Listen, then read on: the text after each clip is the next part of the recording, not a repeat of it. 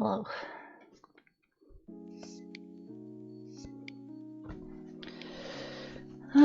Bienvenue.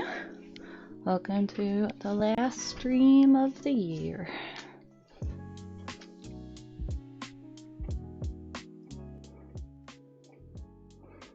We are going to be thank you, thank you / you're welcome, Big Smith. Thank you and or. Yeah.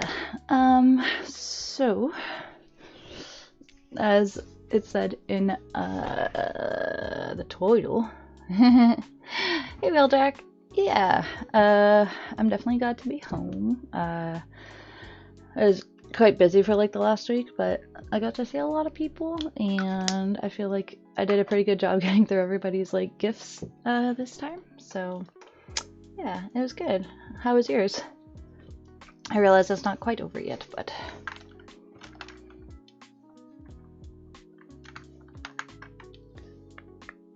pretty good. So what I was gonna do just real quickly, so I was gonna make a little sensor guy, just because I feel like I should cover up some of the gory bits for this cover. I just don't want to be too shocking. And at this point, I just want to... Oh my god.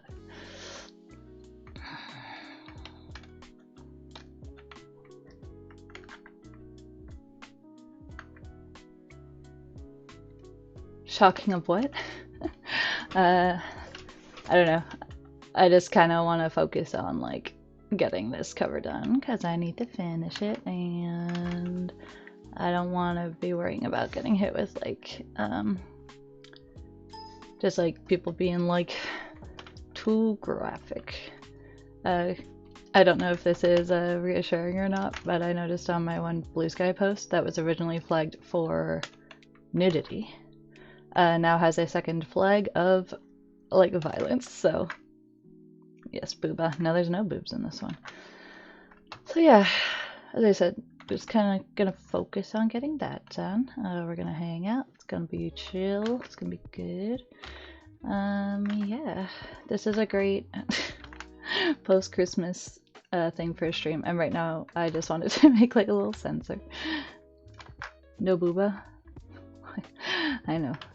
Well, not everything can be orange gamer drinks, so, or peach gamer drinks.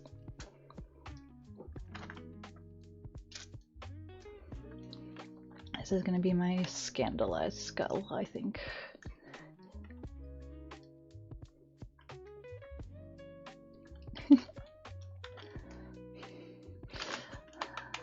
I also figure that Big Smith is gonna be like, you won't finish the ramen drawing?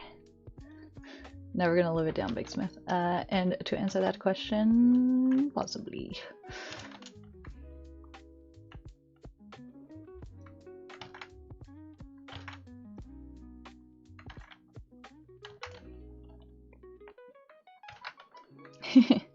You know, yeah, and this cover is at that point where I'm like, I feel like it's most of the way done, but then, as I've said before with, yeah, I got a ramen too, but I gave it to Nick because it was a beef flavored one. I was like, I think I could have eaten it, but I was just like, ah, it's okay. I still haven't quite recovered from the last time I ate ramen, and it was very, very spicy, and I actually had to tap out in protection of my future self.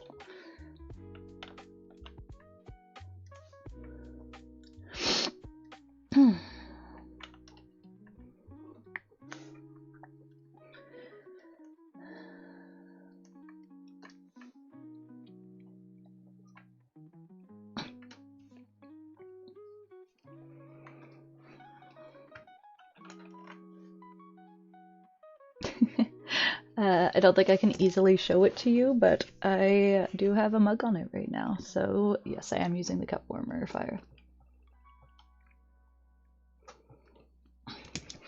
By the way, Fyra, I told you what your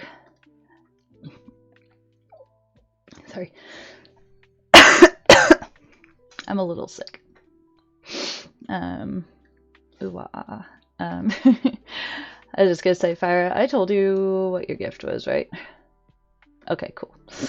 Because I was just thinking the other day, I'm like, I told him, right? That I very much didn't want you coming away from Christmas being like, Jen didn't get me anything.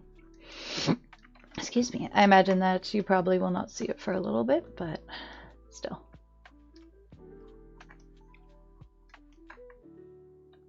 Oh my god. Honestly, like every time I go and visit, but especially around the holidays, is like always get friggin' sick. It was a couple of Christmases ago that I got I don't think it was because of my nephews. I think it was maybe from like the bus ride or whatever, but definitely got COVID. That was when I got it. You know, 500 miles from home. Also, you had a fever?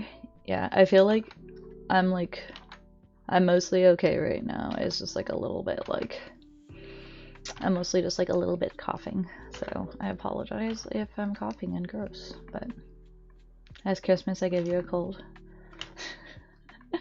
Honestly, it's true. Like, my nephews are like young school age right now, and they are just like little petri dishes for various and sundry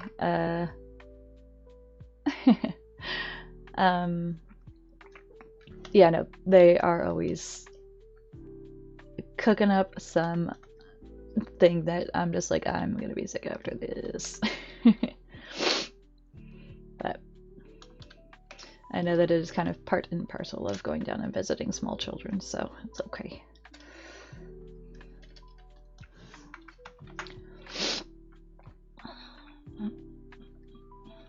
Okay. Gotta save you as a PNG. Oh wait, I gotta add this. Auntie Gem? Yeah.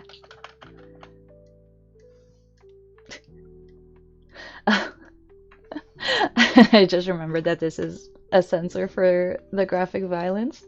But you know what? I'm gonna stick with the little blushies. This can have more than one use.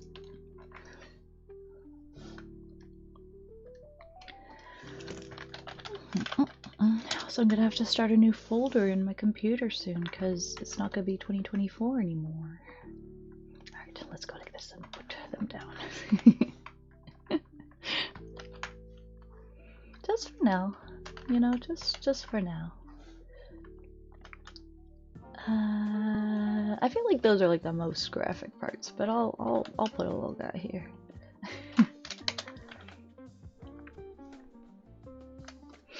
This music is very deadly. Do I need to have them different colors? No. Do I want them to be different colors? Yes. Let me have fun.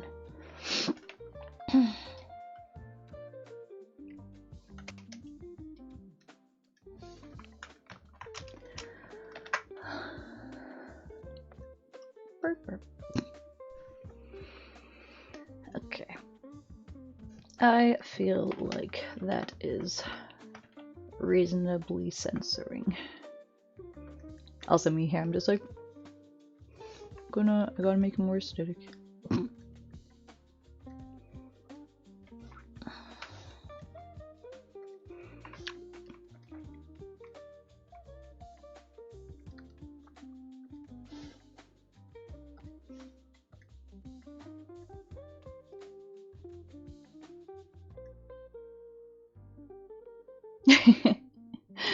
Yeah, as I said, I figure might as well just, I don't really want to worry about anybody being like, oh my god, so graphic, which on one hand, you know, is a compliment, but on the other, I just want to get this bad boy colored in. Boop.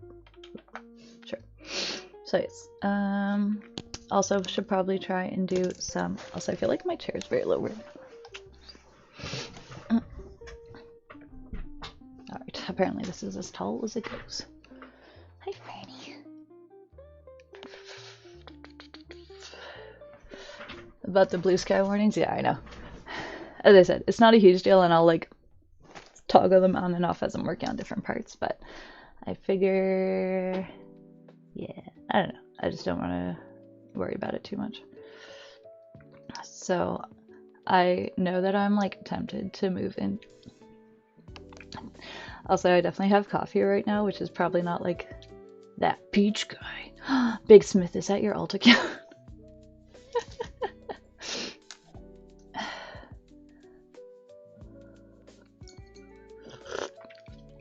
Oh man.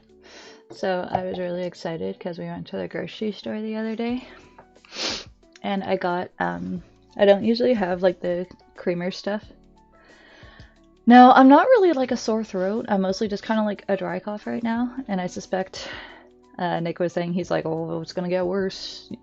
He was saying he has lost sense of taste right now, which is slightly concerning, but I'm pretty sure we don't have COVID. And people wonder why I don't tell them things. Big Smith, I want you to tell us all about the salacious drink thingies that you buy. No, very.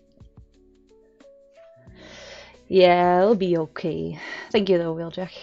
As I said, it's kind of one of those things where it's like, when you go and visit my relatives, my sister's sons are both like early elementary school age, and it's hard to not, I feel like, get sick when you're going and seeing children. So yeah, kind of is what it is, but it's okay. As I said, I apologize if I'm a little... I do kind of like it when I get sick though, because like I feel like I get a little bit of like a loungy voice. Hey Dylan, bienvenue. Welcome back from almost the end of the holidays.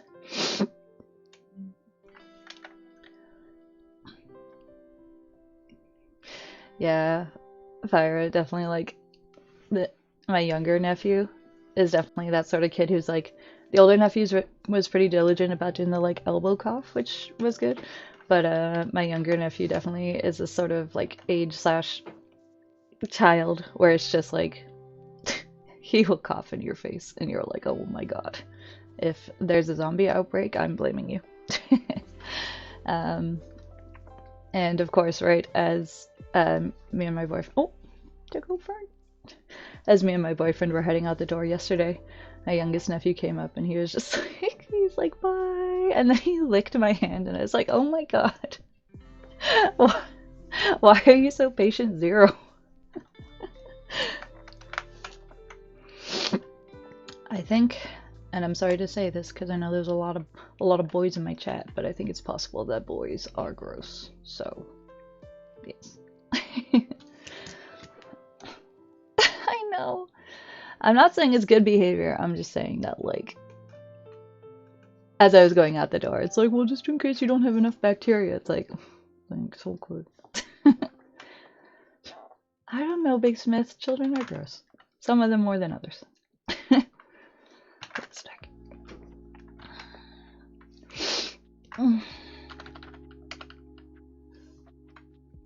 As I said, we are gonna finish this today.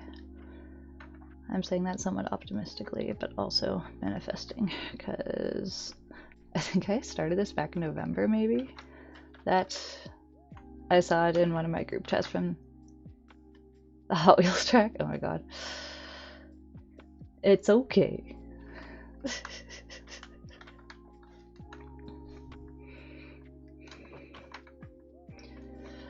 They're just at an age where they're rambunctious, and I think we all know that, so.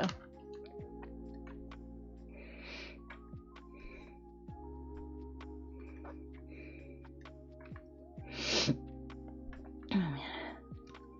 But despite going to the plague house and being coughed upon directly and licked at the end of the visit, I had a nice time, and a nice time seeing both my family and my boyfriend's family. So that's actually the first time that I've done Christmas with them.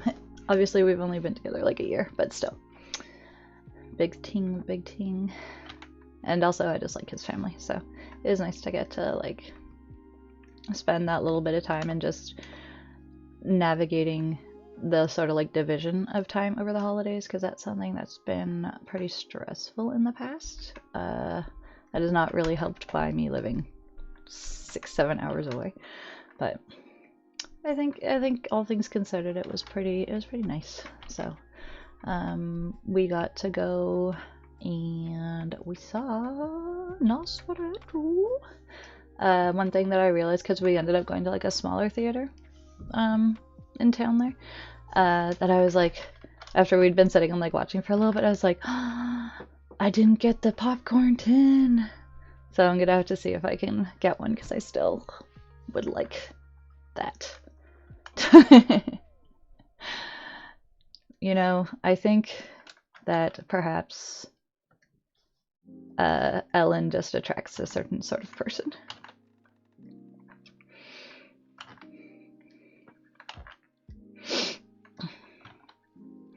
No, I liked it. I obviously have gone and done a little bit of like a Nosferatu deep dive since watching. I was watching Shadow of a Vampire the other night, which also has Willem Dafoe in it, but he plays Count Orlok, or Max Schreck playing Count Orlok. I'm just saying. Also, to Thomas's credit, I'm not saying that what he did was cool. I'm just saying that, like, at that point in the story, he was a little messed up. He had seen some things and was a little traumatized and was continuing to get more trauma. So, as I said, I'm not saying that that relieves him of responsibility for not being a weirdo to your wife who is having a breakdown, but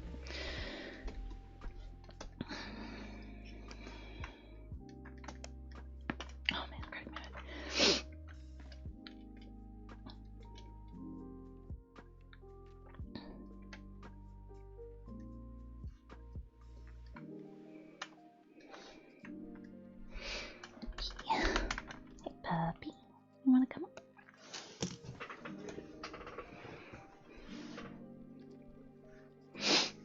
Oh, what is that? Real dark. Hello. Did y'all miss Puppy Princess? I mean, Big Smith and Fire not so much, since you actually got to see her, but yeah. Oh, big yawn. Yeah, what is Castlevania Dominus? 3DS games and remake. Oh, cool. You didn't? Oh, yeah. Well, Big Smith, you didn't, but that was a decision you made. Also, you can see my thing in the back. Why can you see my thing? Don't look at my cables. They look bad. Also, I don't know if you can see it, Big Smith, but like that gold skull you got me for my birthday. I finally brought it home, and it is on my shelf. And as I said, I do not know if you can see it. Yeah, no, those sorts of theaters are nice. We have a couple of those up here in Ottawa. Yeah, I finally got it. That was one of the items that I was very sad to have left. Also, I should turn on my ghost. Although, he needs more batteries. Hey, Jackie boy. Oh, he's got a little juice.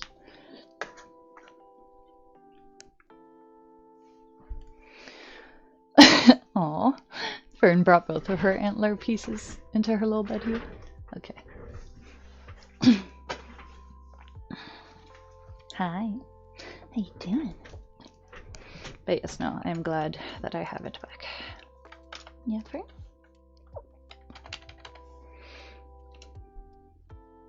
What's up, baby girl?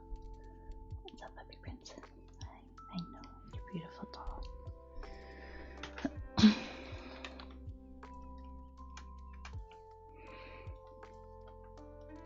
Hi.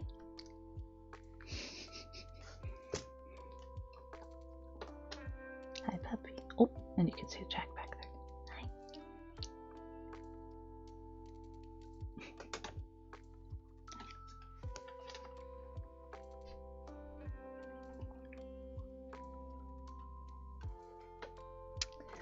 But yeah, as I said, I think it was.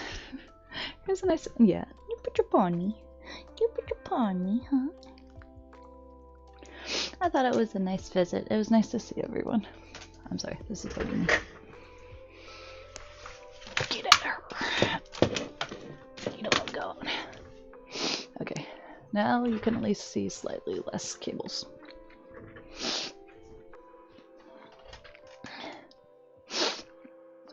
Don't know why. I feel like with this, with this cover, I've just been sitting on it for a long time, so I'm feeling like, yeah, baby. So I'm just feeling like that much more difficulty getting back into it, even though I know it's most of the way done.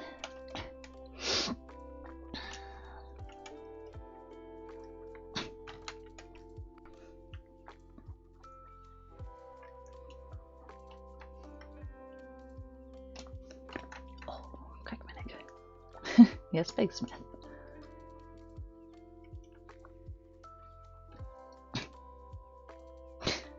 Yes.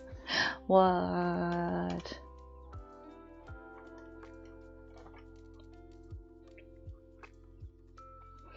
Right. So I plugged in my cup warmer, but didn't actually turn it on. You made a cheesecake factory. Well, that is very rude to tell me about it when I just saw you and you did not share any with me. Just saying. JS. Oh, right. I did not actually plug in the cup warmer yet. That is mighty rude of you, Big Smith. That is all I'm going to say. You made it today? Well, I was going to say, there's such a thing as the postal service, but maybe not right this second.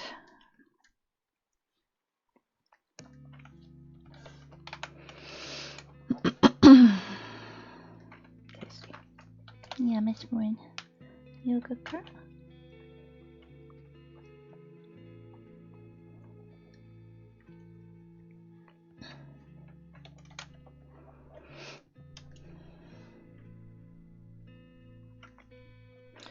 I feel like I shouldn't actually make her too blushy because she's supposed to be kind of undead.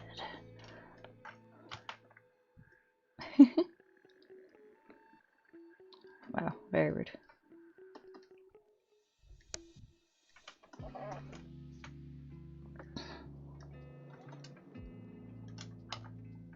Ew, that's on this layer, okay. I feel like Automod should conflict that emote.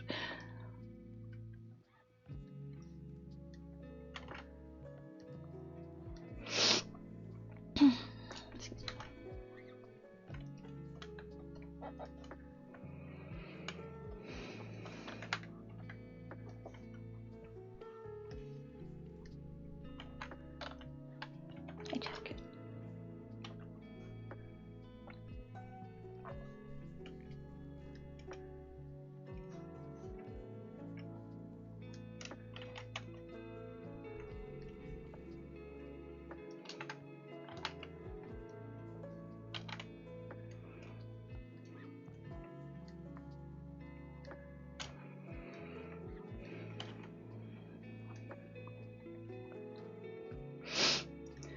Yeah, something else I was thinking that I'm like, okay, I'm gonna go focus on this cover for this stream. But my sister gifted me Coral Island on Steam, so I was like, maybe I could play a little bit of that on stream sometime. Coral Island is like a farming life sim kind of thing that has cute art style.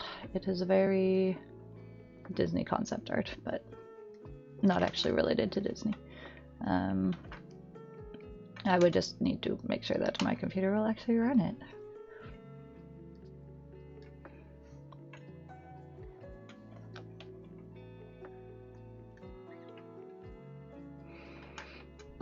Excuse me. I do not know if that would be of interest to people if I can get it running, but it was a thought that I had.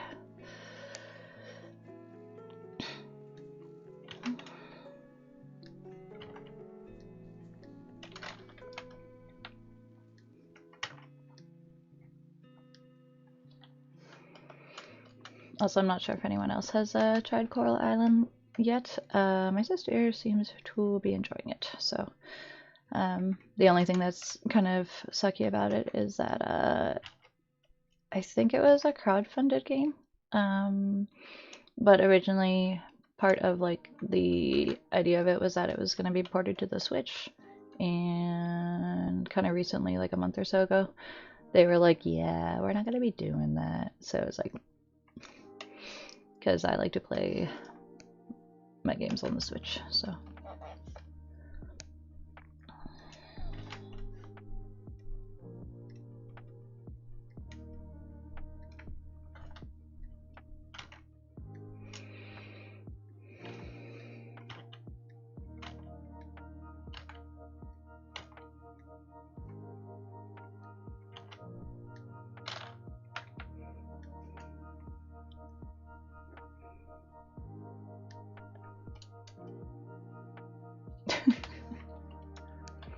Oh lord, he coming.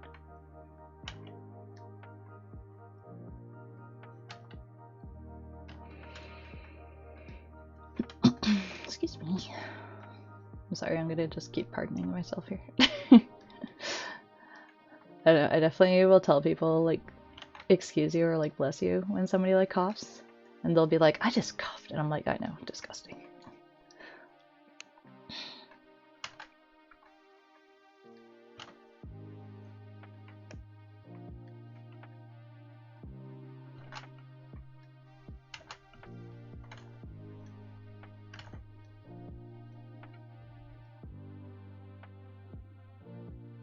I did. Well, I brought it home. When I was down for my birthday back in September, my younger... Where's you? You missed it. Okay, it's been at the house for so long, Fyra. You had your chance. It is now my pie.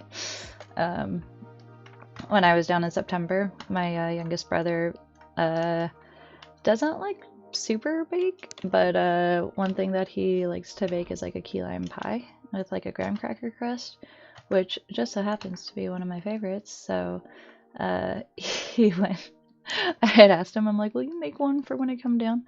And so he proceeded to make 3. And between all of us, we ended up eating 2 of them. And I meant to like bring the 3rd one, and I forgot. So he ended up freezing it, and he brought it out for me this time. And I was like, oh my goodness. So that was very nice of him. And I ate a quarter of it last night, so no regrets.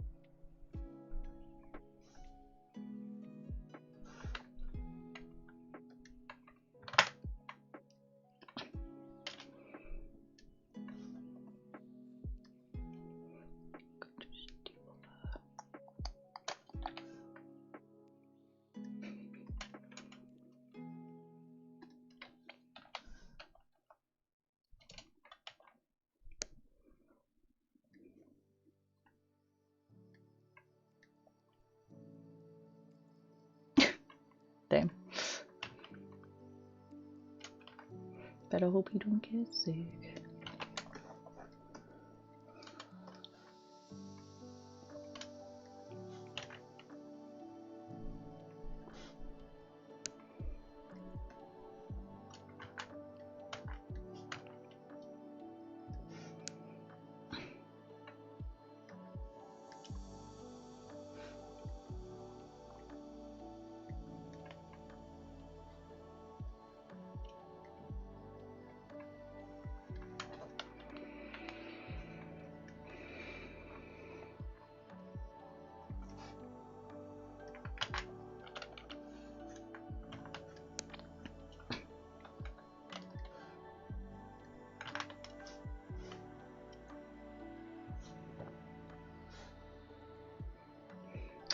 Yeah, most of our snow melted here too. So it's just raining now.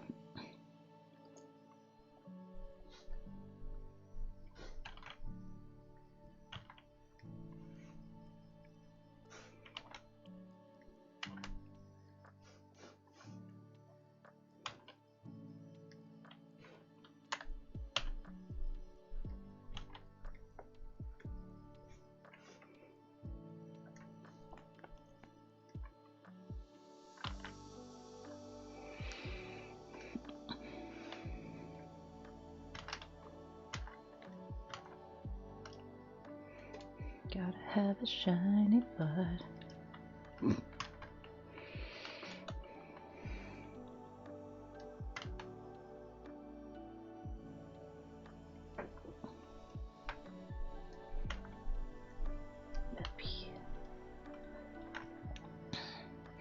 Yeah, we kept passing signs on like the highway that were like "fuck possible," and I'm like, oh my god, you'll have to hear it.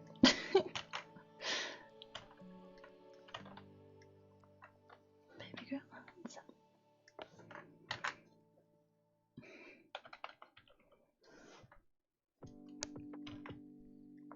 It's fine. How's it going?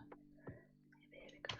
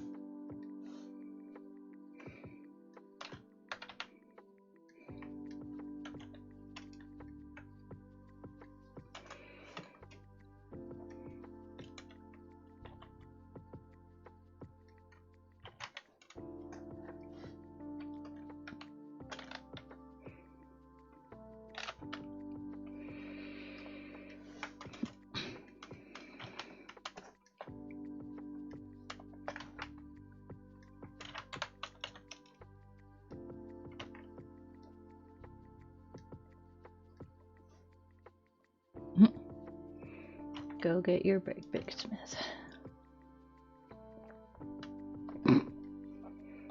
They're gonna call the sensors.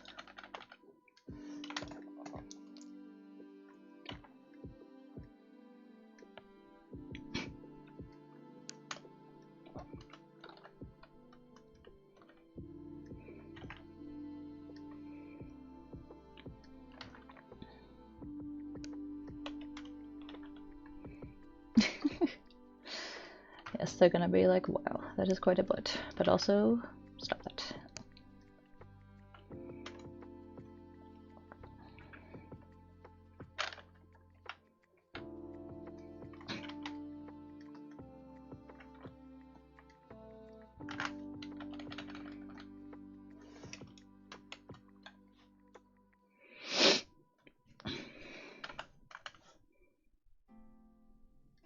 Hell yeah.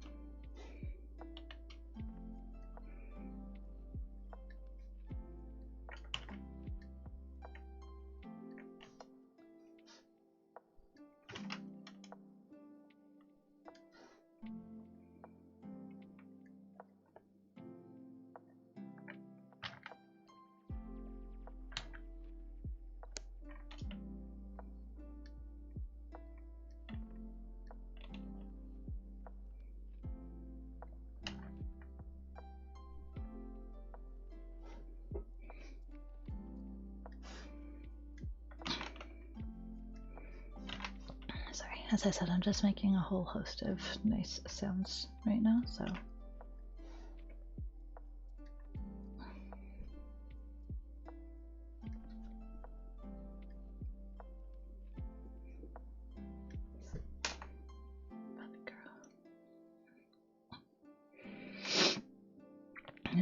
I should probably be drinking tea and not like a milky coffee, but here we are.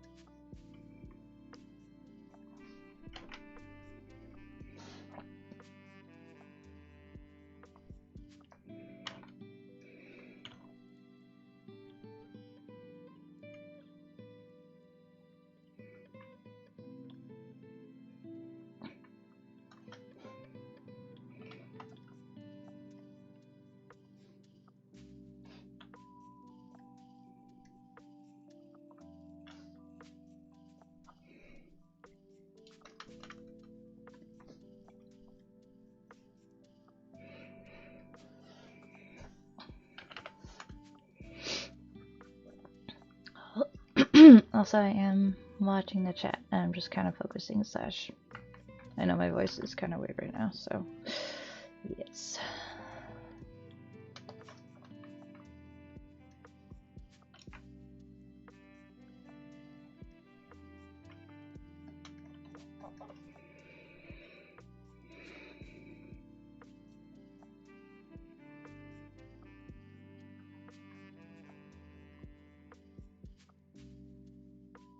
She's watching.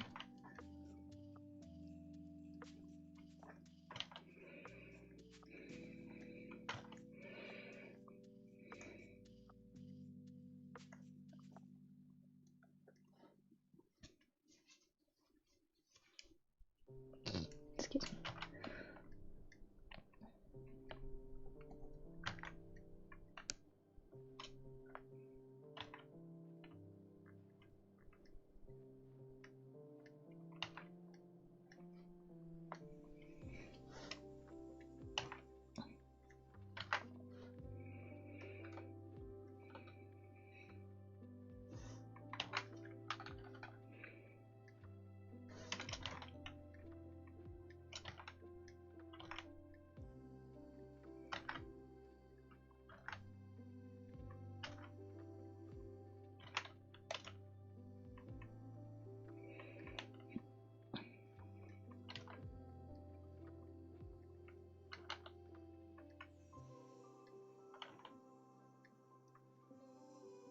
Hey Lucha. Welcome to the stream. Hope you had an okay holiday. Wow, sorry. As I was saying, I'm mostly just kind of focusing, but I'm watching the chat, so I'm not like ignoring y'all. And I'm a little bit froggy today, so feeling a little cold sick, but it's okay.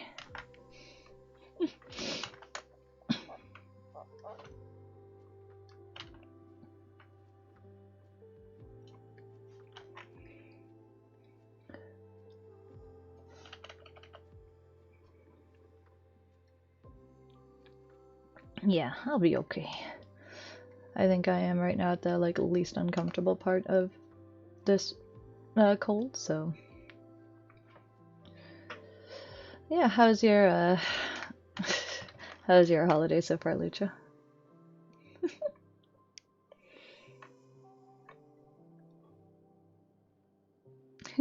Hey Nico. Is it like getting off work time for people? How many of you guys are working today? I know Fire and Big Smith are.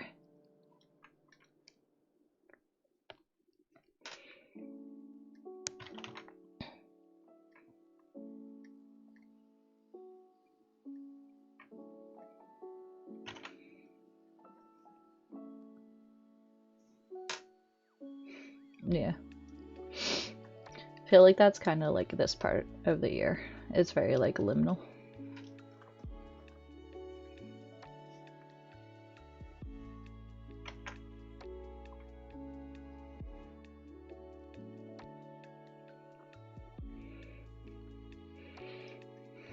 Yeah, I guess it is kind of early for you, Lucho, compared to when you usually pop in.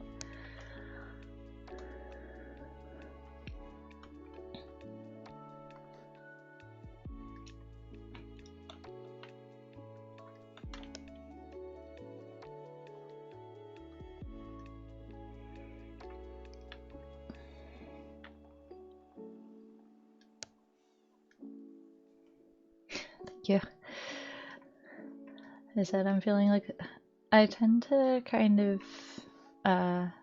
when I'm doing colors or like just working on like a piece, sometimes I get kind of like ahead of myself with colors, so then like going back in I make more work because I'm like I get like excited and I'm like, oh, I just want to do like some lighting effects and stuff, which then I have to go in and like work around, which not ideal. So I'm trying to get me flats done. And admittedly, this being a piece that has like a lot of characters and stuff in it, this may be all we're working on for the stream, and I may finish it, or maybe I will not. So you'll see. Either way, I figure I'm gonna try and get it done like tonight. Yeah, I was like, I don't know. I figured I didn't really want to flag the stream as mature, so instead I was like, I'm just gonna put some sensors, and I guess these can just be like general sensors, since they are currently covering up violence and not sexy things, which makes their expression a little weird, but they're skulls. They're already dead. You cannot king shame them, so.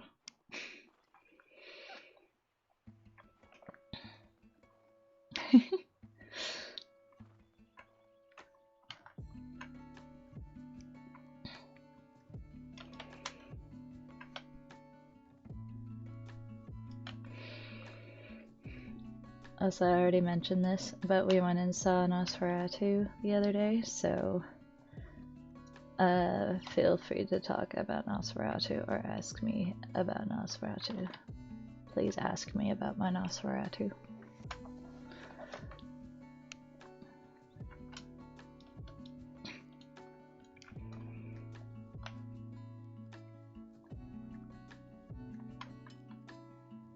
Thoughts on the ending? 5 out of 5 friends.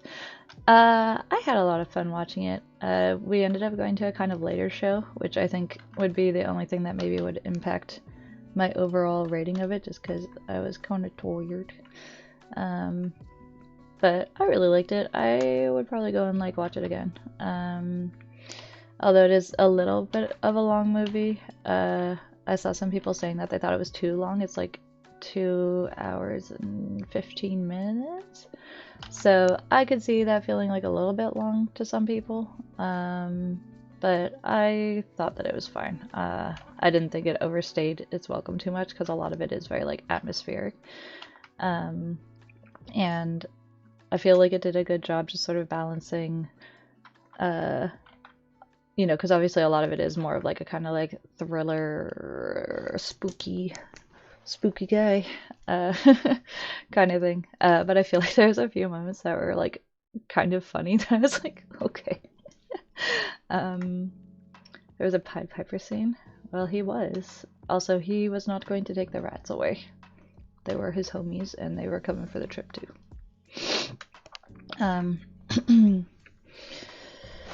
Yeah, no, as I said, I quite enjoyed it, and I'm Wheeljack. That makes me think that Big Smith, I think that 2-hour movies are too long, but I will sometimes be like, this one was okay. And honestly, I feel like atmospheric movies, or like movies that have a really strong vibe to them, I tend to be more like lenient if they're a longer runtime versus just being like action-packed for 2.5 hours.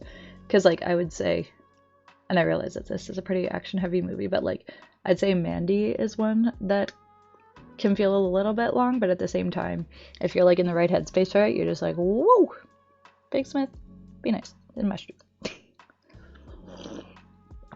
I'm actually very big and strong and brave, so I just know what I like and what I don't like, so.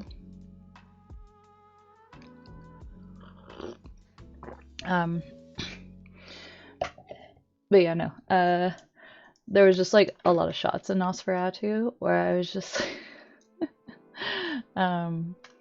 just like a lot of shots in the movie where I was just like, God damn it, Eagers, you make that square composition. Like you could tell, like, because The Lighthouse was one that he did a ratio that was like a square ratio for the film, and I don't know, would I say that it made like The Lighthouse better because it was in a square ratio? I don't know, but I liked it. And so there was like a bunch of different shots where like just like really like beautiful shots that I'm like so no, Nico, it's like it's its own like, I mean, it is obviously a retread of the like 1920s version, the OG black and white silent movie, but it is definitely like enough of a standalone movie that like you can go in and just watch it on its own and not be lost. Also, if you know like Dracula at all, yeah, no, I didn't realize that like Robert Eggers had only done like, this is his 4th movie that he's done, and I'm like as director, I guess, but I was just like, that is crazy. How have you only done 4 movies? And I have not watched one of them, that being The Northman, so now I'm like, alright, maybe I should watch it. Some people might Big Smith, not me. That's too much.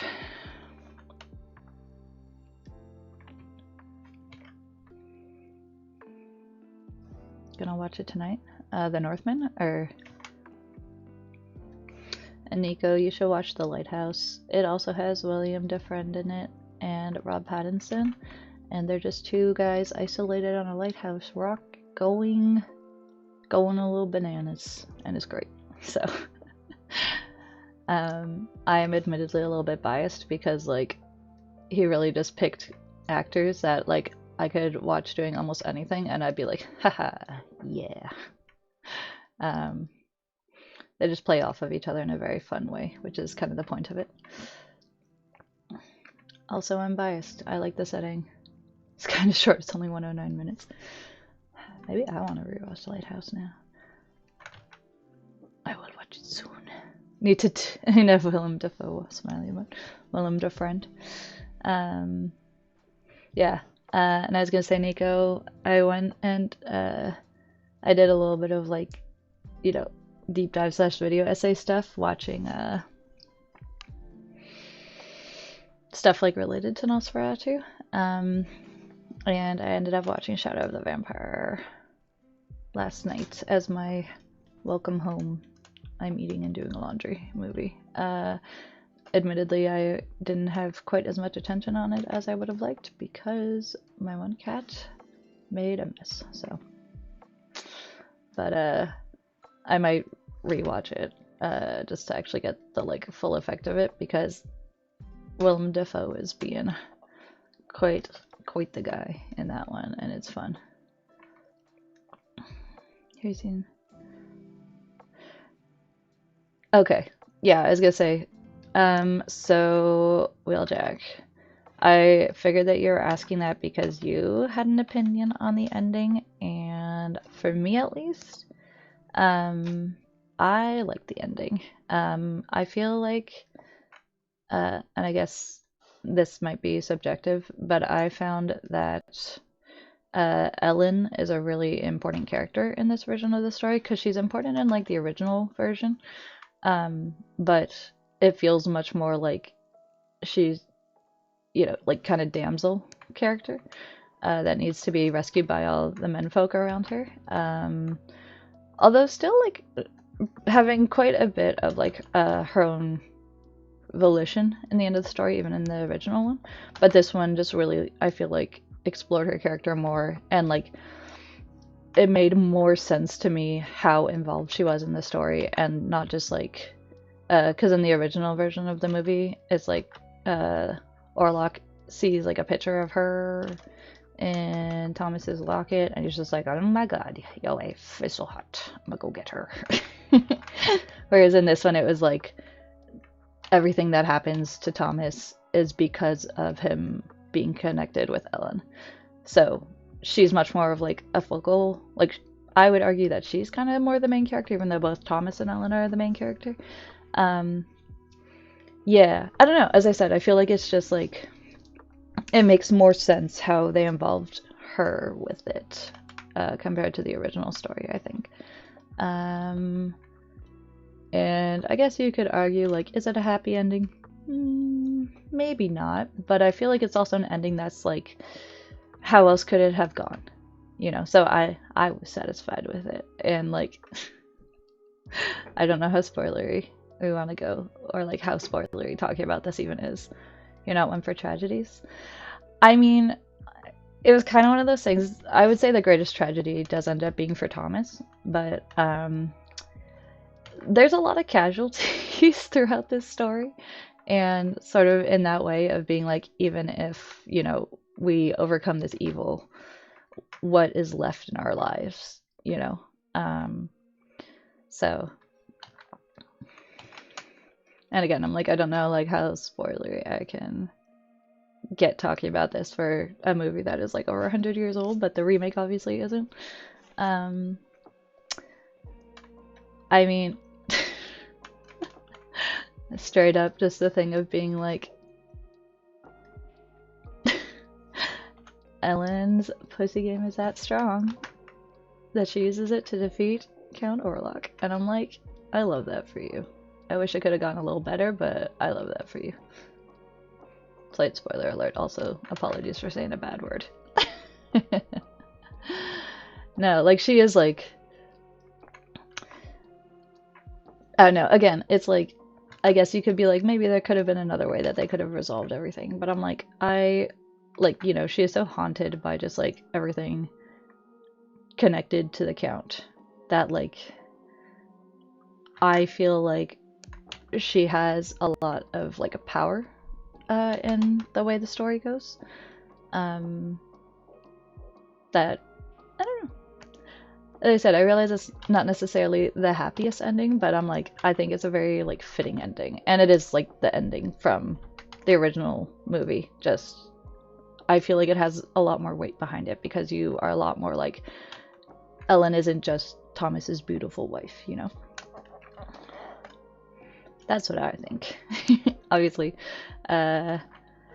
subjective, but I would also say that this is a story that has a lot of, as I said, there's a lot of casualties in it, to be fair. And both with the like more main cast, but also just with the looming thing of the plague coming to their city.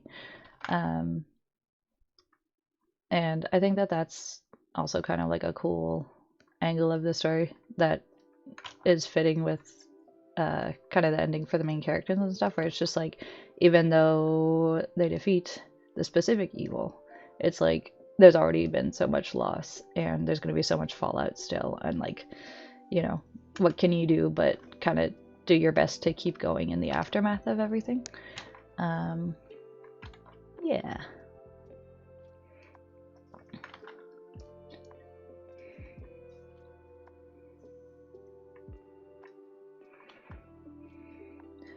So I would say to give it a chance. It is okay if you are kind of like, you know, that you don't like a certain sort of like arc or like trajectory in a story, but I think it feels very like, it's still a very satisfying ending, and it feels very like earned, if that makes sense.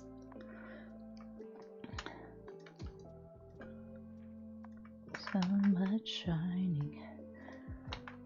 That's the secret when you're drawing a mostly naked person. You want to make them very shiny.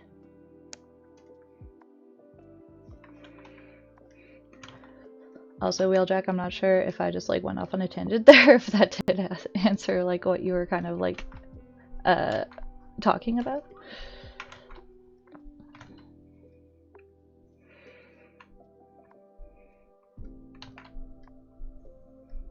Yeah.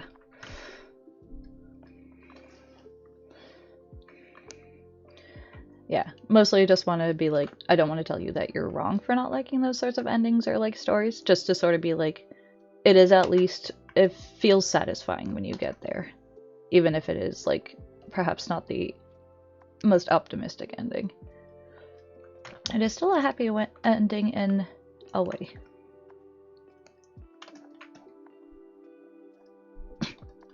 Sorry.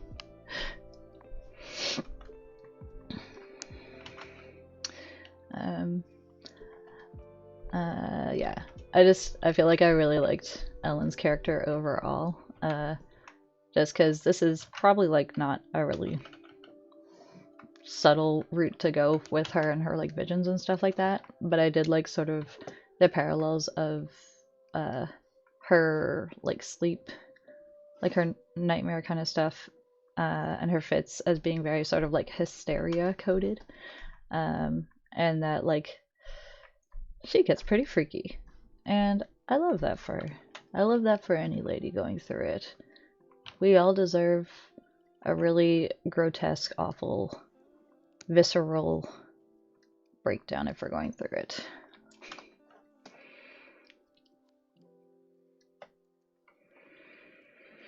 I feel like I need to move some of my sensors. I think it might be time. Oh my goodness, excuse me.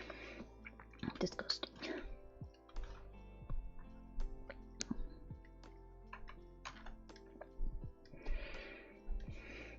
Oh, something else that I'll say, because this was important to me, and I definitely Googled it, or like when I started the movie. If you are somebody who cares about this, the cat that we meet at the beginning, that's Ellen's cat, does not get hurt or killed at any point in the story, so you can watch it at least knowing that no cat violence is going to happen. There is a pigeon that gets killed.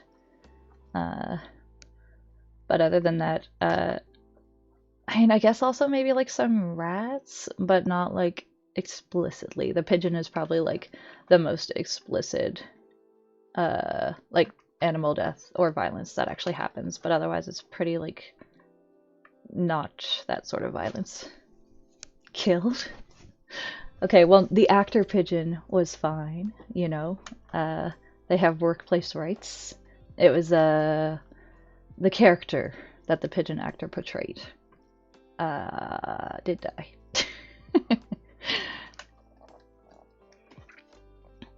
But yes, I'm very much somebody who I'll just like I'll check this like anyways, but usually like as soon as I see that there's like a cat or a dog in a movie, I'm like, oh, I'm gonna look this up. and it's sunny. Sorry. Uh, Again, I don't know. This might be spoilery. There is some violence against some innocent humans later in the story that I was actually surprised that they went there. That I'm like, damn, okay, okay, Orlok, you doing that? Because yeah, I definitely didn't think that they were gonna do that.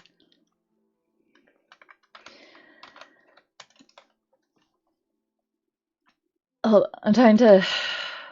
There's like a word that I'm thinking of and not thinking of when after the movie to the rats. Well, PETA, my official stance on PETA is that they're kind of a bunch of shits who don't actually care about animal welfare. So I would not defer to them and their opinion as being like in good faith. Obviously, that sort of thing is important on sets for everybody working, whether you're a human or an animal.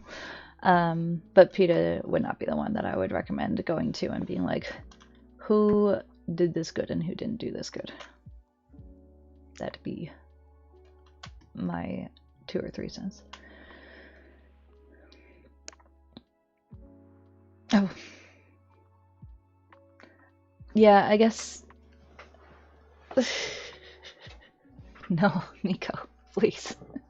I mean, I guess it makes sense. It doesn't automatically renew your subscription, just in case you're like... It makes it that you're actively following people that you want to watch, and not just like paying for people that you forget that you were subbed to. So... Ooh, we did it. Thanks for all the support. 10 out of 10. What was a 10 out of 10? Okay. Well, yeah. We did it. 10 out of 10. Oh my gosh. Oh my god. Tell Lucha that I switched it so that the ads are longer but less frequent. Oh my god. Yeah, I don't know what happened, but it happened.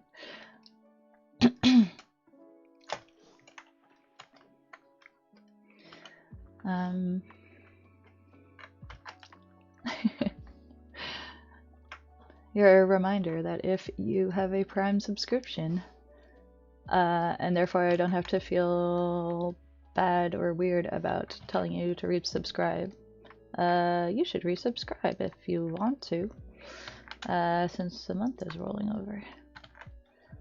Although it's kind of weird that it would have already, like, I guess does it not go like first of the month to first of the month? It goes from like when you actually subscribed.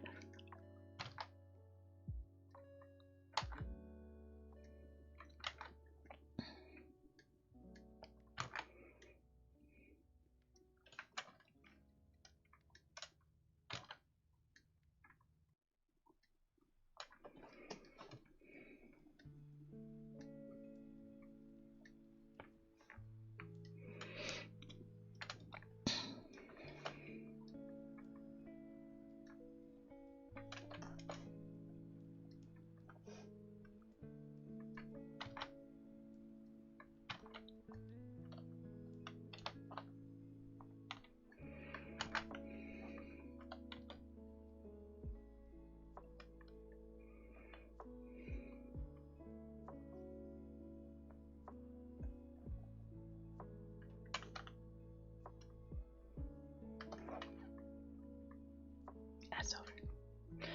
Yes. Yeah, no, what I was saying, Wheeljack. Yeah, sorry, Lucho. What I was saying is, wow.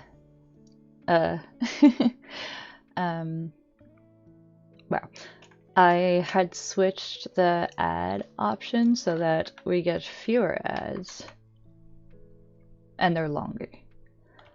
So the idea was supposed to be that they would be like on the hour, but usually they're not.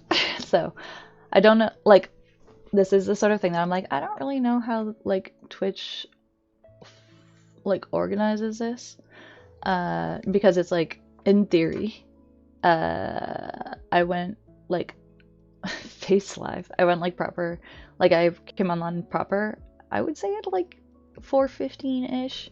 So like, I don't know if it can tell on stream being like, oh, well, this is like a place card part of the stream, so we're not counting this, and we're gonna count it from like, or like that seems like almost like too like specific for this sort of like clock that they'd be running. I assume that it would just be like, because it counts the entire stream in the like runtime.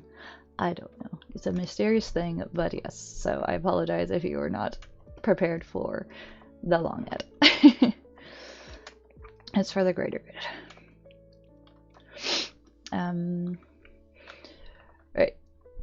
As I said, just in reply to Wheeljack, I do agree the sort of thing of being like, you know, what feels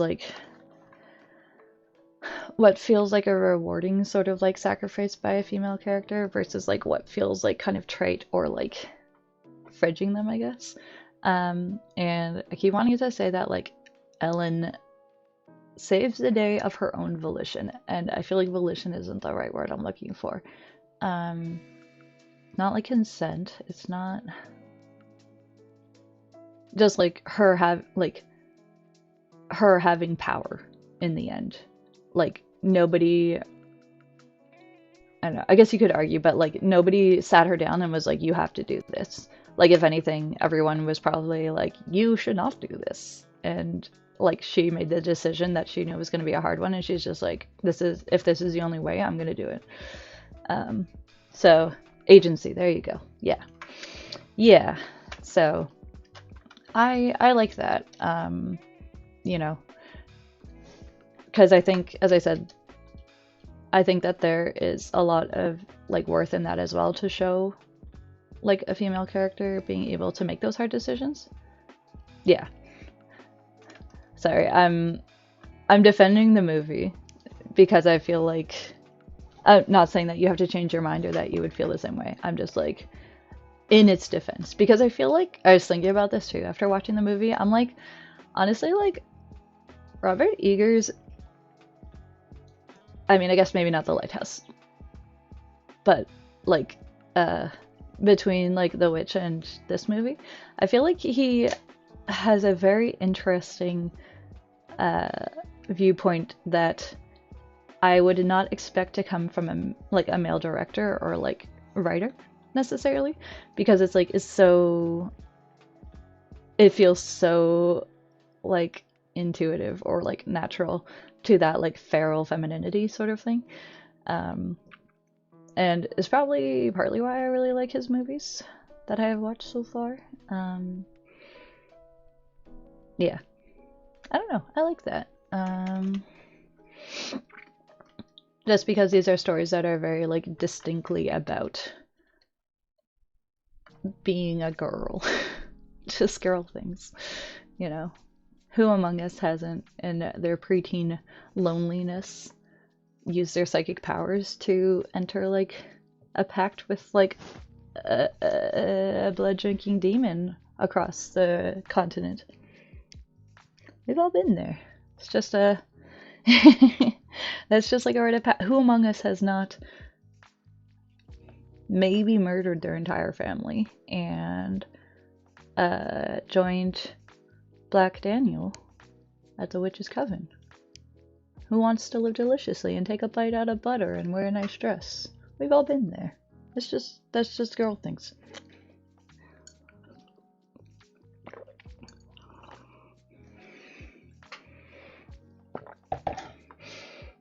As I said, I feel like an argument could be made. I will at least say that like The Lighthouse is not turning your brother into Jello. She had two brothers.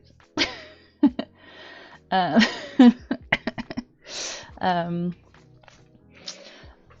think an argument could be made that perhaps The Lighthouse is not a feminist film, but I think you could argue that it's not an unfeminist film.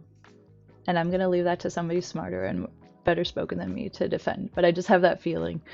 Maybe because it's like, it's still sort of exploring gender constructs and concepts, and also just being like, Sometimes you just go a little feral. Do people go feral in The Northman? Who here has watched The Northman? And would they recommend if I have enjoyed these other movies?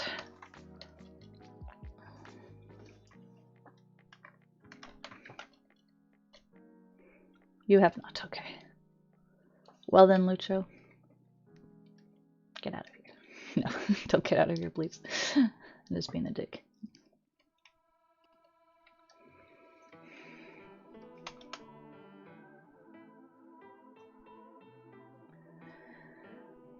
No, Lucho. Oh my god. I'm sorry. This is like not going to mean anything to like anyone, but there's this one comedian who does like who's British, and I've seen a few different little skits that they did, but they have one where they were like doing like a Twilight spoof, and they're just like, Edward, no, Edward, help me. And it doesn't want to watch this. Oh my god, that's too many. My watch list is kind of ephemeral, and sometimes I watch something that's on it. Yeah, no. Well, and again, I'm like, because part of my thing is that, like, I don't know, just like the concept of the Northman didn't really appeal to me super a lot, but I'm sort of like, if I enjoyed all these other movies that he did very specifically, then I feel like I should at least give it a chance. Yeah. What movie was it, Nika?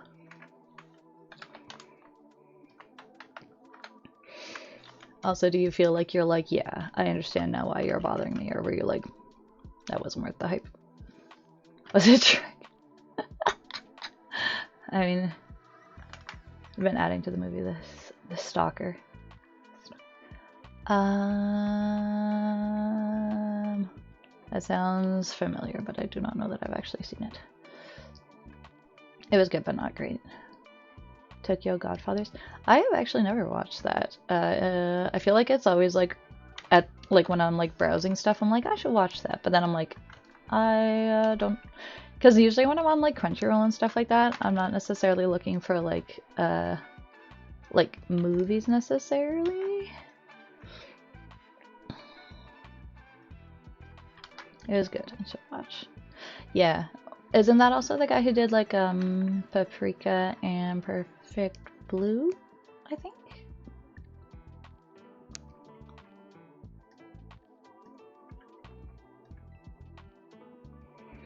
Admittedly, and this is like my bad weeboo slash horror enjoyer crossover moment here. I have not watched Perfect Blue. I've watched Black Swan, which I know is like very inspired by it. But it's been on like my to watch list for a while, and I just like, I don't know. I guess because when I watch movies, I tend to like to also be on my phone and like play solitaire or whatever. And that's okay for like some movies that you can kind of like still get the gist of it.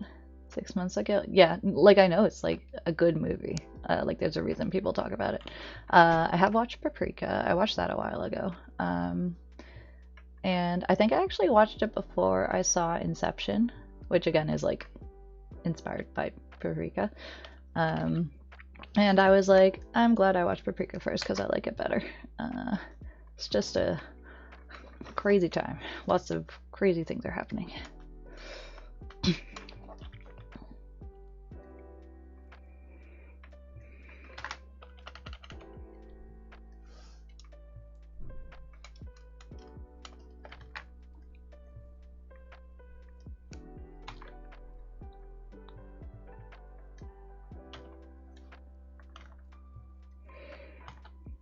Yeah, no, as I said, Perfect Blue has been on my list for a while, and I am not sure why I haven't watched it, but I should remedy that. Okay, bye Lucho!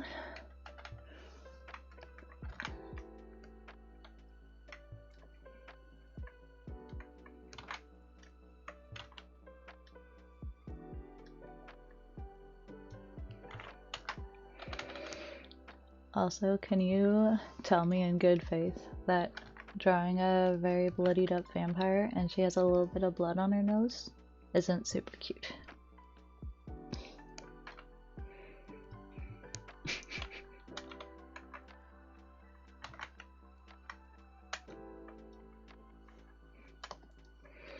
Although this character is supposed to be a little bit more elegant, maybe.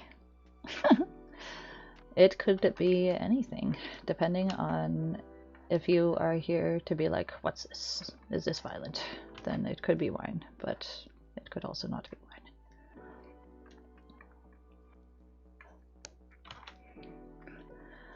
wine. Here's a hot Nosferatu opinion question for you guys. Like, I guess spoiler, maybe, sort of, because I heard things about like Bill Skarsgård before I went into it that I'm like, you know what, I'm not gonna like look up like what he looks like or whatever, you know, because they were like, he looks like pretty different from the old movie, so just know that. And I was like, cool, I'm gonna hold off like looking up details and just see what he looks like when we get there.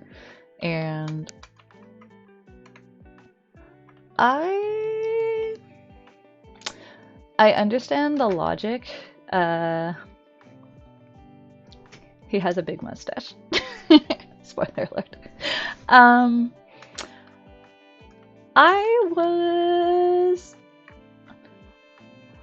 don't know, maybe if anything I was very like neutral on it. That I was kind of like, oh my goodness, look at that. And I know Robert Eggers had commented on just being like, you know, that historically, where he was like from in Transylvania or adjacent, like he would not be like plain face or like bare face kind of thing. Like he would have facial hair, and that was the style at the time. And I was like, so I don't know. It is hard for me to say. Like I feel like Max Schreck without the stash is just sort of like, it makes his face so stark. And I think that that's a large thought with that, with the design of having him without any facial hair in the old movie. That like, so I think that in that way I liked the other design better in that way, but I liked how they had Orlok, that he really looks like a corpse in this. Yes, he does have a very serious stash. Teleports out of his clothes. Well, maybe he doesn't actually have clothes and it's just like an illusion. Or they're part of his form and he just like transforms around them.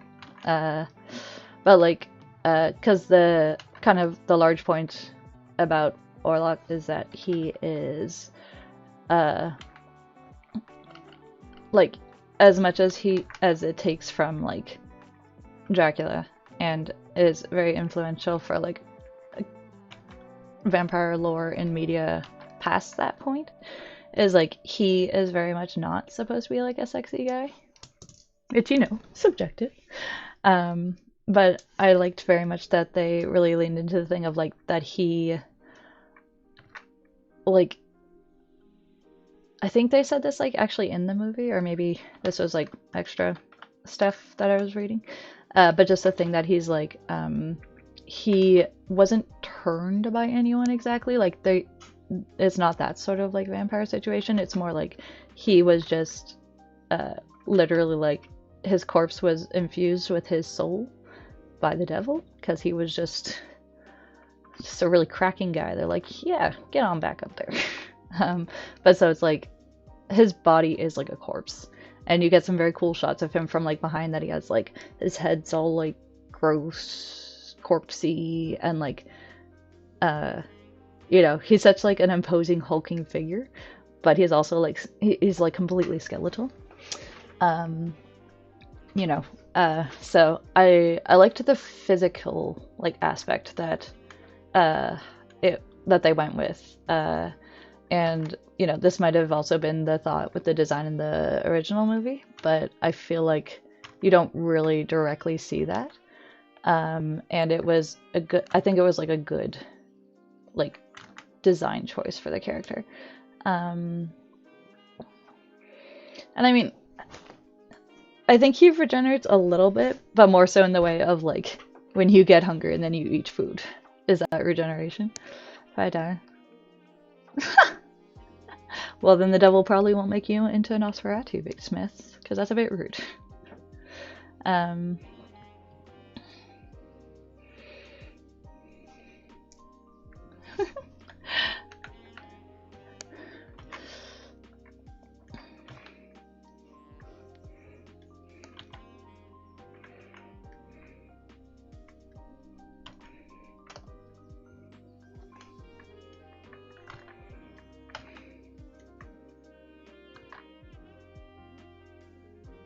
putting my back. Oh, putting me back here. Putting my back. It's like, ew. Big Smith's back. Get out of here. I don't think you have a particularly offensive back. I just laughed at the typo.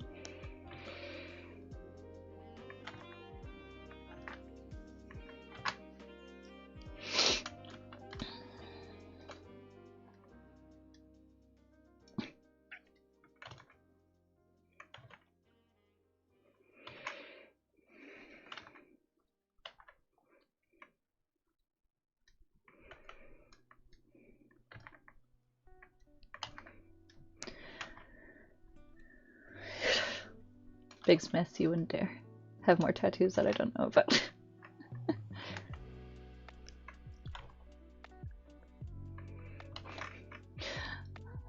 Also, I'm kind of laughing at this lady's expression because on one hand, I think it reads as like being kind of sexy, but I'm also reading it as being like a little bit goofy.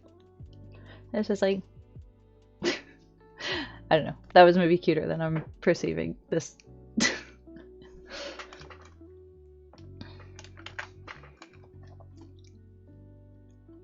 Whoa, language, Corey. God damn it. Hello, Corey. How you doing?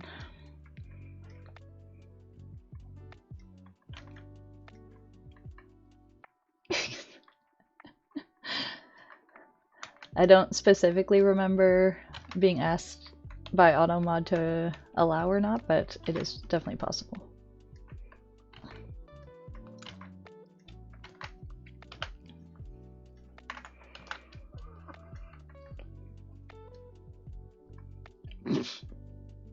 So rude.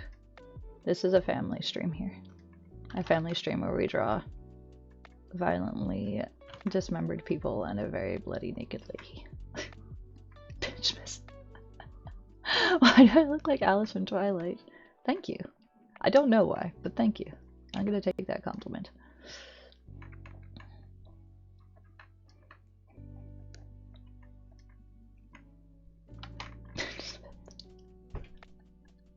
I'm sorry. That made me laugh, Nico. That was mean, but I laughed.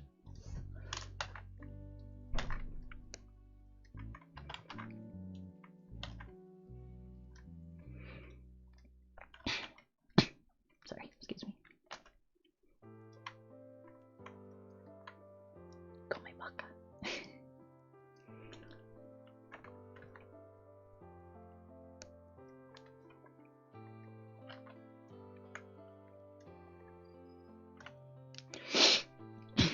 Excuse me, my goodness.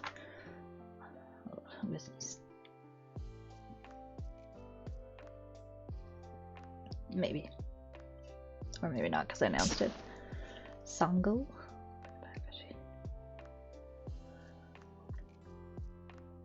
That is not a flavor profile I have tried, but I assume it's good from how you're... Oh, it hurts so much! Like, because you ate too much, or like the flavor combinations?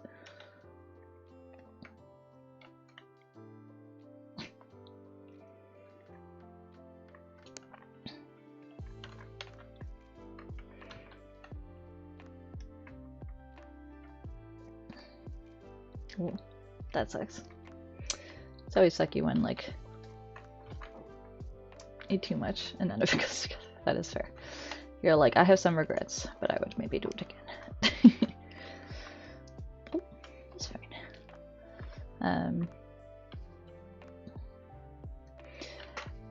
Yeah, I was just thinking, there's a place here in Ottawa. Not a restaurant, but like a music venue slash like a little like club kind of thing. Fish. Tell them to open back up. It's like, sorry, you thought you were closing? Corey has told you you're not, so get back in there. But there's a venue in Ottawa here. It's called Cafe Decaf. That posted like yesterday that they were not going to be continuing into the new year, and it was like, damn, okay. So I've been there a few times, and I don't know, I liked it, but drink a water.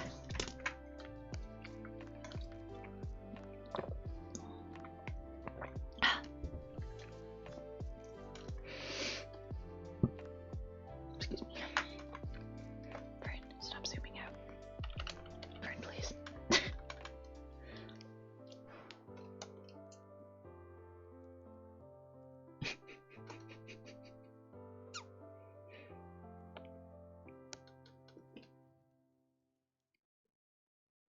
Oh, lime. Yes, Miss Fern is here helping me zoom in and out.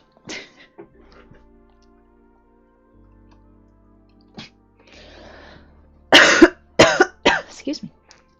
Heck.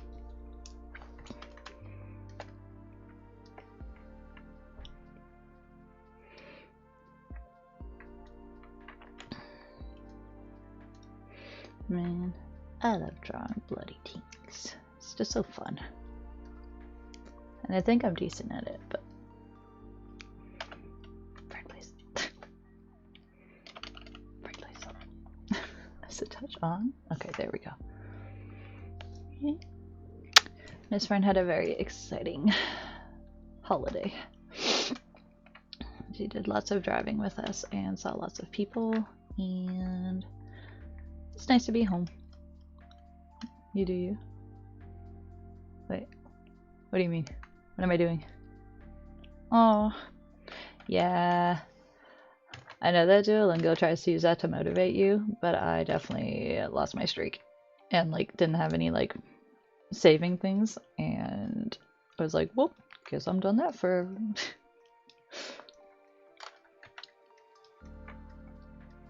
Right, Miss Fern. French duel.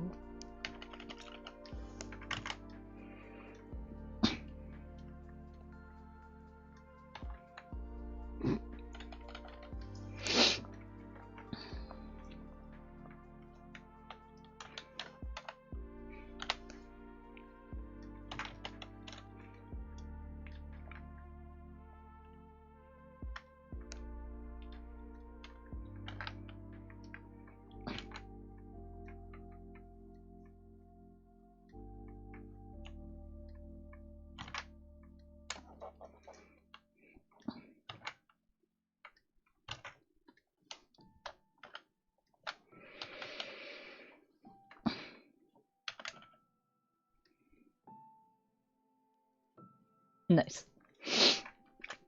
I also have been doing pet chores since I got home last night, and it is not very fun, so.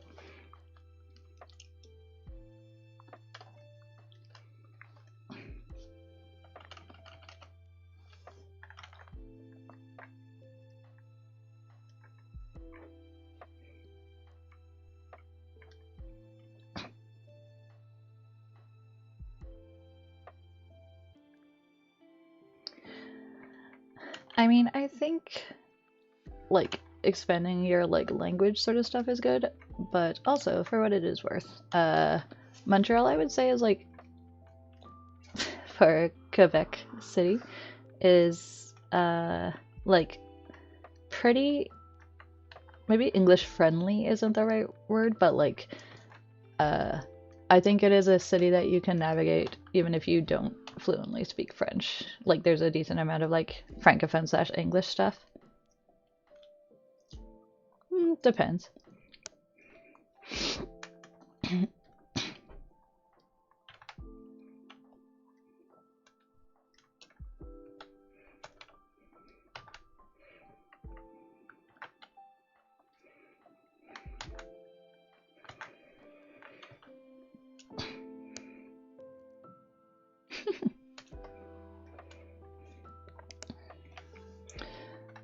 So yes, that is to say,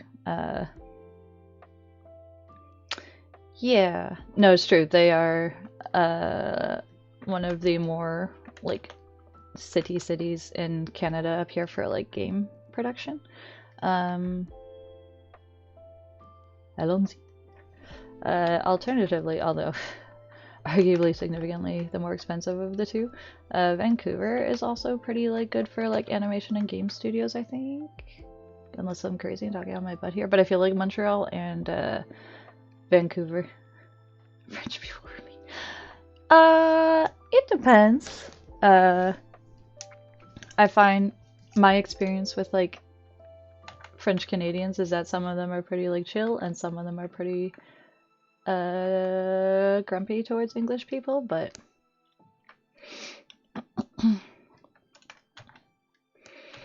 I would say that I wouldn't let that be like a deterrent if you really wanted to try like living up here. Kind of dead, yeah. Alberta?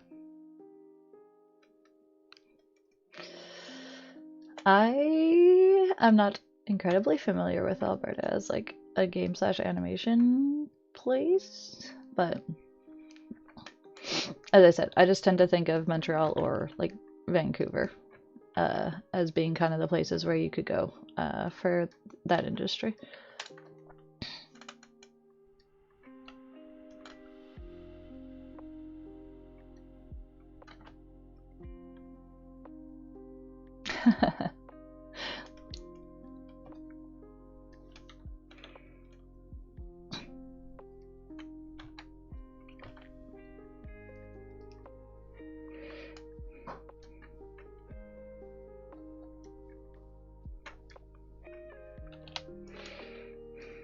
Corey, you're killing us with the suspense here. Yeah, thanks for hanging out for a bit, Wheeljack. If you do watch Nosferatu, you should let us know what you think afterwards, but also no pressure.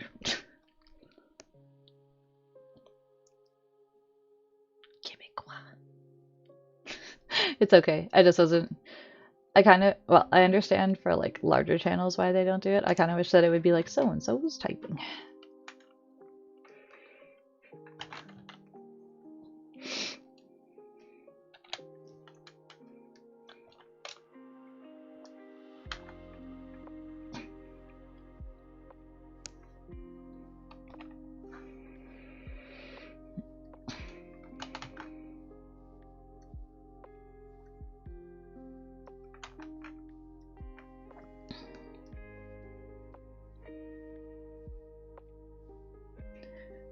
No. Yeah, a lot of people are depressed. Yeah, I think that's understandable because, I mean, on one hand, for people who like actually live in a place, I can appreciate being like, depending on how the tourist sector affects your like daily being in your city. Like I can understand that. But I'm I can have medication for that at least. You might say that I'm down with the sickness. Ooh-wah.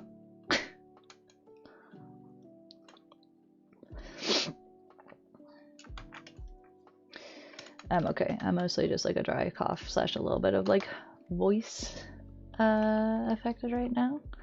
But I feel like tomorrow I might be feeling like more tired than I am right now, so at least today I'm still feeling pretty doing of things. Excuse me. Yes, I am the carrier of the mutant horse flu virus, whatever that is.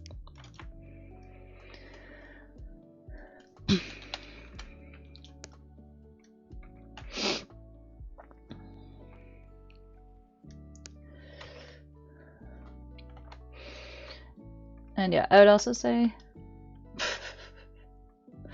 that like for like being a tourist places, there's definitely places that you will have higher expectations of, I guess, than others.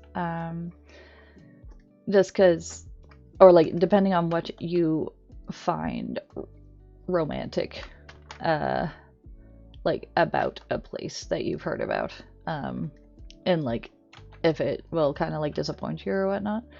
Because I feel like, for example, if you're someone who's like, I want to go to like, I don't know, like the Netherlands or something, because I know that they have really, really good like public transit and like walkable cities, then I don't think you would be disappointed in going there. But when it's more about like a vibe rather than like public things or like infrastructures, it's a little bit, oh my god. That's why we need another bird flu.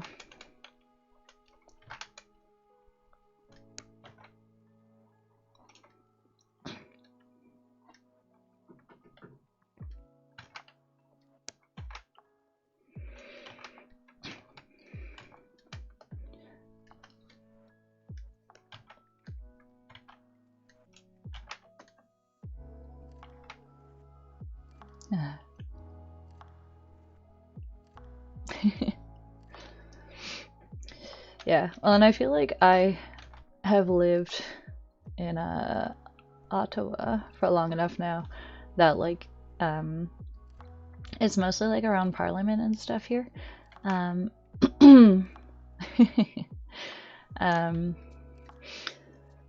but like being in that area and then seeing like a tour group and being like, oh yeah, people come here to be like, look at these things.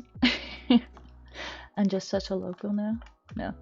I mean, I would say if you wanted to put a more positive spin on it, if you seem like a tourist, it is like in a way that the mystique of a place has not worn off for you yet. You know, that you can still go and like look at places or like go see things and still be like, damn, that's cool. Because it's like new to you. That'd be my thought at least.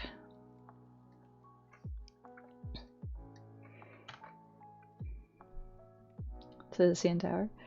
Yeah. I mean, I find it's okay. I'm admittedly more of like a museum kind of person. Versus like going and being like, ah yes, look at that.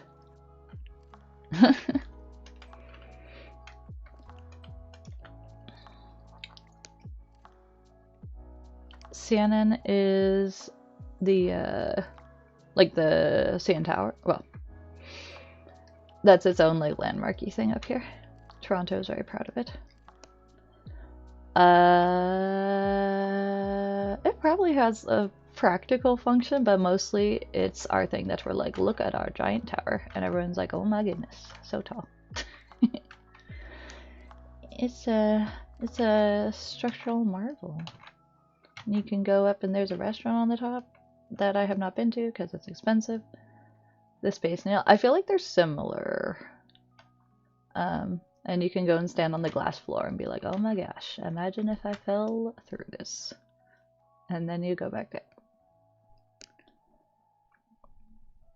Okay, that's what I was wondering, if it was like some sort of like, if it cast any, or broadcast any sort of signal, so.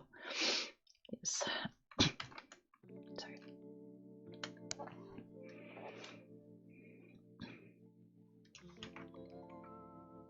That's good. Oh yeah, that's a bit more recent, I guess. Although maybe not at this point. I feel like they've had it for a little while, but proportionally. I have not done that. That does not interest me.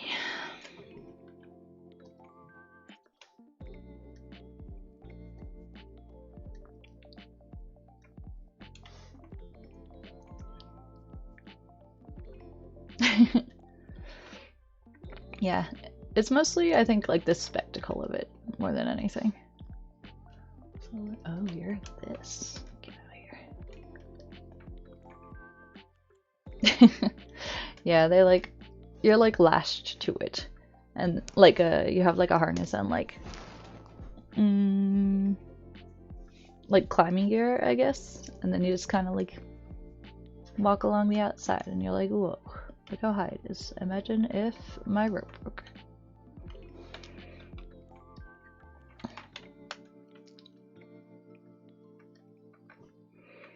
Please note I've never been on the skywalk, so if I'm... They're my sensors.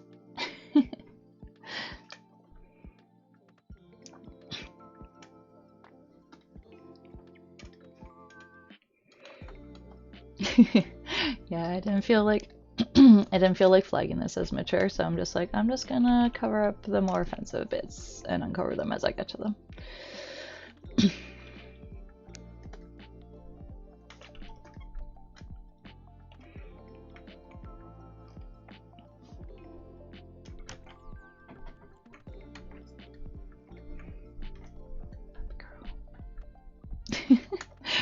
Yeah, that's kind of what I was going for. Also, I feel like there's still yes, Corey.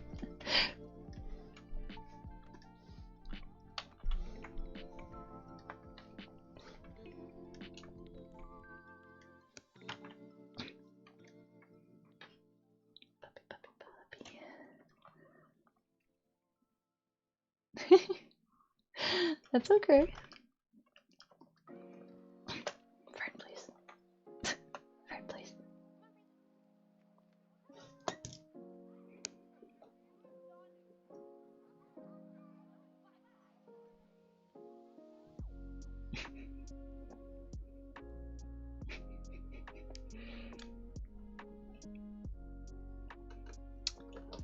So she is laying on my tablet and making it zoom in and out. Mickey, so helpful. Such a helpful puppy, huh? I know, so sweepy, so eepy.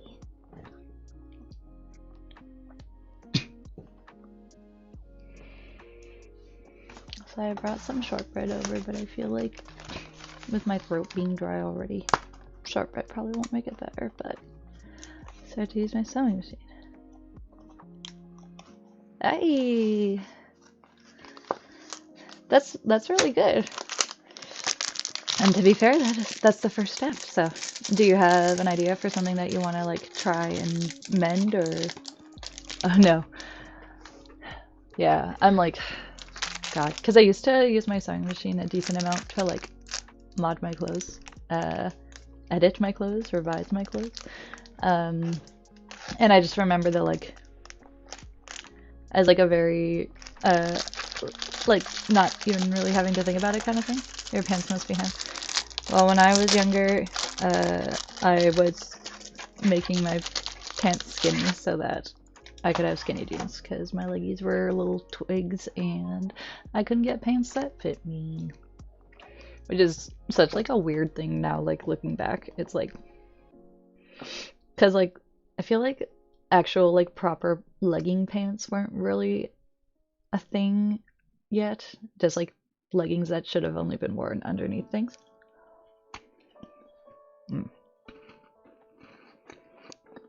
You shall listen to me chew on this shortbread. Hey, friend? Friend's like,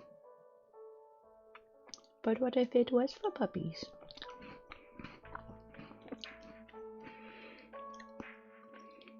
Oh my god, shortbread's so good.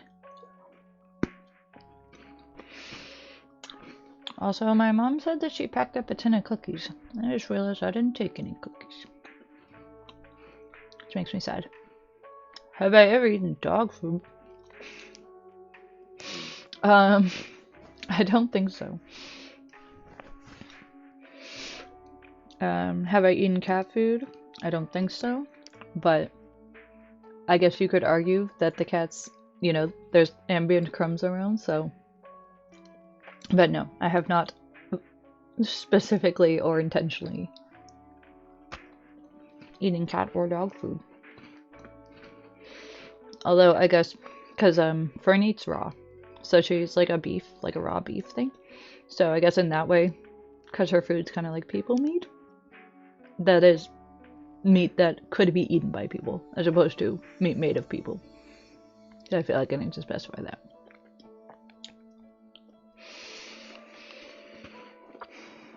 Hey, puppy girl. Friends, like, you're talking about my food. That is interesting to me.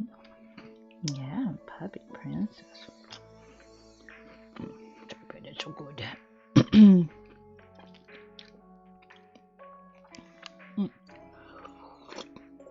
Hold on, I'm gonna actually like plug in my cup warmer because I got it like 90% of the way to be usable and then I didn't plug it in. Real big brain stuff. Wait. Oh my god.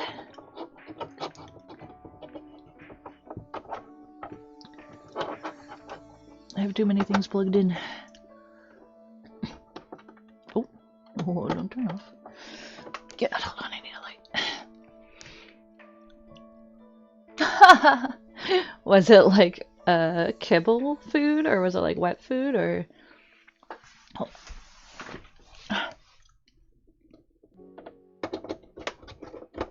There we go. Let's plug one more thing in. Hi, pretty girl. It was yucky.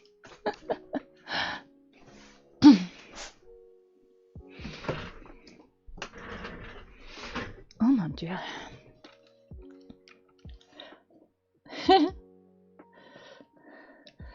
I could see that.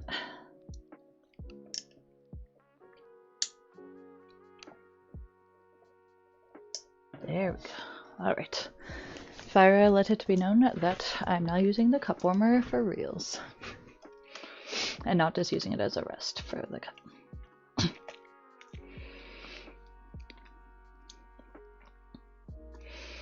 Okay, so I'm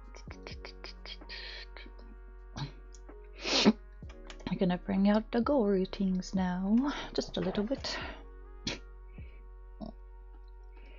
That is that.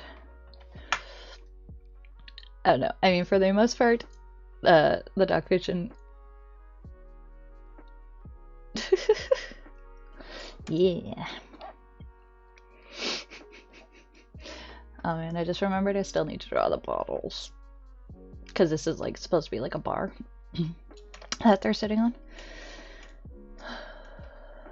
Jeez.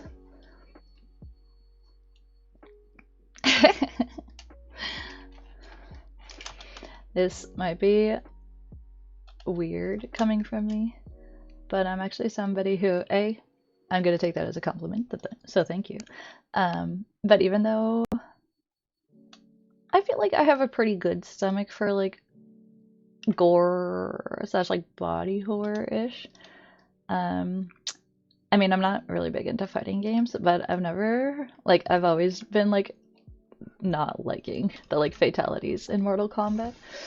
And maybe it's because it's like they're so, and obviously subjective.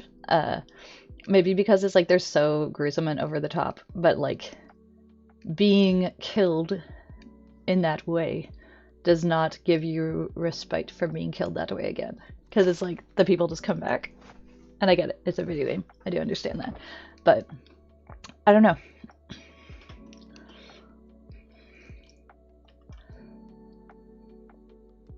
I still haven't watched it yet. The movies that I have now watched over the vacation, visiting my family and such, I watched Nosferatu and and I watched Wicked.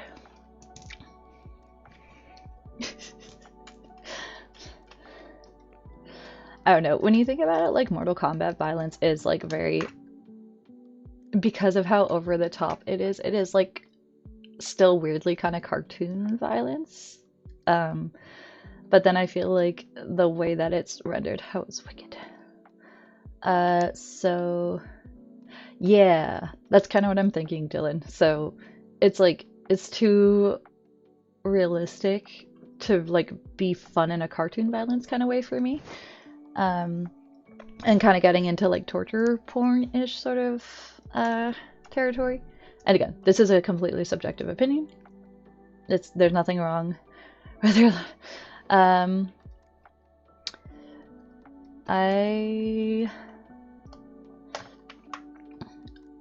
Yeah. I don't know, but I mean, torture porn is like a subgenre of horror that was very popular in the like 2005, 2010s sort of thing. So like Saw or Hostel would be examples of torture porn. The emphasis is more on the torture part, but it's like where the violence and gore is so gratuitous to the point of being like, it almost like overshadows any other part of the story. Like well, those are examples of like, because obviously like exploitation movies. No, as I said, in like torture porn as a subgenre of horror. Yeah. No, it's called porn because it is so gratuitous and exploitative in its torture and violence. Not to say that there cannot also be sexual violence in that subgenre, but it is not inherently sexual violence. Also, now I'm thinking, I'm like, was there a peen in? For some reason, I'm picturing that there's like a naked, like dead body in Saw, but maybe not. Let's all think about it. No. Yeah, that's a good way of putting it, Nico.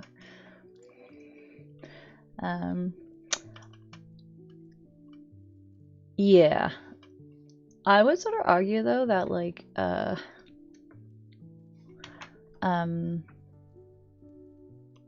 hold on. That like retroactively, I don't know if I would necessarily say that like the first Saw is actually torture porn compared to like the subsequent movies in the series, because like I feel like there is a decent amount of other stuff in the first Saw movie that is like, you know, and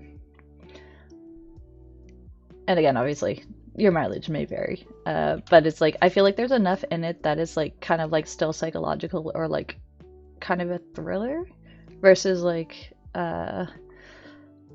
some of the other ones where it's like the point is the spectacle of like the traps and stuff like that, which is not inherently a bad thing, but I do like the fact that the first one has that kind of like other stuff going on, I guess. I don't know.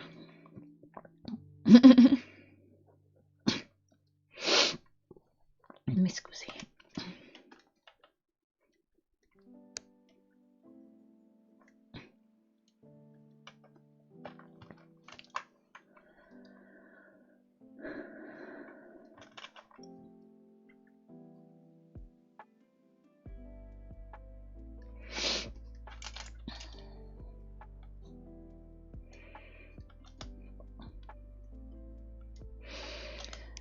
Yeah, I would also say that I think it's pretty easy to classify the Terrifier movies as torture porn in a more modern sense of the genre.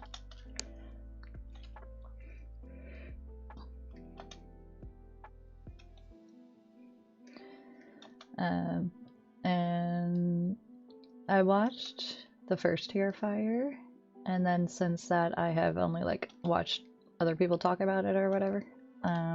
Because I feel like that's a series where I'm just kind of like, I feel like the importance of the gore and everything among like everything else in the movie is not to a ratio that is my preference. So, which is okay.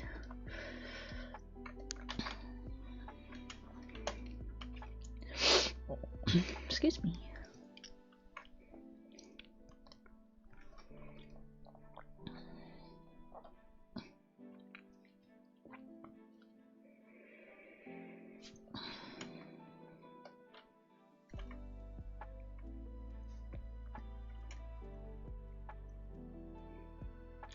Oh, sorry. I am just thinking about my layer management.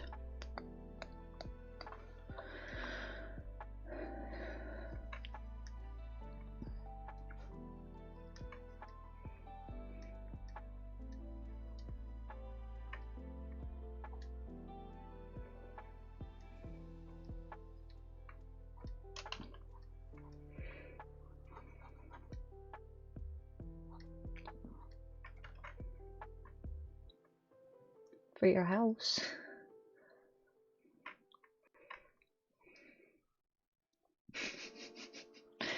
I definitely do that. I have a neighborhood in Sims 4 where I basically tried to recreate all the different like houses and apartments that I've lived in over the years with various levels of success. Usually the most challenging thing is getting the stairs to work, because there's a lot of styles of stairs that you can't really do in The Sims, which is very frustrating.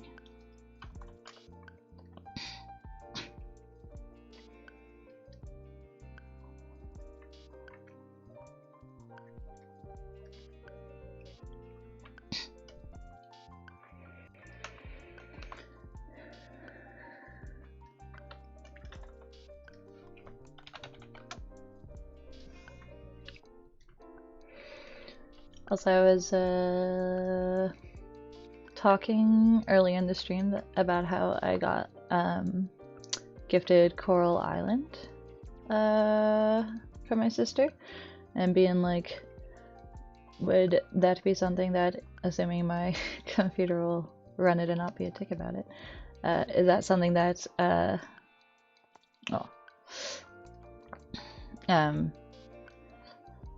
like, I don't want to like make any grandiose promises or like plans of being like, but like, would you guys be interested in watching me play like life sim kind of stuff, or like, so either like Coral Island, or I don't actually like I don't really play The Sims. I just like to like build stuff in it and like make characters, and then I'm like, all right, that's enough for me. But I do not know if that would be interesting. Baldur's Gate. I have not played Baldur's Gate in a little bit. I think me and my siblings have played it twice so far. So,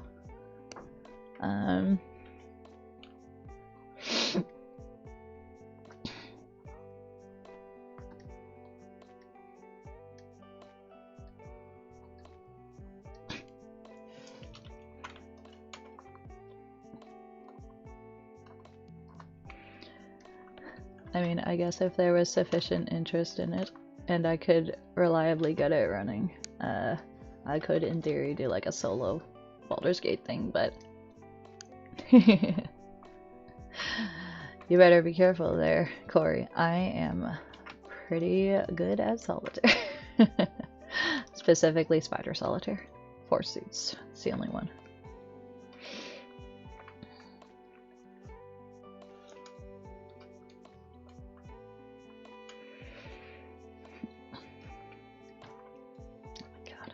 What are we doing here?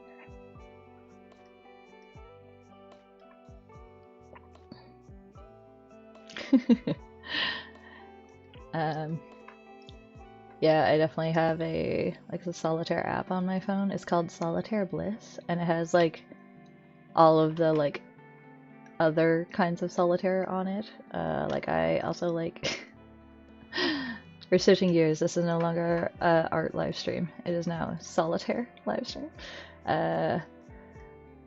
Because like I think 4 suit Spider Solitaire and like Josephine are probably some of my like favorite ones to play. But also like Yukon and the adjacent and like Scorpion are all fun.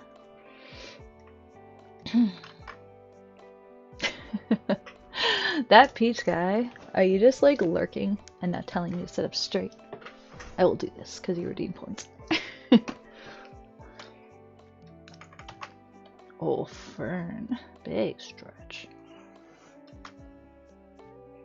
Also, admittedly, I realized I was sitting kind of like I was red and dirty there. Fern. Such a sweetie puppy. Making my thing zoom in. Excuse me, sorry. Like, look at this. Look at this dog. Fern. Have you ever seen such a tiny dog on a desk? Riding dirty is like usually it refers to driving, and y'all are probably gonna laugh at me, but my understanding of it is when you're like driving but you're like leaned back and you're like you're just being really casual. You're riding dirty. No, not that. I said it's like you're just like so casual and like floppy driving because you don't even give a care. Oh, well, never mind. Not like that, Nico.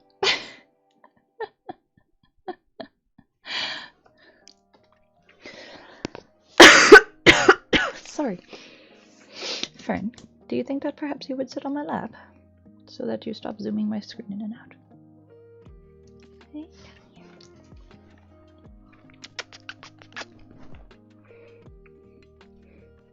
So I feel like I need to put on less chipper music. I was kind of vibing with it, but I'm kind of over it.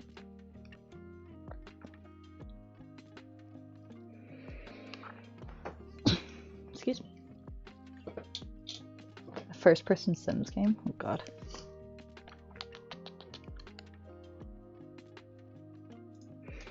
Let's go to night vibes.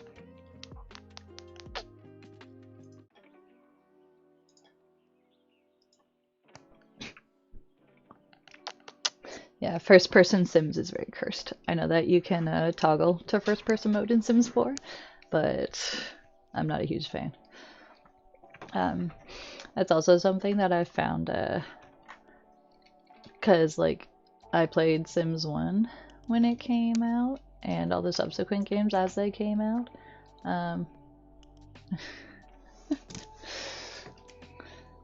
Hopefully I don't get a copyright claim. Excuse me.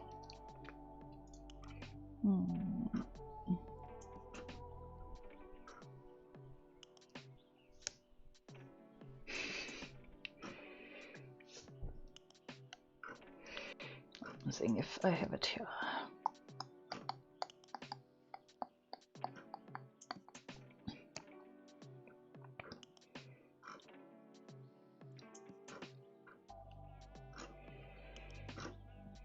This seems like a playlist that would have it, but okay. Perhaps not.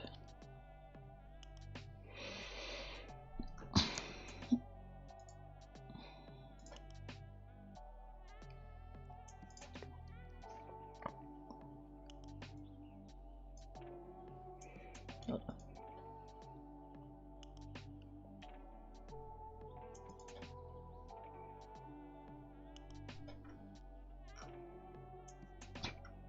Sorry.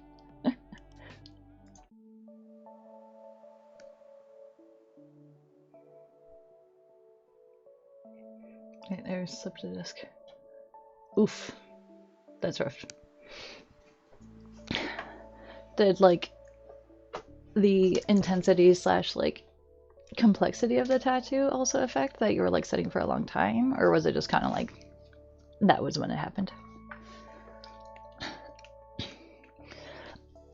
I'm so sorry. Are you melting, Fern? Are you melting? Do you want to hop down?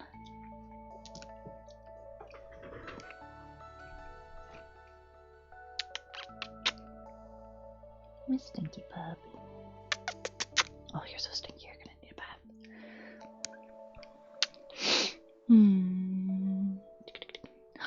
Wee! God, all your antlers are in your bed. Go on, baby.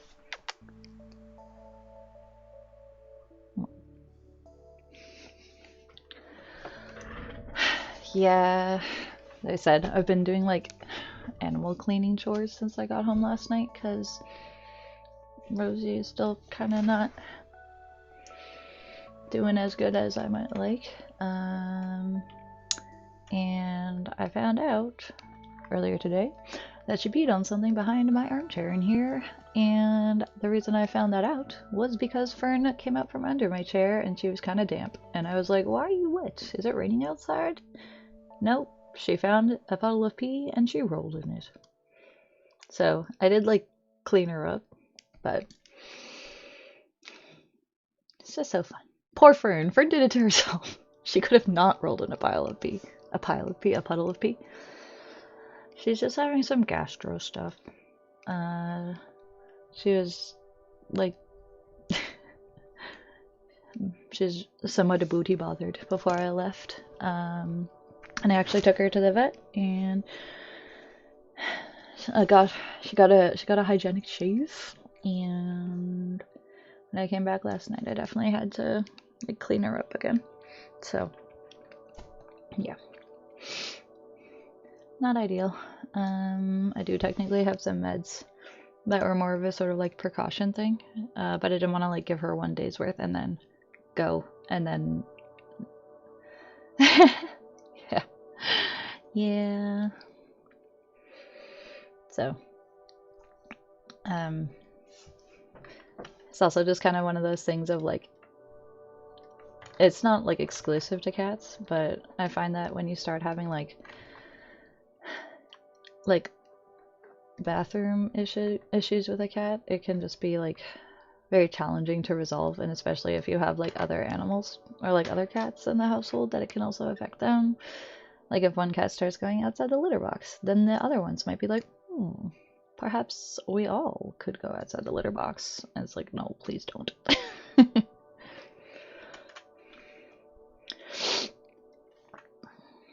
And as much as I know that Fern is a sweet angel, I also know that she is a dog, and she is not immune to being a gross dog. So sometimes just the madness calls to her, and she's like, I shall roll in this. Yeah, no, it has to do with like scent markers and stuff like that. And honestly, I've been very lucky in my apartment here since I moved in that I haven't really had, like, all my animals have been very good about going to the bathroom where they're supposed to. Hold on, hold on. This playlist has some actual songs on it. Just thinking, do I have one that's like...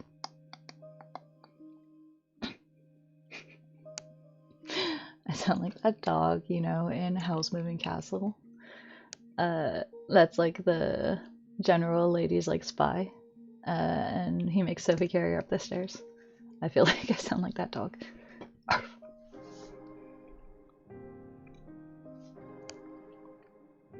Oh man, my brother started playing Silent Hill 2, the remake, so I finally got to see a little bit of it. And like just hearing some of these songs that I listen to all the Silent Hill soundtracks pretty often. So when it's like song comes on that I'm like used to listening to as ambient music, I'm like, oh my god, it's the song. It's happening.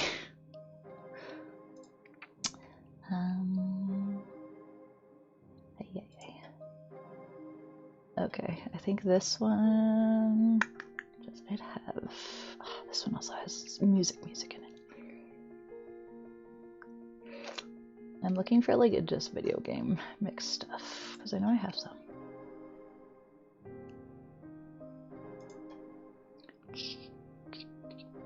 Oh my god. This is a Zelda playlist that has almost 18 hours on it. That's crazy.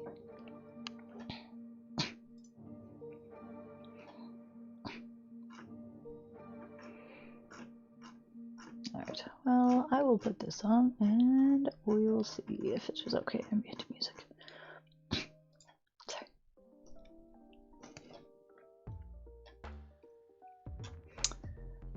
This is like a artist person on Spotify. It's Michael, M-I-K-E-L. That has like a pretty solid. They did 2 like Zelda lo-fi remix like playlists where they like composed it, if that's the right word. They mixed it, and they're just like a vibe. I like them.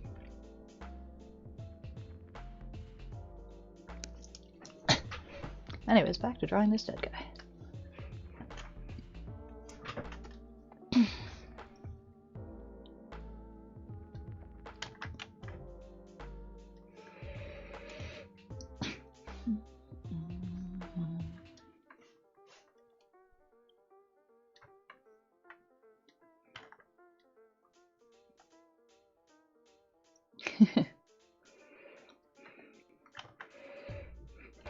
I feel like that meme where it's like, it is Monday.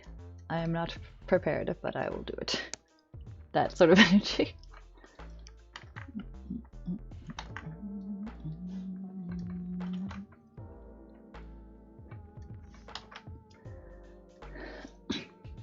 How about you, Nico? What big dramatic plans or resolutions do you have? Just dancing. Well, that sounds like as good a plan as ever.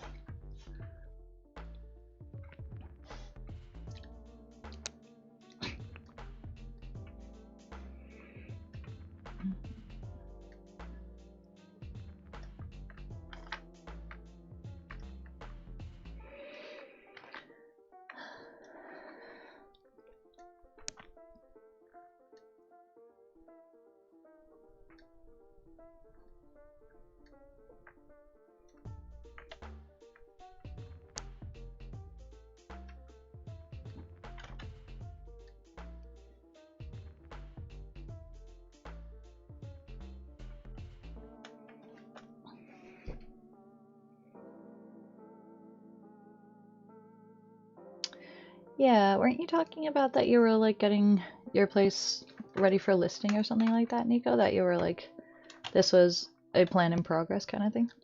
Or am I crazy? Or perhaps am I prophetic?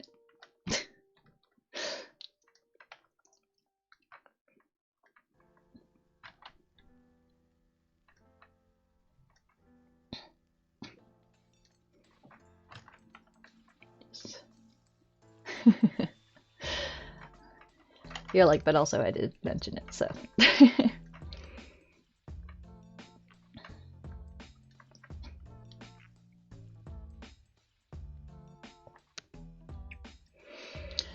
I find it very funny, just like, because obviously, you know, ADHD brain.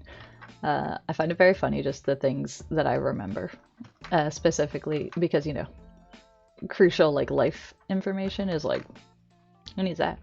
But some of the stuff I remember, like people mentioning and stuff in chat on stream, I feel like I've mentioned things and people are like, how do you know that? And I'm like, you said, and I remembered. I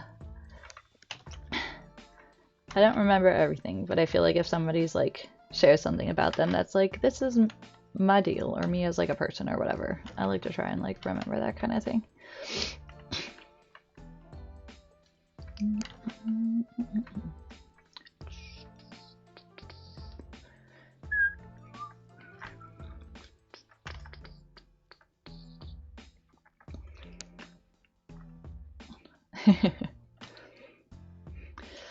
Well, again, it's just like funny what I remember. Like, I feel like I've been pretty good at remembering like kind of like whereabouts people are coming from and like general sort of like things about them as a character. Oh, you're busy tattooing. So, are you a tattoo artist? The Peach Guy 666.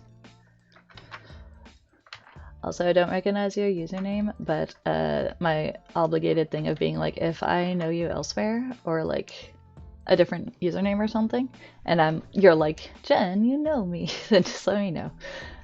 Also, obviously, that is not a requirement. This is very much not a private stream.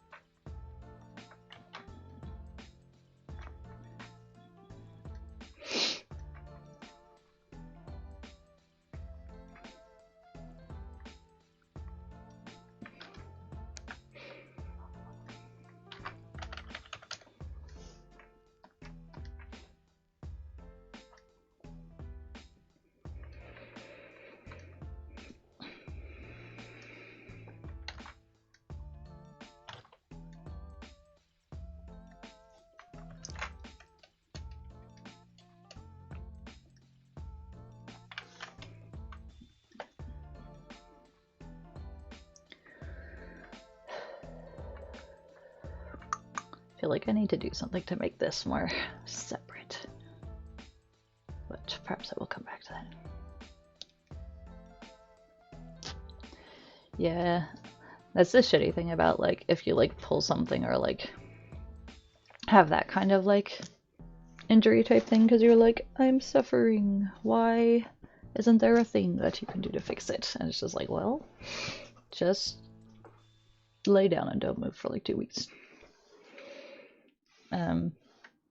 I have been fortunate in that I have pulled my back very few times over the years. But like the one time that stands out to me was for a very stupid on-brand reason.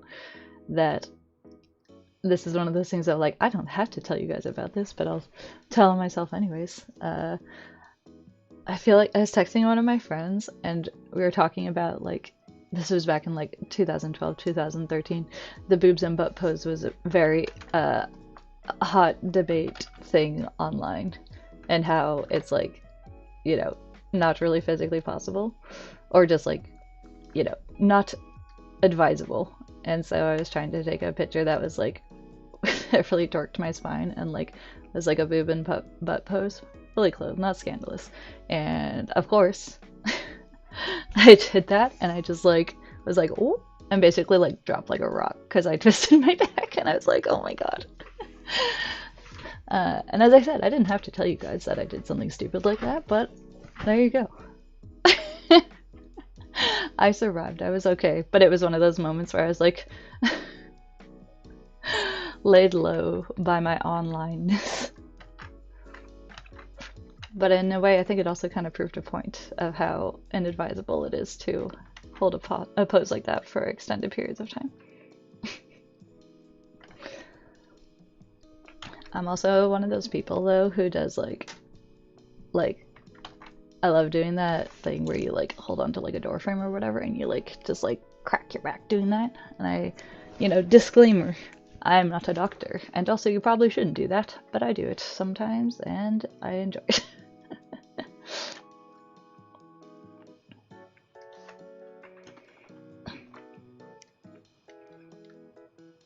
I'm not giving medical advice. That was very specifically not medical advice. Other than to say, don't pull your back doing the boobs and butt pose. It's not worth it.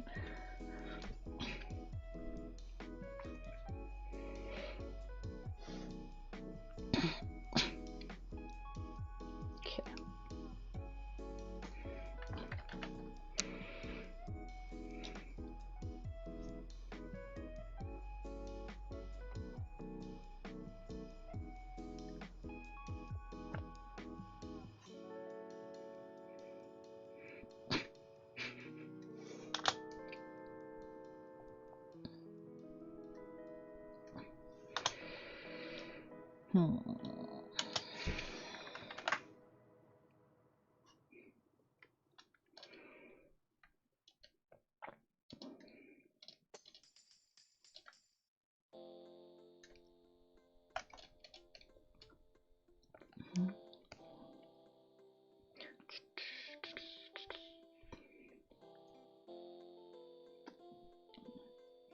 I feel like I should like actually like link this guy's Spotify page because I like his stuff. Hold on a second.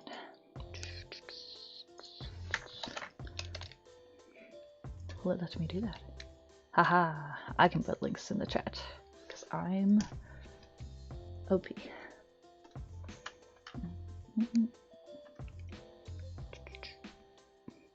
This is more Zelda lo-fi.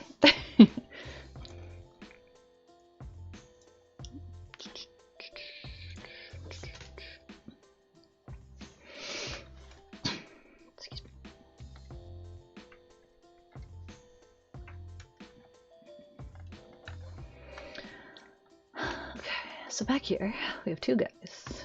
We have two guys over here. So maybe I will put... Excuse me. Let's move that over a little bit.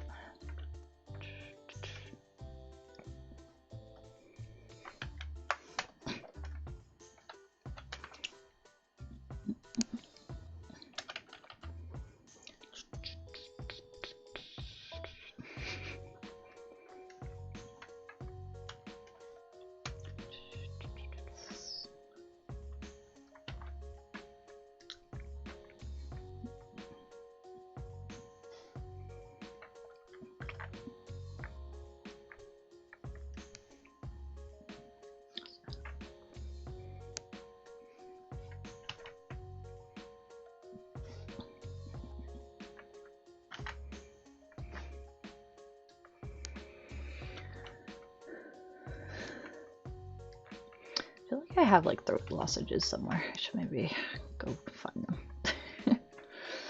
Since I'm breathing very sadly right now.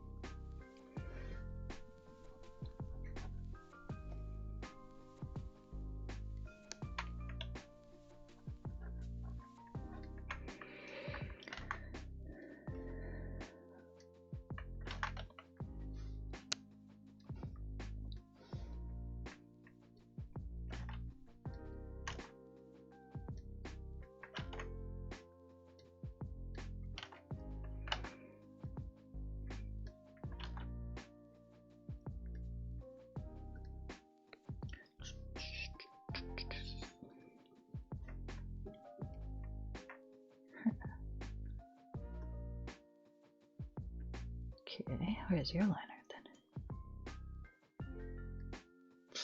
Alright.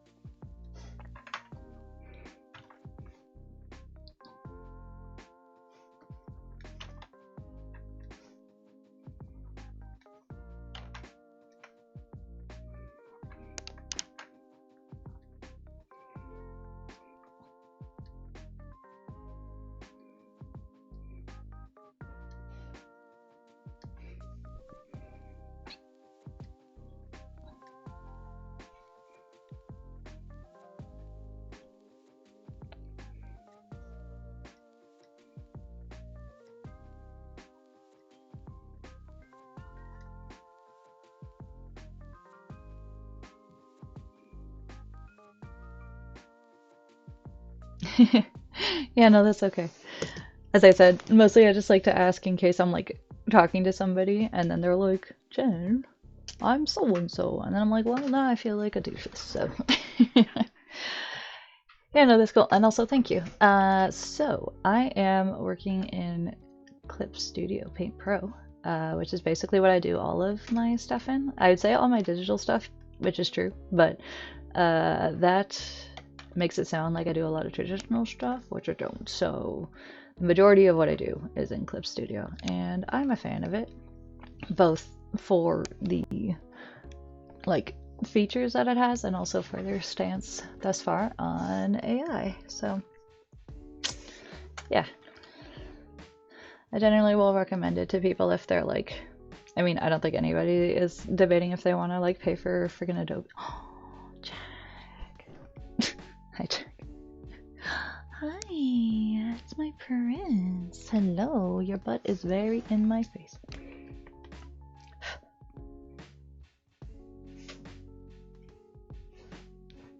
Yes, this is one of my cats. This is Jack. He's the only boy in the house. He's a very handsome guy. Also, he's got his gamer headpiece on. Where is it? Yes, this is Jack. He is a gentleman of a very delicate living.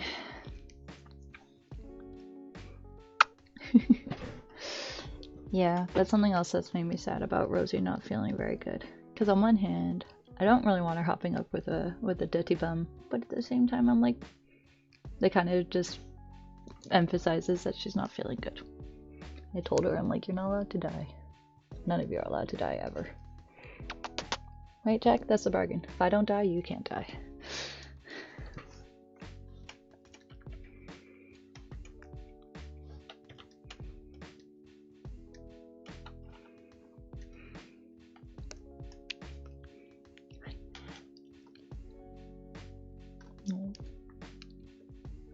So, they're living their retirement. He's a very handsome boy. Doesn't he know it? Yeah. Aw, that's cute.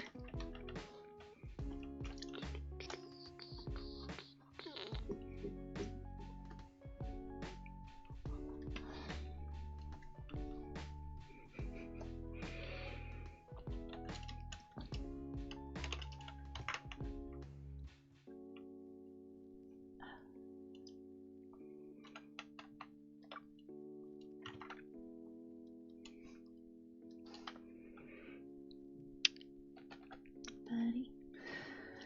Yes, Jack is always the one that I feel like, because I had like a sitter checking in on them while I was gone for 3 nights, 4 nights.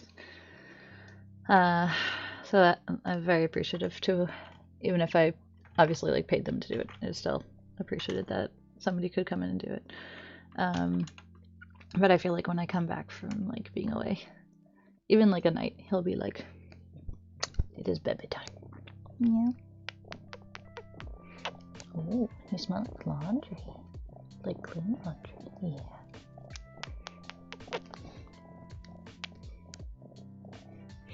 He's my guy.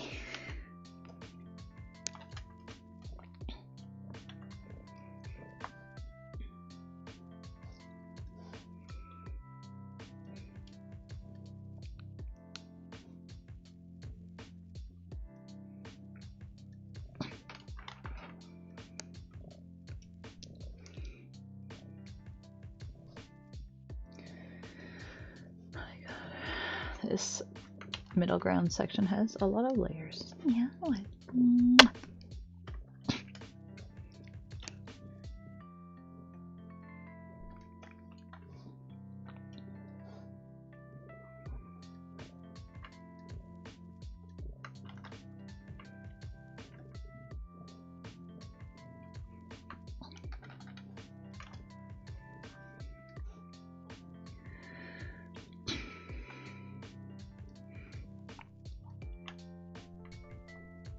Buddy, what's up, Jackie? Yeah, Jack.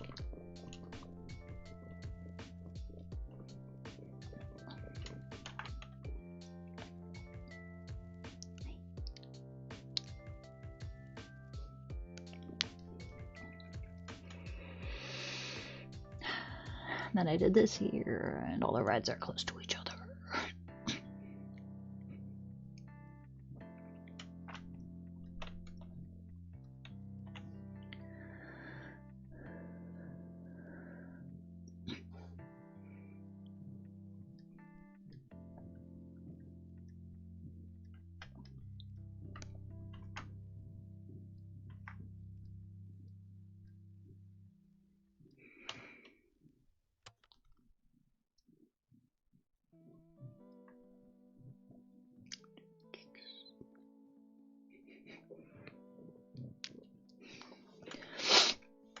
Sorry.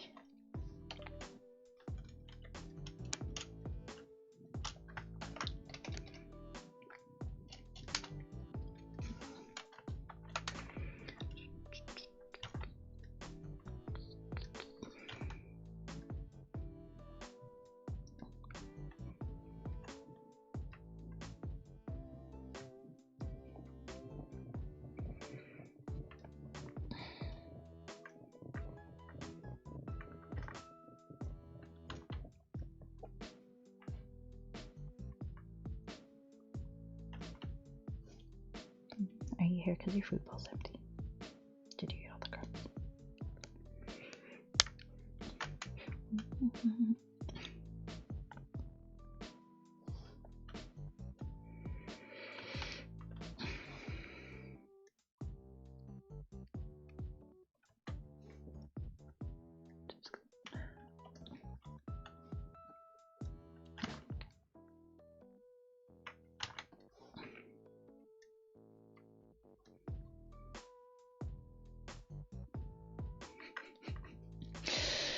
Jack is sitting ever so. Oh, this is okay. I was gonna say Jack is sitting ever so slowly, not actually in the shot, as he is wont to do.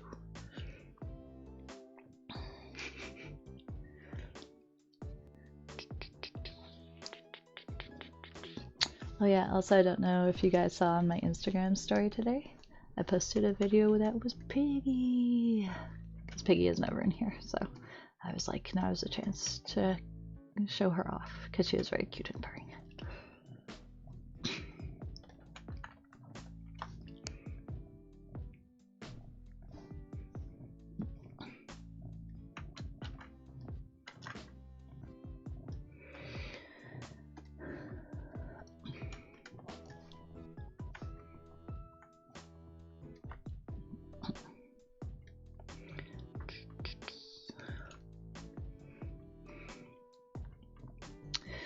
Trying to be a little bit like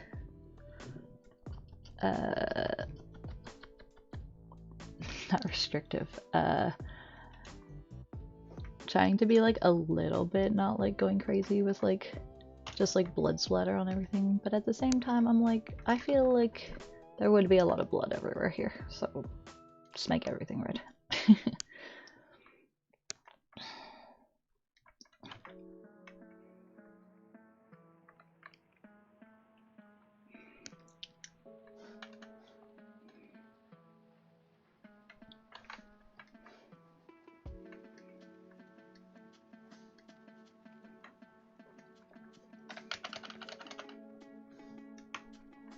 Oh yeah. Sorry. I have said before, I find doing blood effects is very satisfying.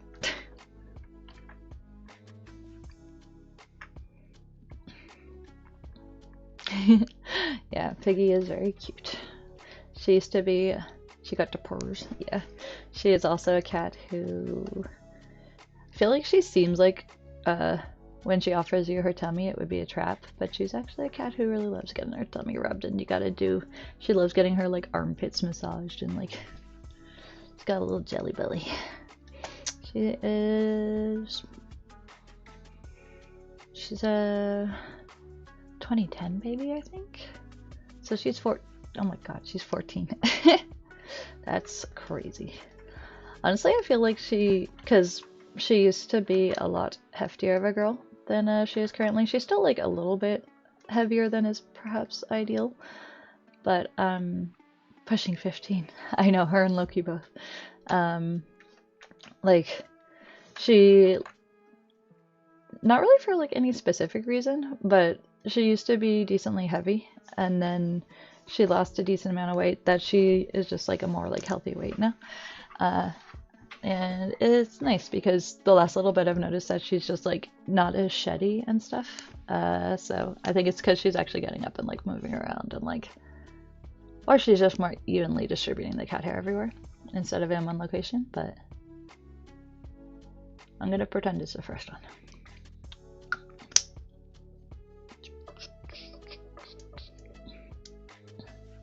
Loki is the oldest. She's the big sister.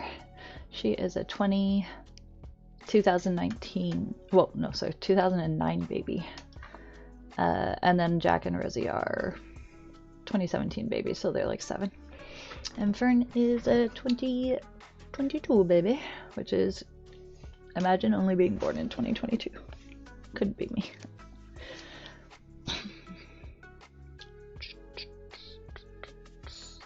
God.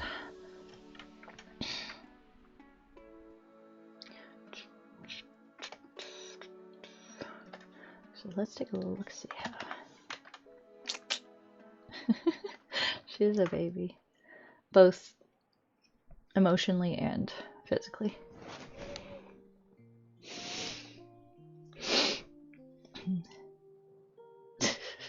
You're the captain now, Big Smith. Warner Brothers Big Smith. Excuse me, my goodness. It's making a whole host of fun and interesting sounds. I'm sorry, I've been working on this. I wanted to look at it. I'll put it back. I know you're joshing, but still.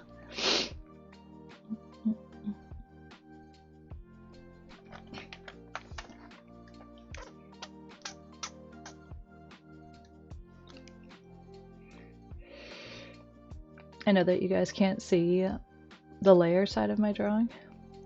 I guess I could scoot over the canvas for a second. Hold on. Bloody ramen. That would be more like a... Is it yakisoba? Soba noodles.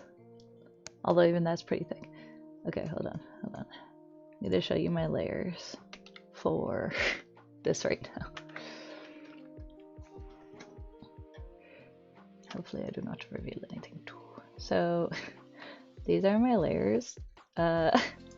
This is all this like middle ground piece. It's my secret. Anyways, it's not a small amount. I really am wanting to tidy it up, but for now I'm trying not to worry about it. Well, originally I had it so you could see like my entire canvas, and in theory I could size it. It's good to see the sauce. Most of it is blood. Like I could size it again, so like I feel like you could have more. Well, there's still all these guys. Hold on. Jeez. Also, let's see if this actually warmed up my drink.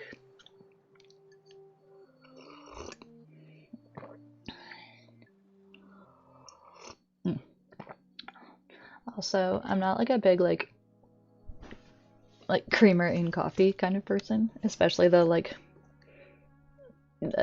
flavored and stuff, whatever. But last year I got a sample of this, like, also not sponsored by anybody. I just giving them free advertising apparently. Last year I tried one that was like a peppermint chocolate creamer. It was really good. And then I was like, I would like to get more, and I couldn't find any. And so I found some the other day. I was like, oh, this is probably why I couldn't find any, because it's seasonal. So on one hand, I'm like, cool, I'll get some. But then I'm also like, oh, that means it's seasonal. It's not really something you can like buy in bulk and keep so much. So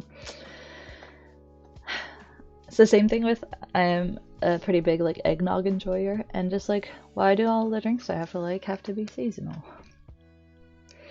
It's very rude if you ask me.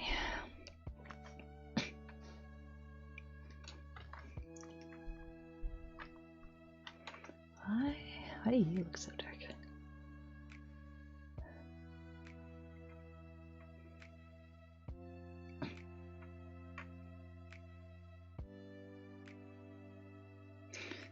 Yeah, except the eggnog and such isn't laying me on my ass. I mean, obviously it can't be alcoholic, but I just like eggnog. You have other cake right now, Big Smith, that you're not sharing, so think about that.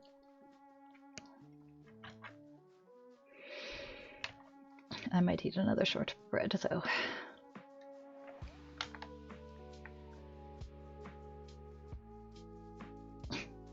Excuse me. You have rum cake at home? Well, la di da. Hello. Hi. What is up? Do you need attention? Do you need attention? Hi, how are you? How's it going?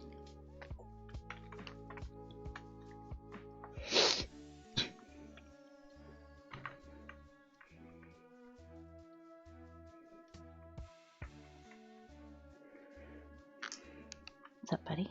You smelling my shortbread? It's not for you. Hi.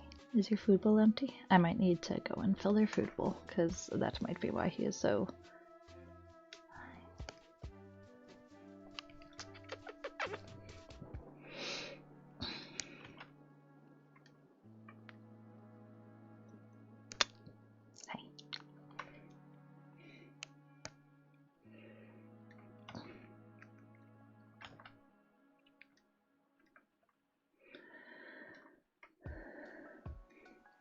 Hi.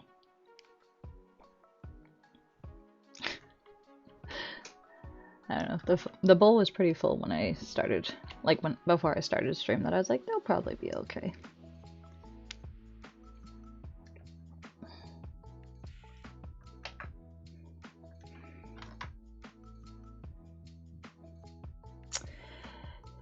Yeah, I feel like eggnog is something that some people just like really don't like it. I like it a lot. Oh, well, there you go. Oh my gosh, I'm so sorry. That's a fun sound to hear very loud.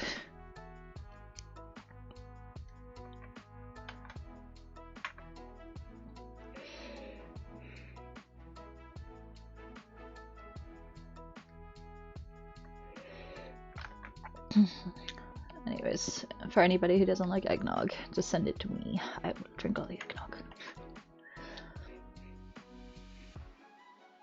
Goodbye, Big Smith.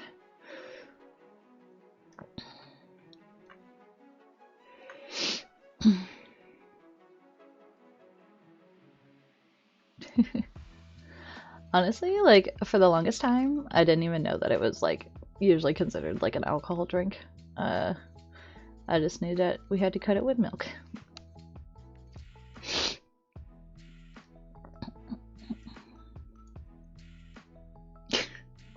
I do so love the dichotomy of being like working on this sort of drawing and like just vibing. Hey, Jackie.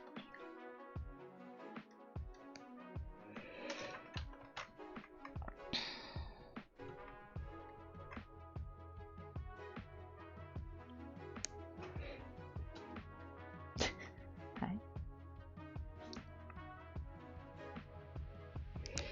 Handsome prince.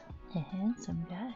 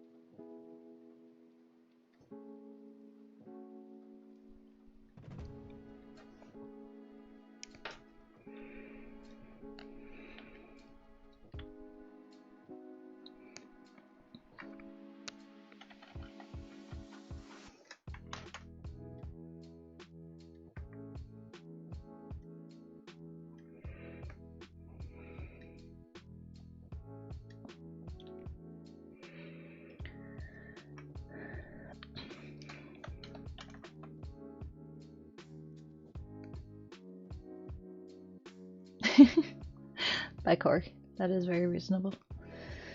I'm gonna sneeze. Excuse me. I'm so sorry. I know, Jack, I'm sorry. Jack is like, wow. Fucking rude. Thank you, Dennis. Also, hello, Dennis.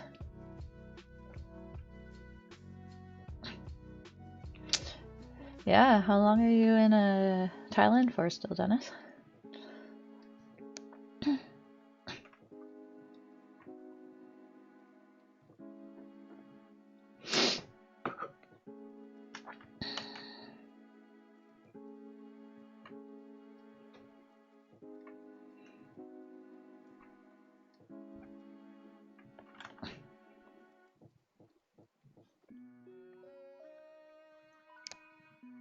Nice. I'm still deciding what I want to do for like my New Year's plans. It will not be as exciting as being in Thailand, but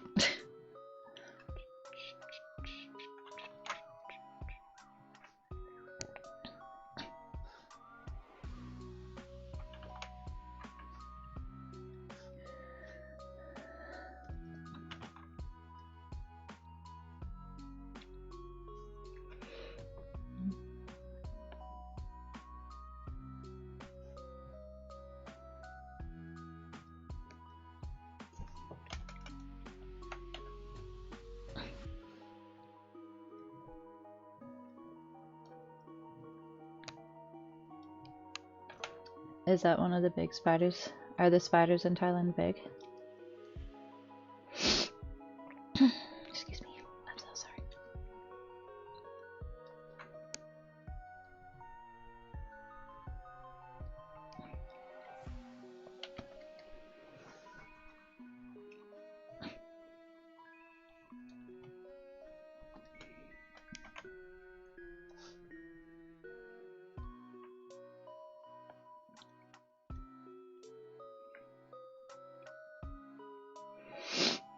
Sorry.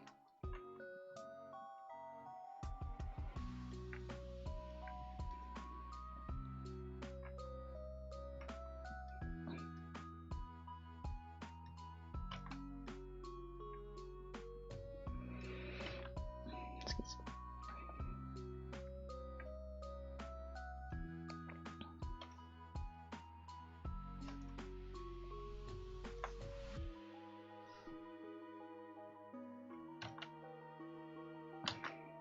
Fairly big spider.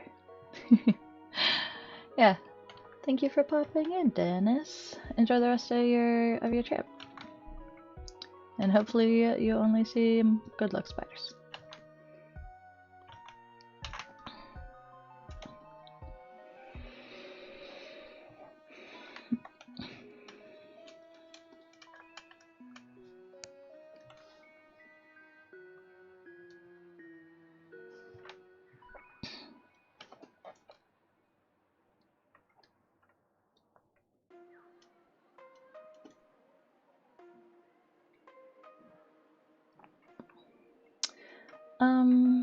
Usually if I am working traditionally, Peach, I feel like I have a kind of similar process as I do when I work digitally. I think I'm definitely obviously like more comfortable with doing stuff digitally. But so usually it would be like working with, I'll do like pencil sketch, inks over top, and then color if I do color. But that's kind of one of the reasons why I feel like I like to stick with digital. Excuse me. Is just like for like for like the line art, I feel like I could do something comparable if it was just like inks. But when it comes to colors, like I like being able to just like use any color that I want. You know, and it doesn't matter how much, like whether I use one color on a drawing or I use like all of the colors on a drawing. It's the same amount of like resources. Yeah. Oh my goodness, excuse me. I was gonna say I have a drawing over here that I can grab just to show. Excuse me. So this is a drawing that I did. It says this from 2020, which I'm like, damn. Also, this is a drawing that I'm like, if anybody wants to buy it. But like here is an example. Also, I guess content warning for a butt. So it's like a Morticia drawing that I did 4 years ago. That was like inks with, I think some Copics, and also, yeah, I think this was like Copics or markers otherwise. Sorry, I was just like, here's a drawing that I did traditionally. There's a butt. It's just butts all the way down. But yes, as I said, this is something where like, what did your mama get you? Which one? The Harley one or the Aja? I feel like I should like put this in the background to be like, yeah, have you read it? Also, coupons too. Thank you, Peach. You would pay money? Well, I mean, from that angle, like Nico, I have done, if somebody like specifically requested like a traditionally done commission, I have done them in the past. but it is also sort of with the stipulation of like, you know, it's not going to look like my digital art. That's okay, I appreciate it. Well, if we're ever in the same place, bring it and I'll sign it for you. If you would like that. Obviously you're like, ew, no, don't. Also, Nico, I got the books.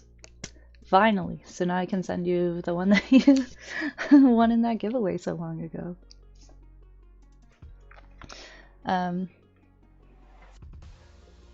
Yeah, no, for sure. Honestly, I am at a point, and maybe this is like behind the scenes stuff that is like less fun to hear about, but like, you know, again, a little bit behind the curtain, but when I was working on the Harley book, it was nice because I was getting paid my page rate as I did the work. So it's like just meaning that the pay was spread out over the entire course of the production. But with Aja and the second book, it's advance payments. So pretty sure I got paid my advance for the second book like back when we finished the first book, which would have been like 2+ years ago. So while I am working on Dead Name, I really need to like figure out my supplemental income. So I feel like the easiest thing in theory is just to do like variant covers and like commission stuff. So I just need to be actually like on that. Because usually I feel like I get a lot of interest when I do open my commissions, but it's also just kind of like,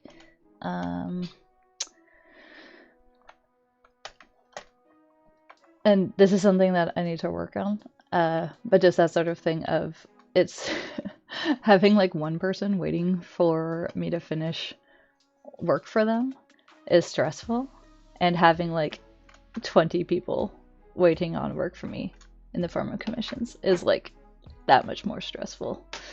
And I know that that's not a good way of looking at it. It's just how my brain compartmentalizes things or doesn't. But yes, so that is to say that I need to be staying on top of like my more short-term kind of job thingies while I'm working on Dead Name. And one of the easiest ways of doing that is to do commissions. So yeah. Honestly, I'm like, I keep being like, I should make like an actual post about this, but like I'm pretty much like open to take on commissions now. I just didn't like make I was thinking of like posting back in like November to be like hello for like holiday stuff, because that would have been smart. But I didn't, and then it got too close to the holidays and I was like, okay, I don't want to advertise right now because people are going to be like, I want it for the holidays, and then they will be disappointed. But yes, all that is to say that if you would like to commission me in the future, that is definitely possible. Oh my god, excuse me. I'm dying here.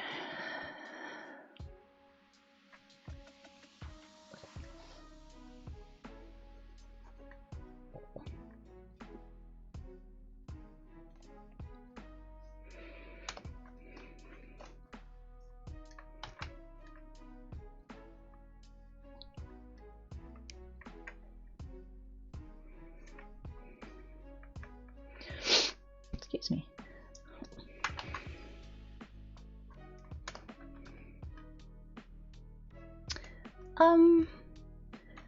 It has been a learning experience, I would say, Corey. But from the point of view of like, what did we do? Sorry.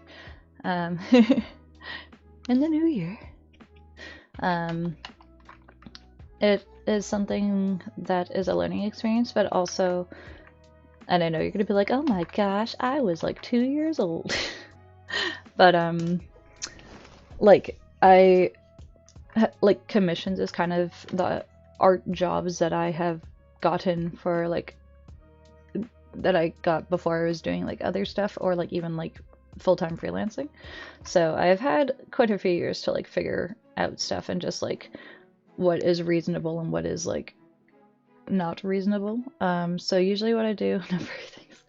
Well, I don't have that. Honestly, it's funny, and uh, you know, feel free to dunk on me or whatever for this, or go tell your friends.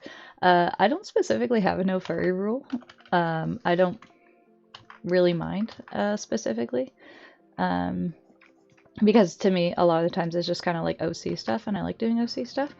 But I don't get a lot of OC commissions compared to like family portrait kind of stuff, and I have done very, very few furry commissions over the years, considering how many commissions I've done, like hundreds of commissions.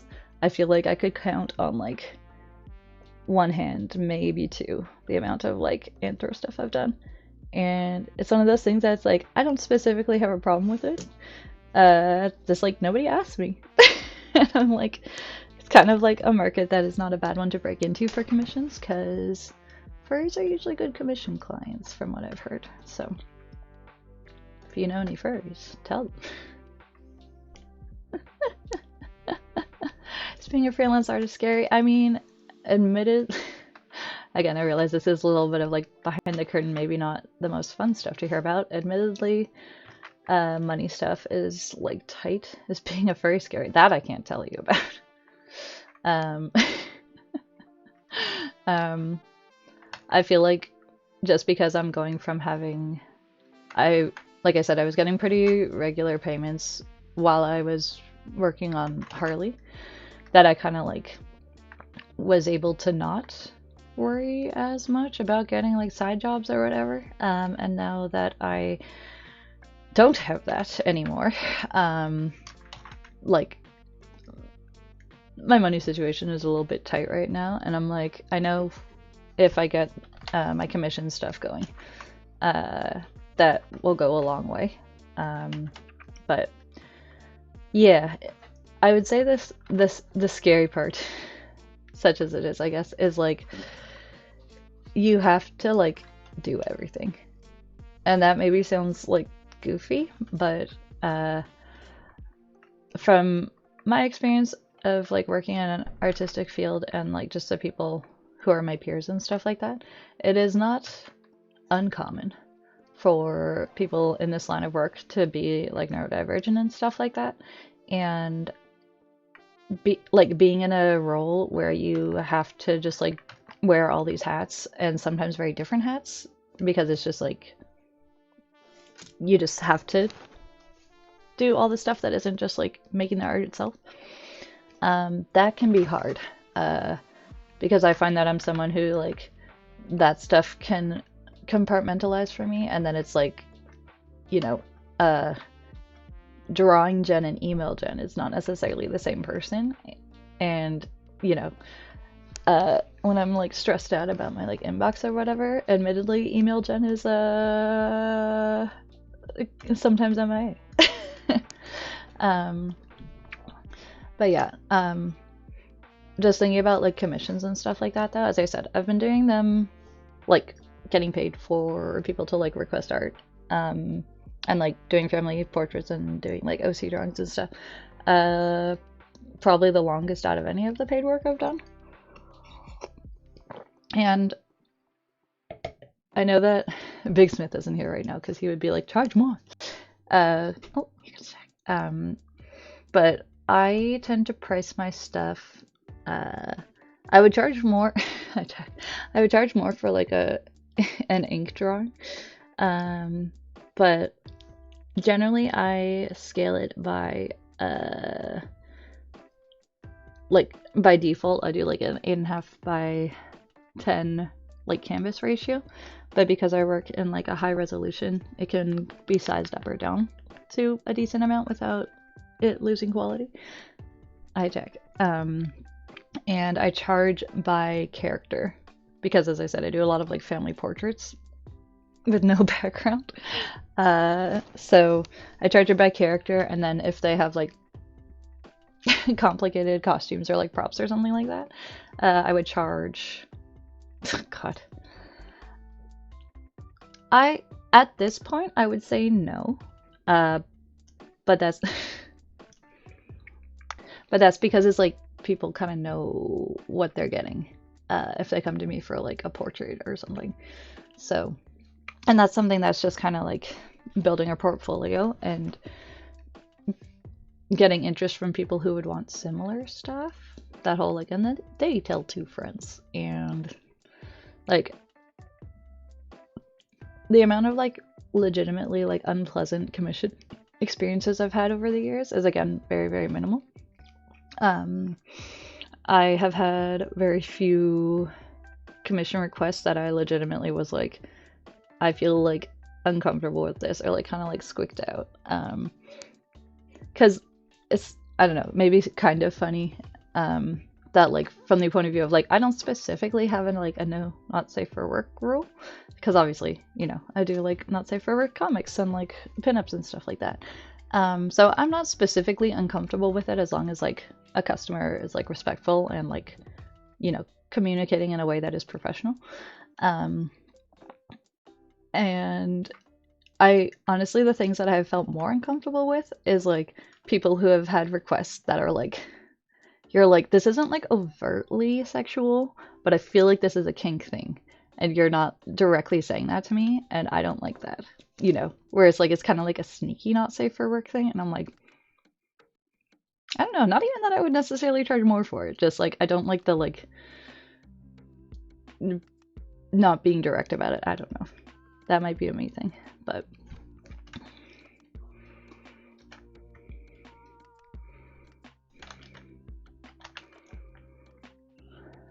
did I do that? I did.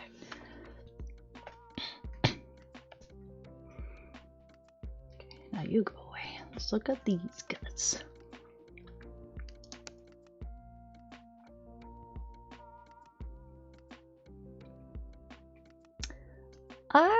I honestly like that. Like I love if somebody has a mood board, and I've had jobs, I guess, where maybe they were being like, I want this and this, and like kind of things of being like where they overlap. So I was like, okay, well, do you want this or do you want this?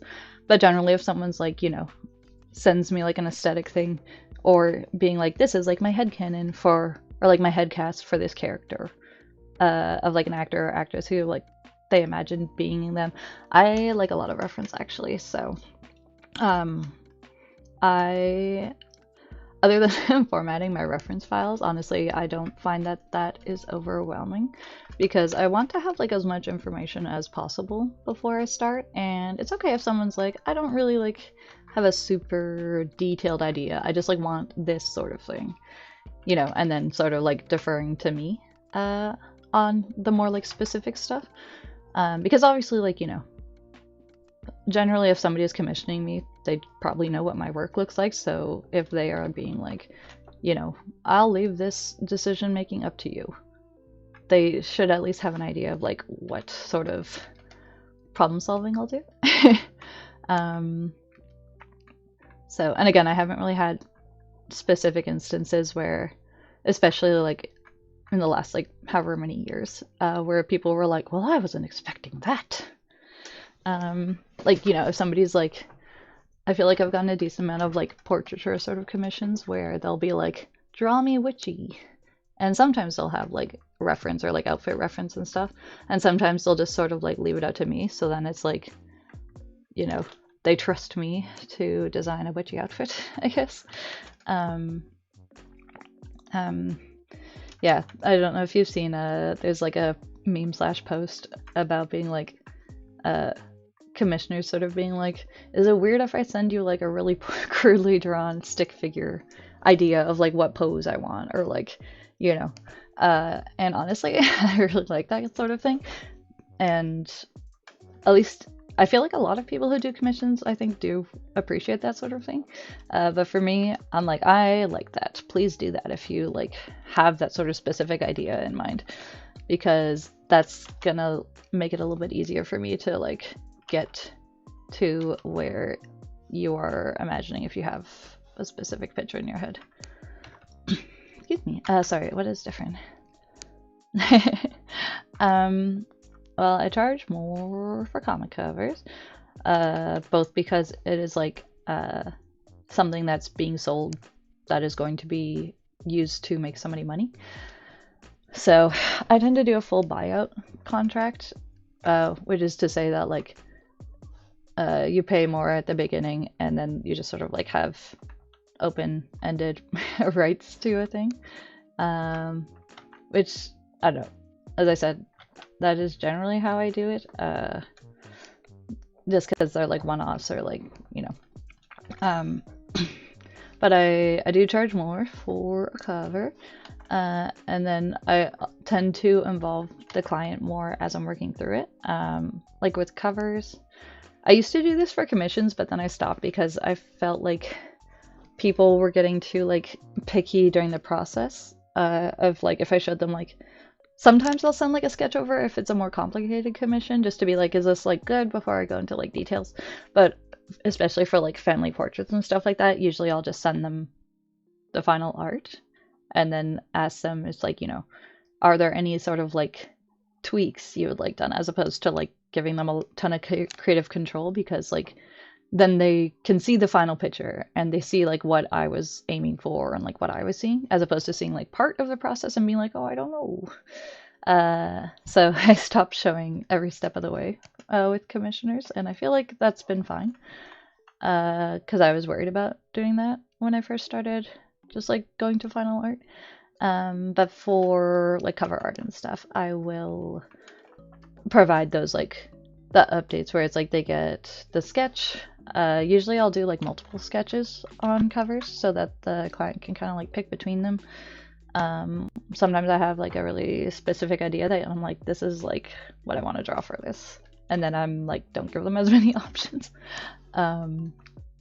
And then when I have clean lines, I'll send them that update, and then I will send them colors, and basically giving them chances at every interval to kind of like give me notes or whatever, just because usually cover commissions are more complicated. Like obviously this is a full drawing with a scene and like multiple characters and stuff like that, so there is more room for misunderstanding, I feel like, with a drawing like this compared to like just like a pinup or a like an OC drawing kind of thing. But like I said, I feel like I'm at a point where, especially for like, because this is a cover for Pat Shan, who I have done frankly a shitload of covers for at this point, where it's like I still show him my like progress kind of steps, but I feel like he generally knows what I'm going to do or like how I'm going to problem solve something, and so he's pretty hands off with like notes and stuff like that. Yeah. Yeah. My wise guy voice. So a lot of it is experience. Another thing that I think is pretty important that I see people kind of waffling over if they're like kind of starting out on doing commissions is that I only add people to my commission queue once I receive payment. And if it is a really big expensive commission or cover, I will usually give an option to like break it up into installments, but like I'm not doing work I haven't been paid for. So like if it's broken up into installments, I would be like, okay, so let's say you pay this first invoice and I'm gonna do sketches for you, I'm gonna do like pencils or just sort of like options for you to see the design idea, and then once you've approved it, you have to pay the next invoice. So then it's like either then I could go to final art, or I would be like, okay, now I'm doing inks. Inks are done, they're approved, now you need to pay the final invoice, then I'll do the final like colors on everything.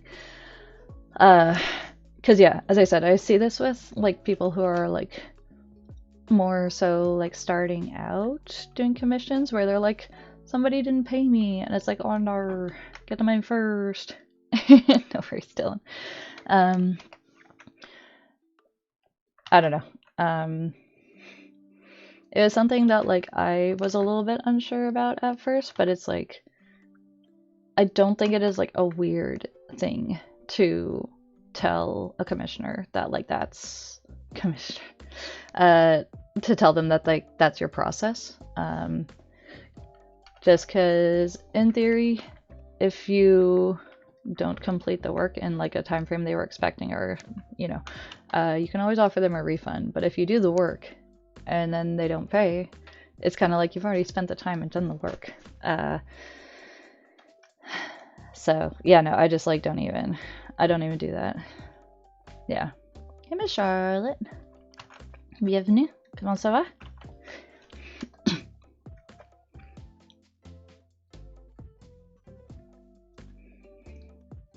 Missy. Also, Big Smith, were you here? You didn't even comment to be like, Jen needs to up her prices. Down east. Well, welcome back. Welcome to the stream. I realize that we're getting kind of closer to 8 o'clock, but I'm like, I don't know. I really want to finish this, so... You have been here. Well...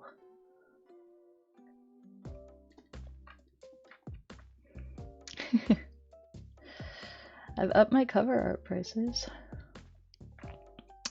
Yeah, but it is kind of one of those things where you can't afford.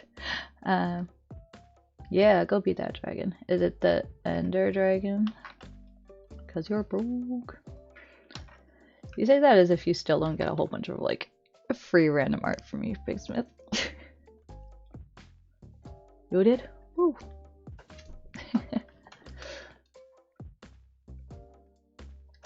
Nah, it's okay.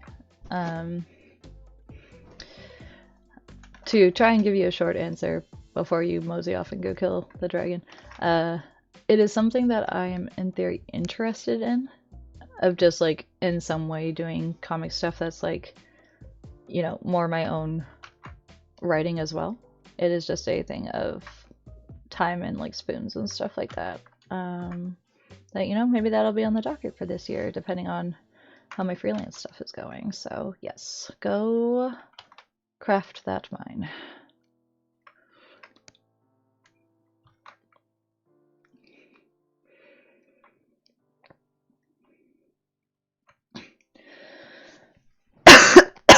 Oh my gosh, I'm sorry.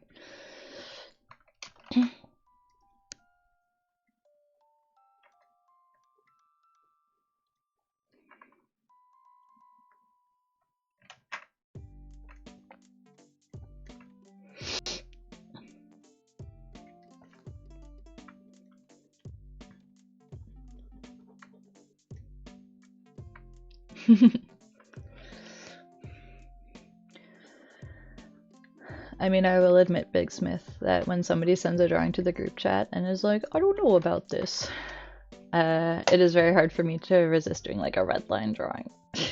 I love doing a little like, well, what if you did this?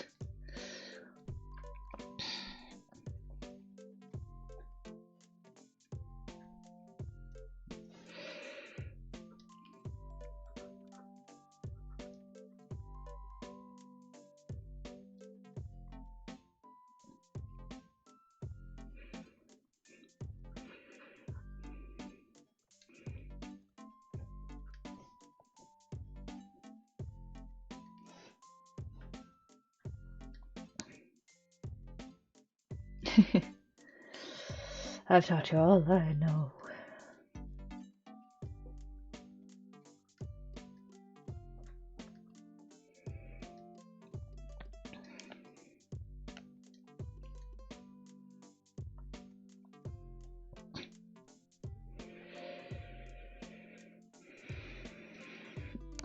Sorry.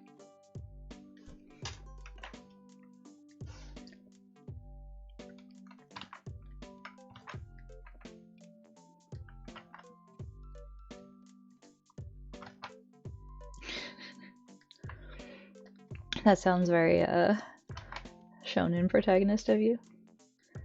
I gotta train even harder if I'm gonna be as good as my friends.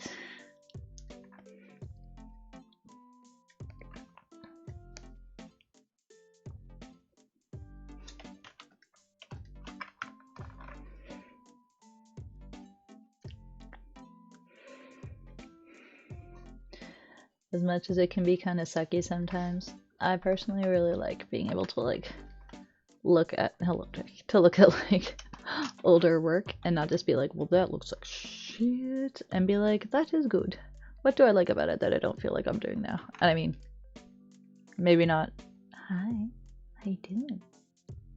You know, maybe not always doing something about it, but you know that I love doing like a redraw.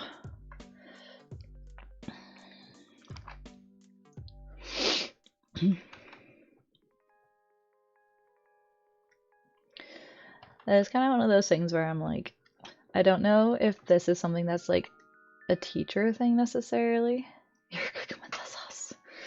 Hey Jackie, what you bum doing up here? But like, I find that even when I'm not feeling like really creatively like flush, if somebody else has an idea that's like, it's like, do your interpretation of this, or like, you know, that it is pretty easy for me to be like, I'm gonna do this then. Like, I like kind of talking to people about like their creative sort of things and being like, well, here, maybe like look at it this way, or like try exploring this like angle on it, or like this might make it like a stronger design. I like being like, I mean, because it's easy from the point of view of like the thing already exists. It's not a blank page, and therefore it is easy to have an opinion / idea on it. But I don't know. I don't know. I do not really see myself being like a teacher or anything like that. But also in this economy, do people need art teachers?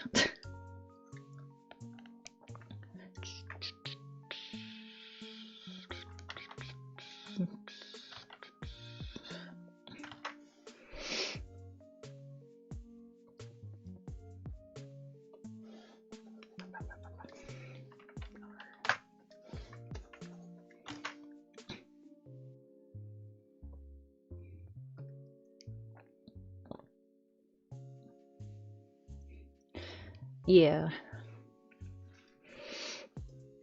Well, like I have a few like panels and stuff from excuse me. I have a few panels from like Gemma and like the Misfits and stuff like that are like ones that, because I did redraws of them closer, just like for fun. That it's like they're random things that I'll just like do another redraw of more recently, even though nowhere near like the production of the book or anything like that. It's just like, I want to do a redraw. Flex on past gen.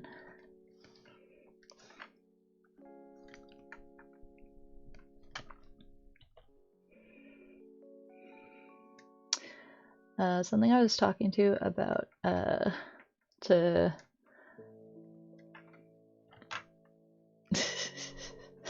I would say past gen sucks, but I feel like I'm at a point where I don't necessarily believe that from an art point of view. I think past gen was pretty good.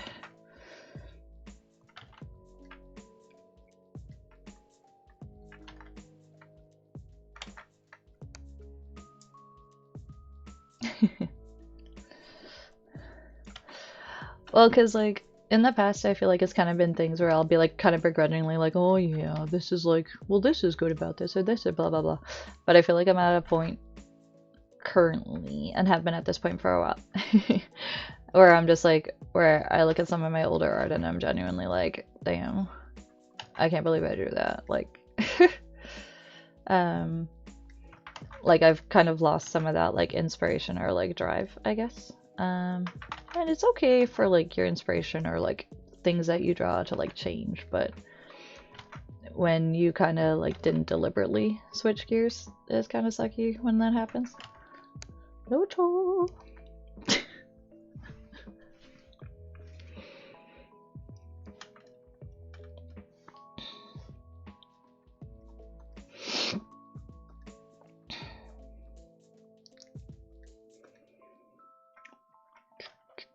I kind of like that.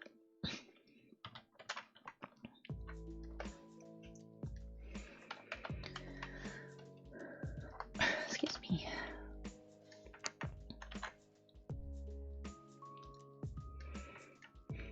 getting the whole gang back together.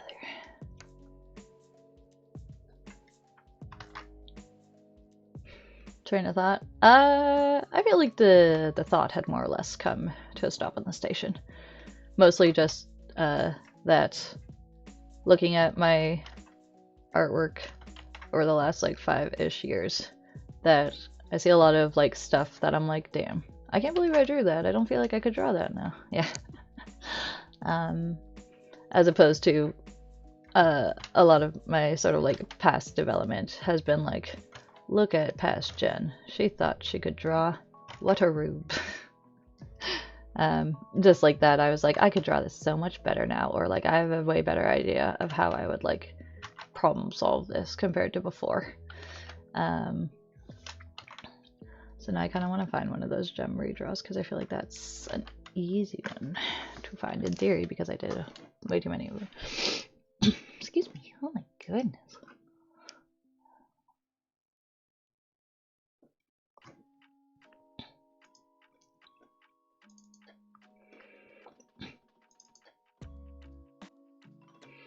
I think this was one of them, maybe.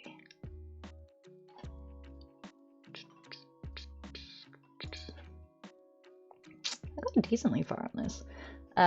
So, yes. This was a panel in... I feel like I didn't need that. Why was that for? Anyways. So this was a panel... It's true, it doesn't get better than that. It is true that I don't draw enough of the one knife now. So this was... this top one was the panel from Gem Infinite. And then so this is 2017, according to the note. Then this was a redraw I did in 2019. And again, just for fun.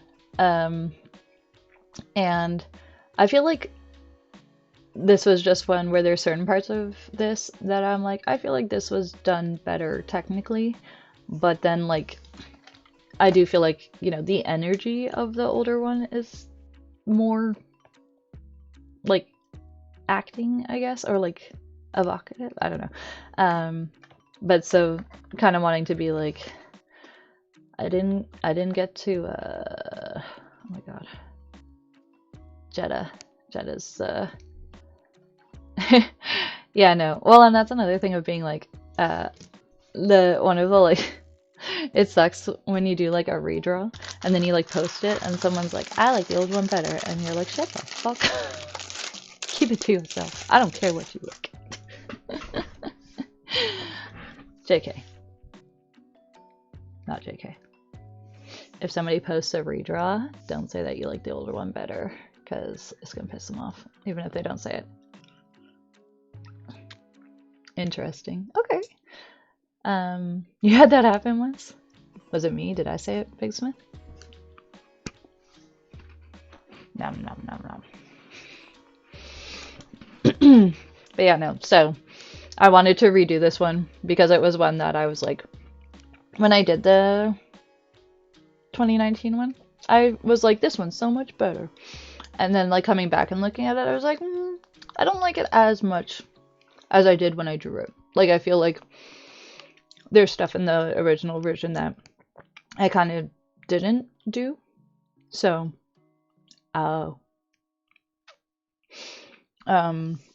so kind of being like, I want to like redraw it in my like more current style and try to sort of incorporate the things that I feel like are good about like both of the older versions. So, but obviously doing like a multi-character thing like this, even in like black and white or whatever, it's not a small amount of time. But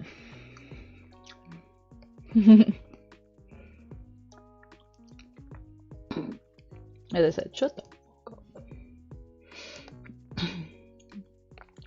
I would like to finish this drawing, but then also I feel like it's a little bit weird.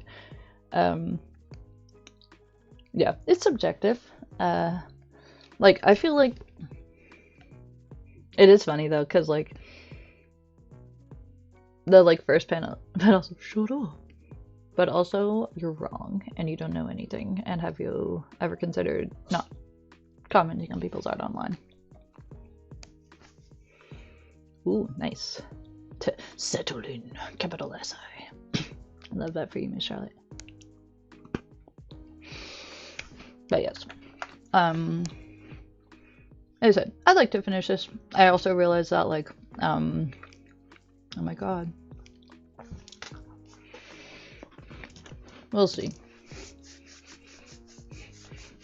For the sake of the, just to respect traditions, I was gonna say, oh my god, that shortbread's so good. I love my shortbread.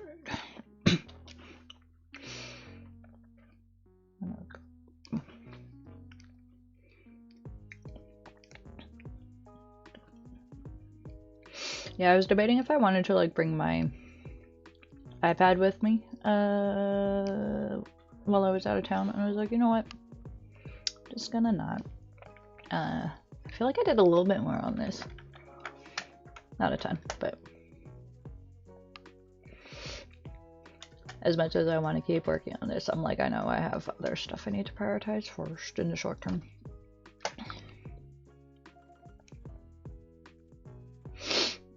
As I said, I feel like I didn't do a ton more, but I think I continued, like, after stream last time, just sort of like playing around with. This is the goth ramen girl. You were here for that, right, Nico? Of course you were. You're here for everything. Thank you. This is one of those. Thank you.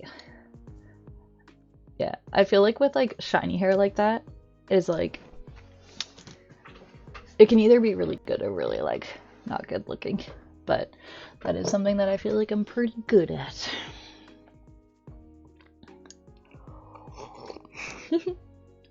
Oh no. That's no good. Hope Amy feels better soon. So I feel like that's just, like, if you're, like, visiting family over, like, the holidays, it's just, like, prepare to get sick as fuck. Oh.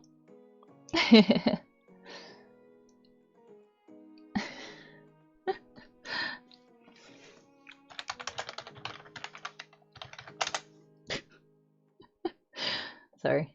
Boyfriend just texting me being like, must be a nice nap you're having. It's like, boyfriend, it's Monday.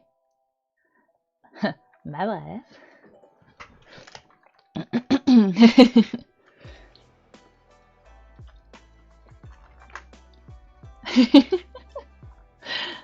They've been married for a little while, but you know what?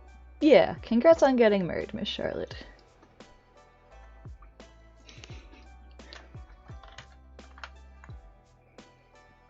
Excuse me. It's 2012. Why is he not watching? I know. Shame him. Shame him.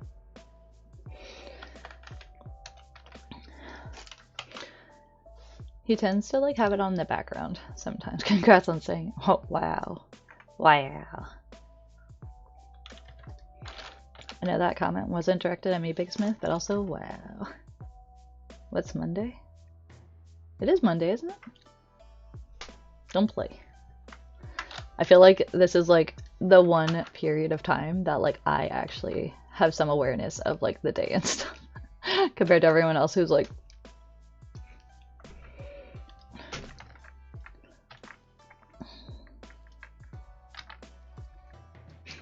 It's okay, Big Smith, I was just being shit. I mean, kind of true. The hurt has been leveled, but, you know, it's fine.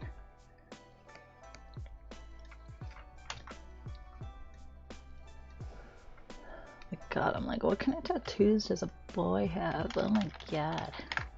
Got an anchor that says mom.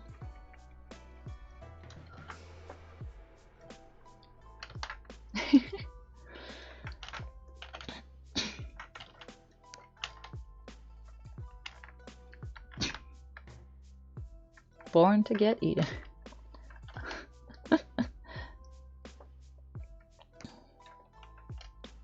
Can give him a kind of, like, I don't know, what do boys like? Boys like wolves. I don't want to draw a wolf.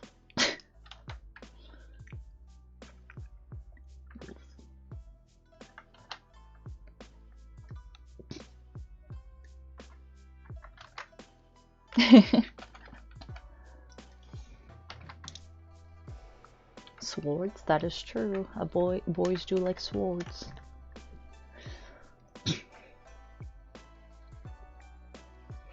Also, I'm drawing this on the same layer that I did the other colors because I'm smart.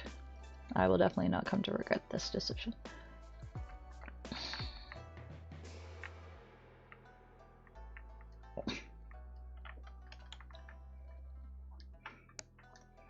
There you go.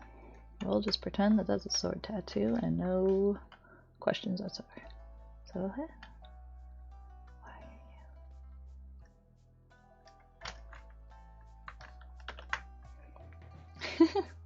I heard you like swords, so I put a sword in your sword. Wait a second. Don't take that out of context.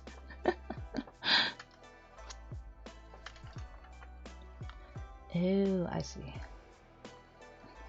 Now you're speaking my language, Nico. Also, it's funny you say that. That's my next tattoo.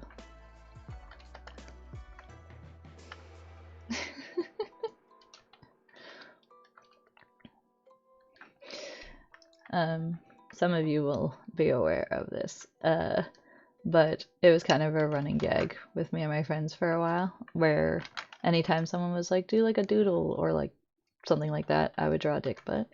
So I am quite out of practice of drawing dick butt, however. That was a pretty big moment for me though, when I drew one of my friends like as a dick butt.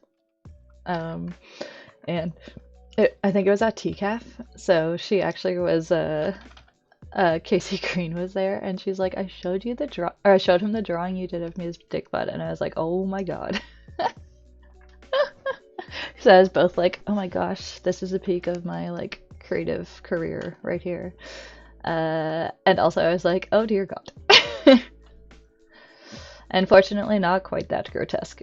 Dick butt is like a comic, or like a senpai did notice me. He wrote a little note on the page that I drew it, being like, you know, like, good job, very nice. But yes, it was a running joke for a while. I am out of practice of drawing dick butt, though, I must admit.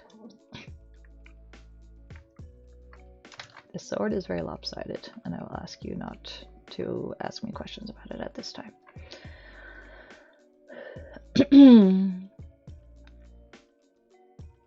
How far are you, Lucio? I assume you're in first season still?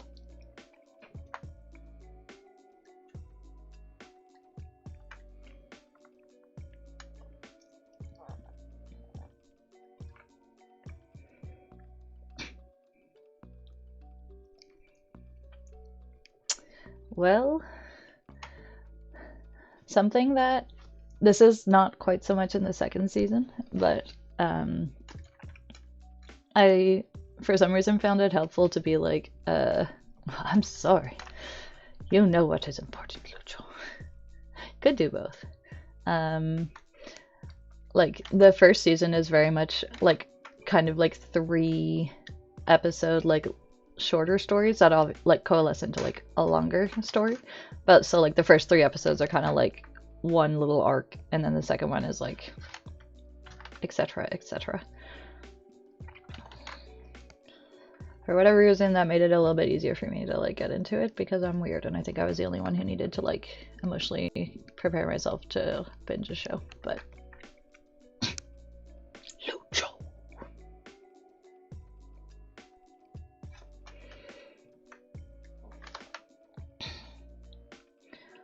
See, I'm not crazy. I did drop the opacity on this, I just changed my brush, that's fine.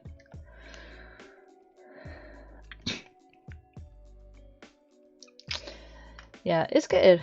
I definitely feel like I had more fun in the second season than the first one, but that's not to say that the first season is like bad at all. Yes.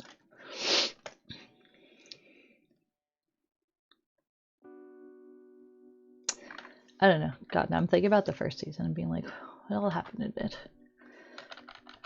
The ending of the first season, and I'm not going to go into specifics before anyone's like, Jen, don't give spoilers. I'm not going to. But I will say that the end of the first season got me pretty hard. I was like, dang, that sucks. Yes.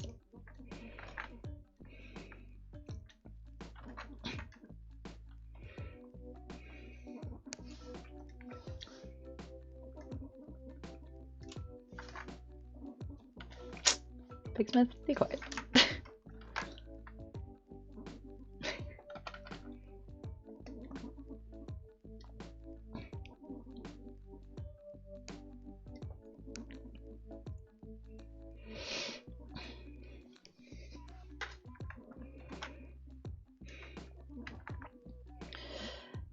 Yeah, I think that is why the first season feels more like 3 shorter stories, because you have some time jumps.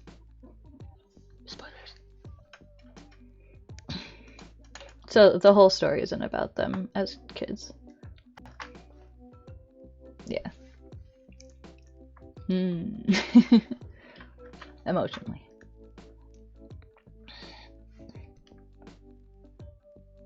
Just like in real life. Thanks, Nico.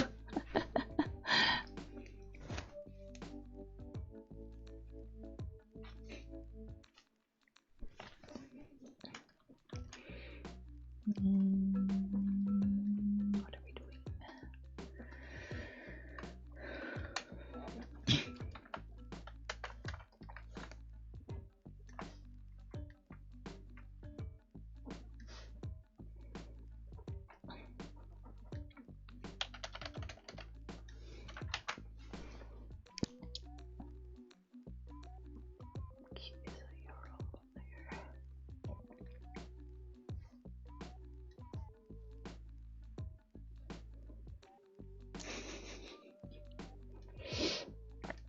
Yeah, because I was one of the last people in my group chat with Fire and Big Smith to watch like the first season and stuff.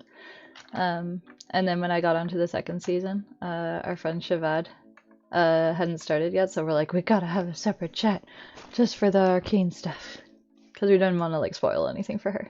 And then when she caught up, then she got added to that chat. Oh my goodness, what was I gonna say? Right, what I was going to say was just I was also very late to the season 1 party, at least, but right on time for season 2.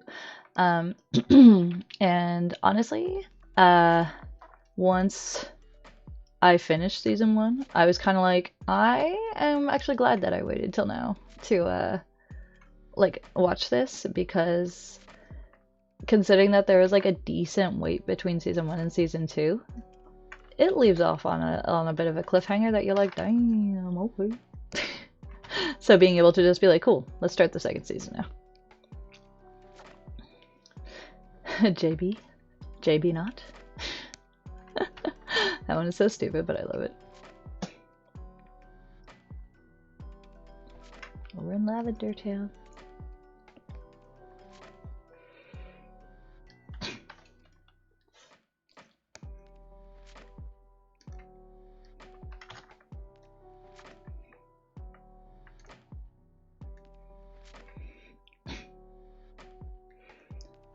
Also, I realized that we're getting close to 8 o'clock, and I might keep streaming for now because I would like to keep focusing.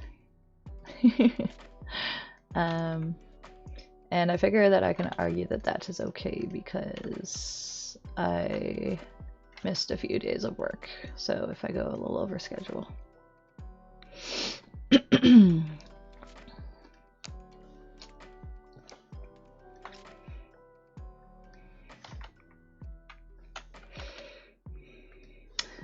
And I'm trying to think of like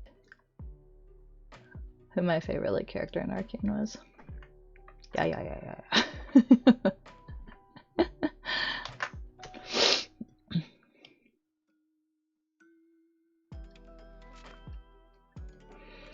I will say that in season 1, I was not a fan of Jace, and in the second season, I dislike him less.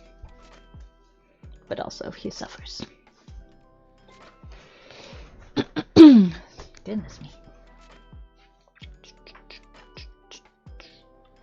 Almost on the flags, I think. Excuse me.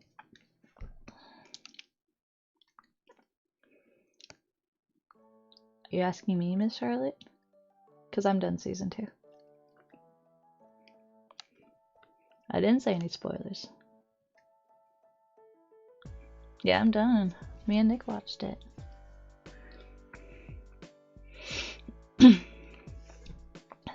The episodes I watched with you were a rewatch, but I didn't mind. Since you guys hadn't seen it, I still got to like see your reactions to stuff.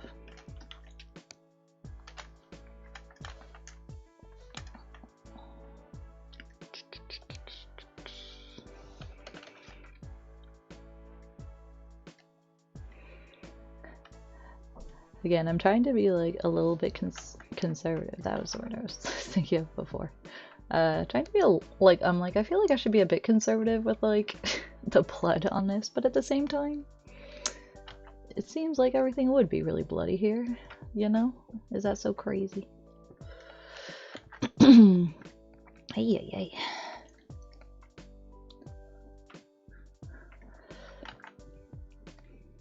There do be blood.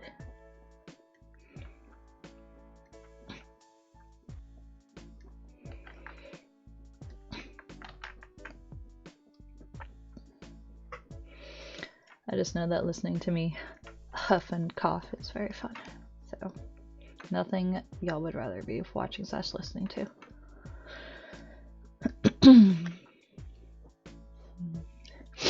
Excuse me, oh my goodness. It's disgusting.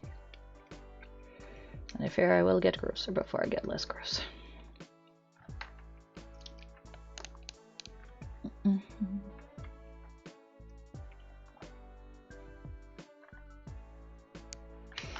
Stop threatening me, Fire. Go lay back down.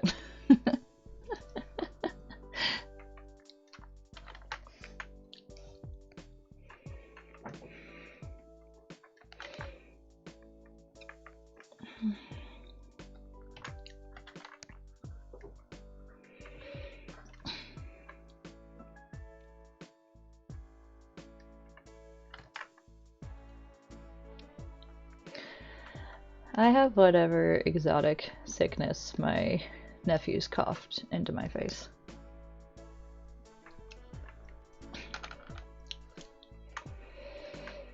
Like I said, when you go to visit family, I feel like that's just kind of like, it's gonna happen. Not much you can do. And at least this time, I didn't get COVID, so... You've been nasty, me, Big Smith. It is something I am willing to endure to see my nephews.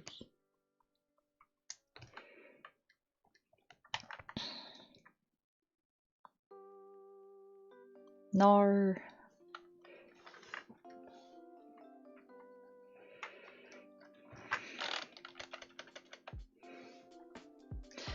I don't know, and I understand the thing of like sometimes you know, you're coughing, but you're not like coughing. You're not like sick coughing, and then you're like, oh my god, I'm sorry, I'm so gross.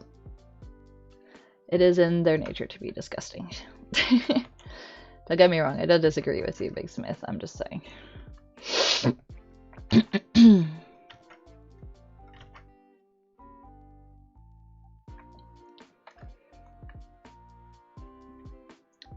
Dirty boys. That's what it is. I said earlier.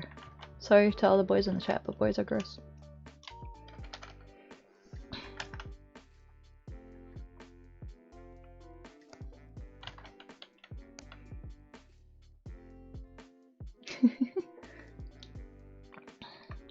I'm sorry that you had to find it out this way.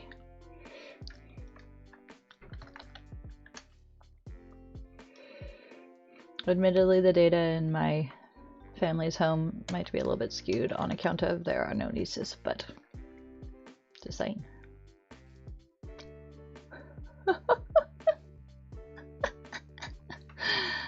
god.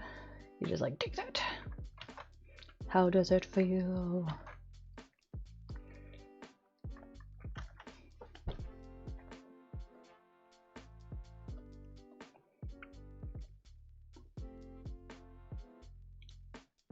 That looks strange.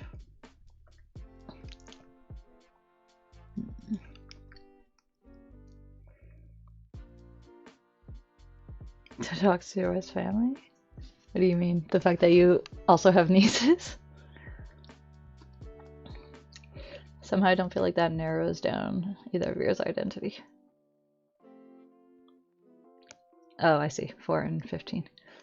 I missed that comment, but also I still feel like that doesn't narrow it down too much.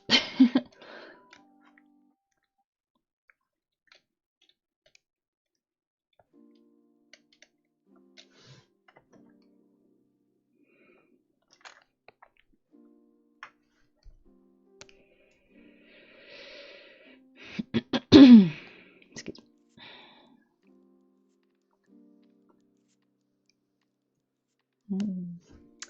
You get in there.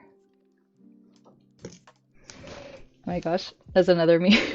That's another arcane meme that I feel like has brain rotted me a little bit. Just like Victor Nation. How we feeling, Victor Nation?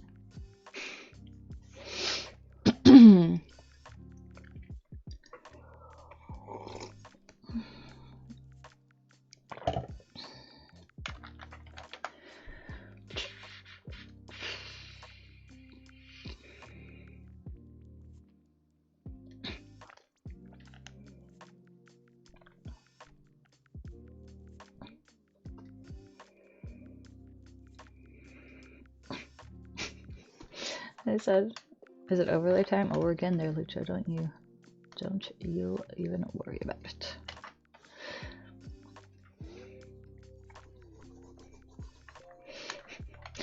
So I like that him being like, oh, I think my voice is getting scratchy. It's like, you could shut up. It's like, oh, alas, so scratchy.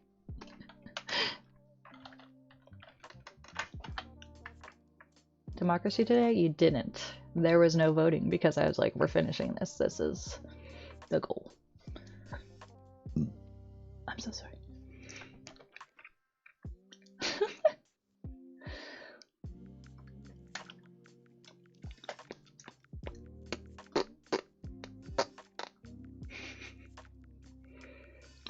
Nice.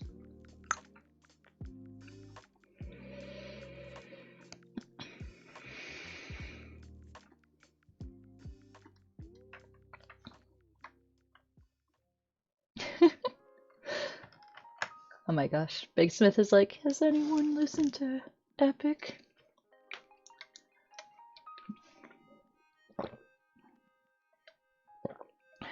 I'm so sorry. Excuse me.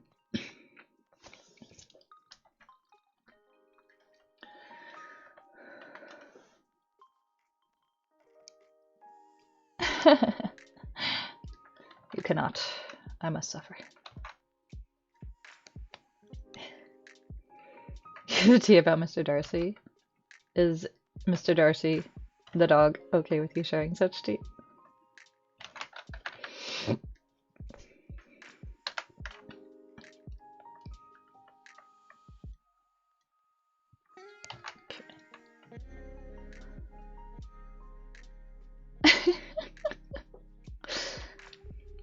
Mr. Darcy, prepare to be cancelled.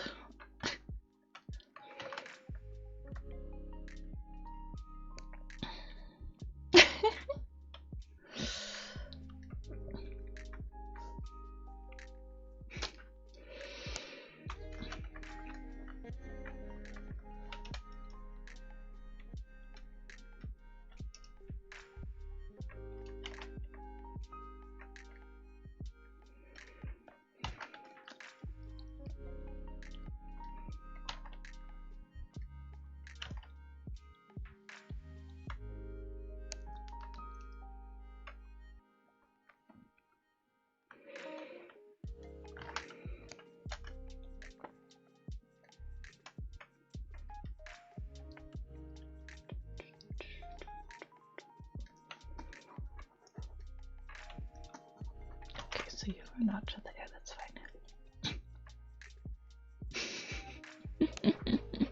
Finding something that rhymes with Mr. Darcy is challenging.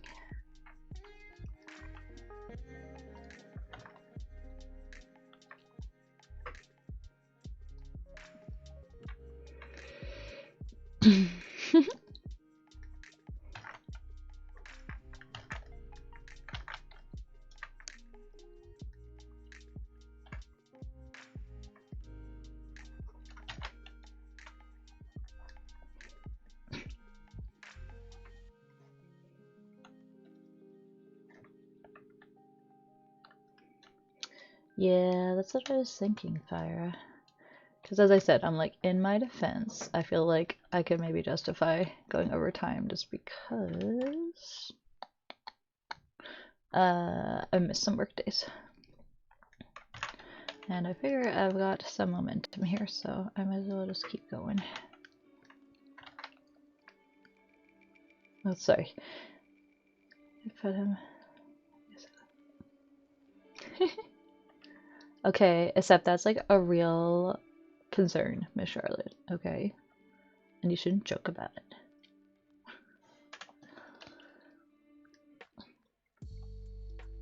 That's because I have it on dark.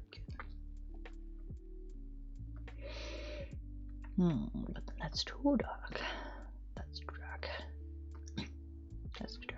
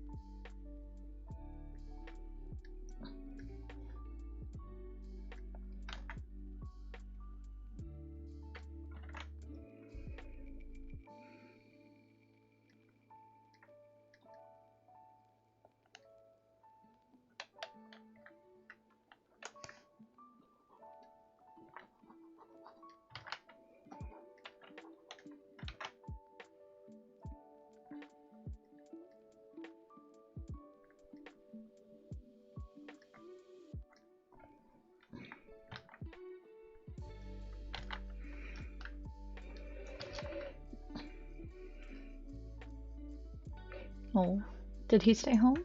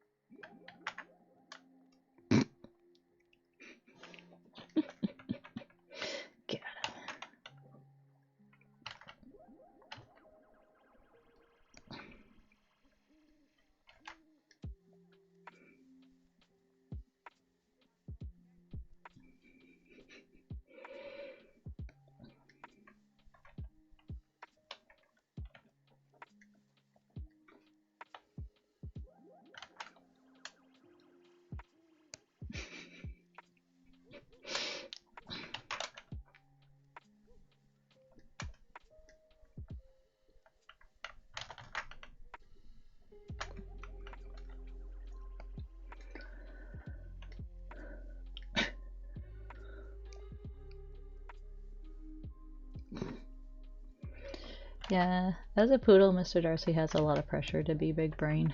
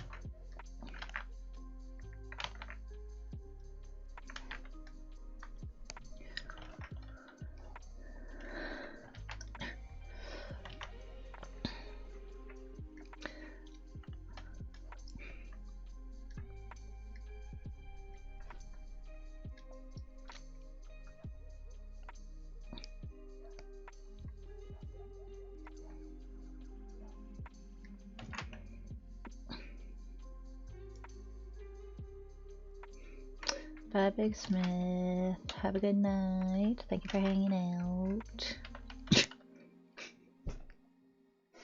Yeah, it is. Okay, Wednesday's the 1st. I most likely am going to be streaming on that day. Unless I party really hardy, but I do not plan to.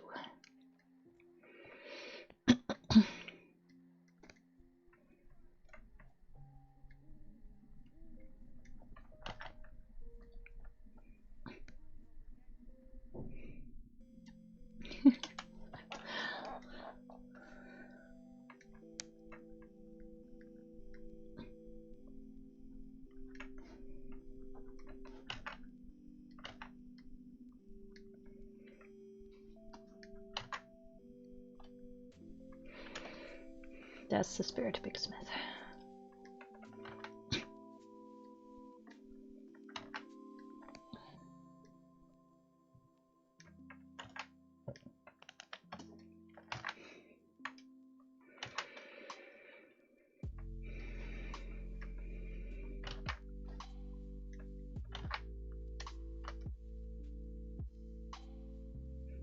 Oh, bless him. Is it Penka? How do you pronounce that?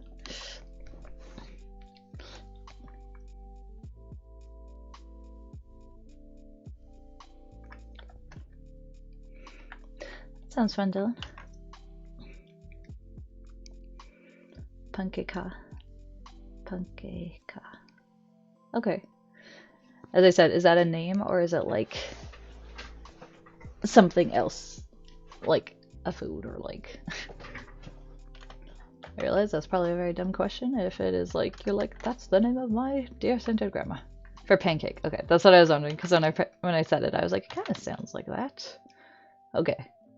My dear sainted grandma pancakes.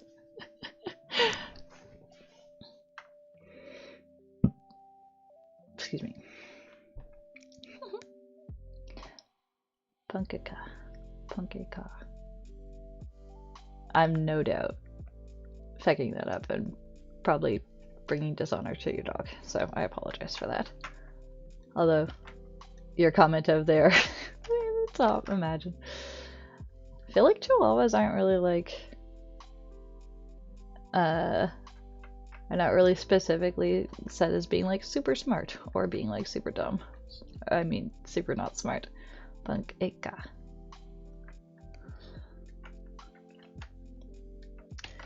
Why did I do this?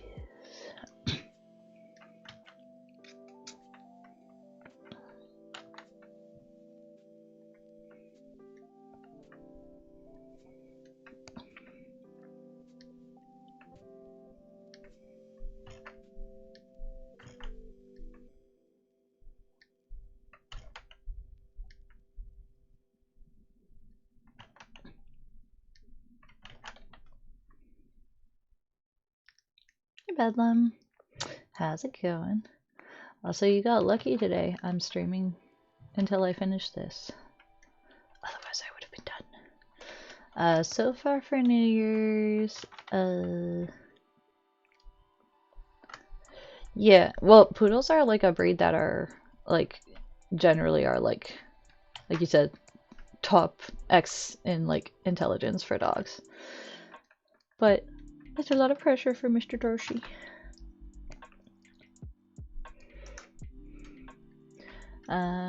Yes, for New Year's, I have a party invite or I have like a hangout invite. So I'm gonna see. I'm gonna see how I'm feeling. Because I am admittedly still pretty wiped from being out of town and driving 6 hours to see my family. Yeah, I look forward to it. Yeah, because is this... I am hesitant to use the word resolved. Yeah. Is the strike done for now? It seemed like it was not a really great outcome for the postal workers.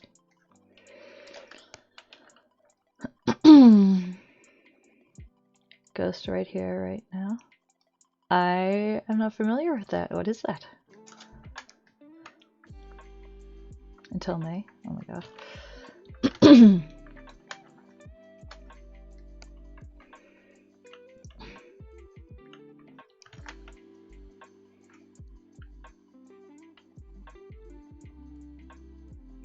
Gotcha. Okay. I do know of Ghost.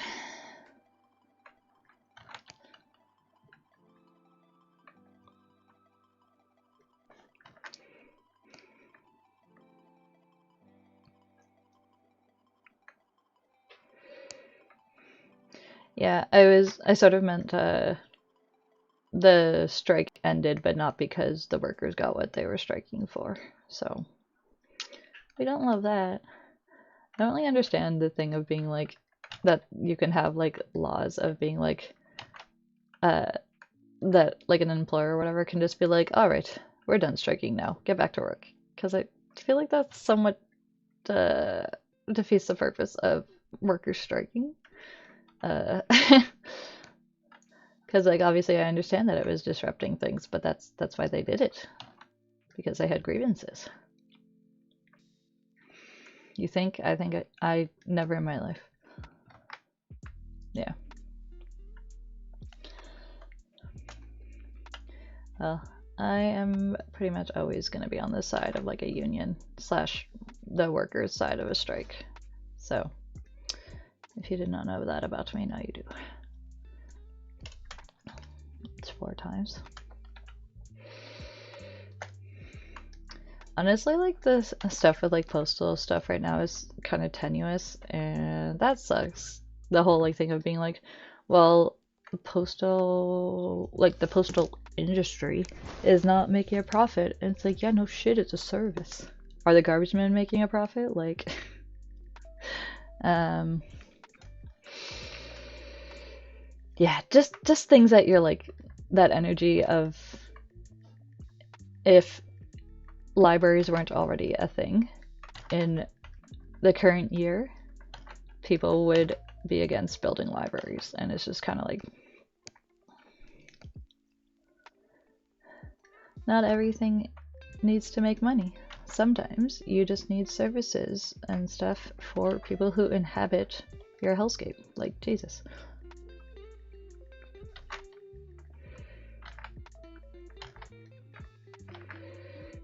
Also, you thought that we weren't going to have political talks.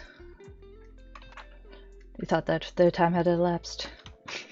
You're that wrong. I'm so sorry. Nah, it's okay. Clearly, it is something that I have opinions on.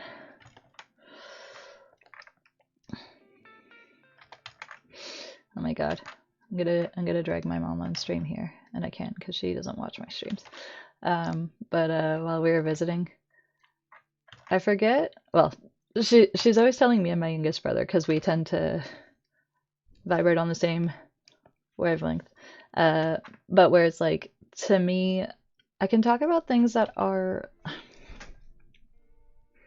both. I can talk about things that are political in nature in a more like just like daily life kind of way, I guess, where it's like I'm not inherently being like, this is a political conversation. But then I can also like talk about stuff that is not explicitly political in a way that I guess comes across as being political. And it's the same with my youngest brother, and my mom is just like, oh my God, you guys, not everything's political. And to her credit, you know, my mother is a socialist and, you know, has like very like the same like political leanings as me and my brother. So it's not that sort of thing. But just I get it that it can be exhausting sometimes, but we got on the topic of uh on Chicken Run. And yes. And I saw that in theaters when I was like grade 5, like 10. And and just I still think that that's a scary, like, if not like a scary movie, it is a movie that has a really dark framework in it. Like, I don't understand how you could be like, it is a movie that I'm like, how do you watch this movie and not see the, like, you know, even if it's not a thing of like political in like a left or a right way, how do you not see that these characters who have been personified and we're supposed to like connect with, that them being kept to be made into food is horrifying? Like, I don't think that's a hot take. I think that is like a pretty reasonable thing. And I guess you could be like, well, they're a chicken. It's like, yeah, but they are the characters we're supposed to relate to. You know? And I mean, I'm a vegetarian, so that's a cold take. Yeah. Like, so that was one where I was kind of like,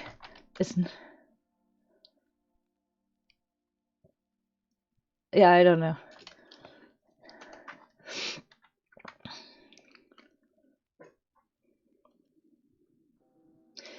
Yeah, well, and I said it's like, I mean, I'm a vegetarian, so I feel like I can like be a little bit more like, this kind of horrifies me without someone being like, oh, you eat chicken. Because yes, I don't know, but again, I watched it when I was like decently young, and actually before I was like a vegetarian or whatever. But it's just like, you know, the conceit of the movie is a horrifying premise, you know. No, not tonight. My God, now I'm trying to think. There's also this animated movie that was about like a fish market that I watched, I think like a Saber Sparks video on. And if you guys say so, I'm not talking about cannibalism. I know you guys are the ones who are talking about cannibalism. You're obsessed. But yeah, I want to say it's called like Paku or something like that, but like a story about like kind of anthropomorphic fish who are in a fish market, and like kind of even more like significantly, I would say, more horrifying than Chicken Run, because it's like the whole thing that they are like in these tanks and they know that they're going to die. They are seeing the other fish get like prepped and cut up and stuff like that, and they're seeing people like eating the fish that were in the tanks with them, and like some of them are not dead, and like all this stuff that I'm like, oh my God, like that was too much. Like like legitimately that was like a movie that I was like, I wish I hadn't heard about this movie, because it is like that distressing to me. And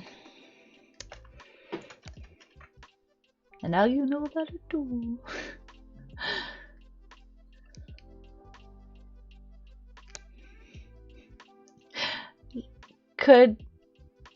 Wouldn't the ocean be too cold for the lobsters where the Titanic sank?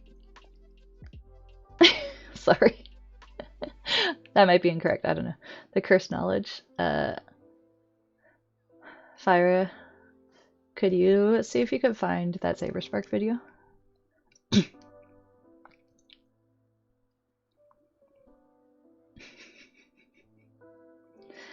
I also used to be very scared of zombie movies growing up, so, you know? I don't like the idea of being eaten. It's crazy. That's a hot take. I would prefer not to be eaten alive or dead. Nar. I'm sorry, Dylan. Maybe the lobsters on board the Titanic were Arctic. Were Arctic lobsters. So I continue to make gross sounds.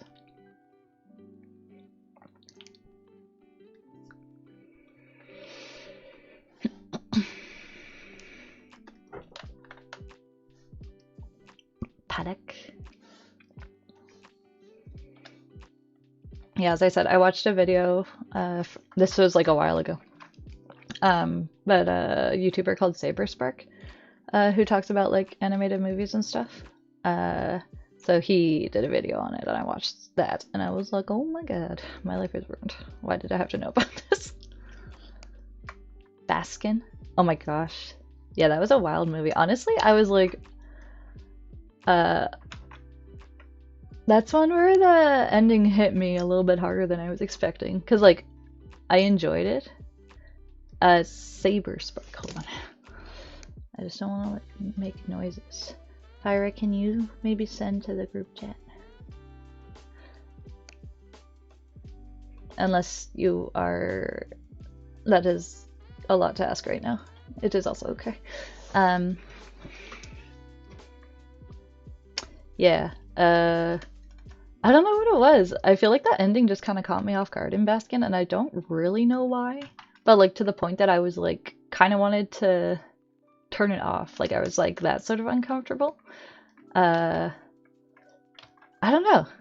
Did you find that it was like it had like a tonal shift in the end, Bedlam, or do you feel like you're like, no, that was like pretty telegraphed? You're crazy then.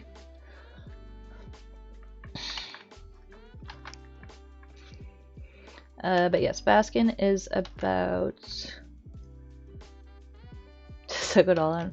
I mean, maybe I should have watched it twice after getting to the ending and being like just seeing, knowing where it's going, seeing how like I feel. Fyra, you can post links. Is it because you're a mod? But yes, I imagine that is for the Saberspark video. I feel like I haven't really been watching Saberspark's videos the last little while, but that is something that I have found since separating from my ex, is like the YouTube channels that we used to watch together. I have not really been as interested to watch them.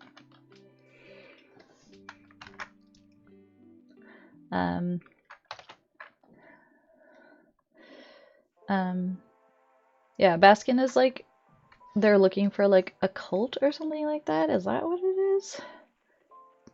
Just know that they get taken prisoner and it's like, oh no, that's not good. Is it on Shudder? Because I feel like I watched it on Shudder before, but it was like a while ago.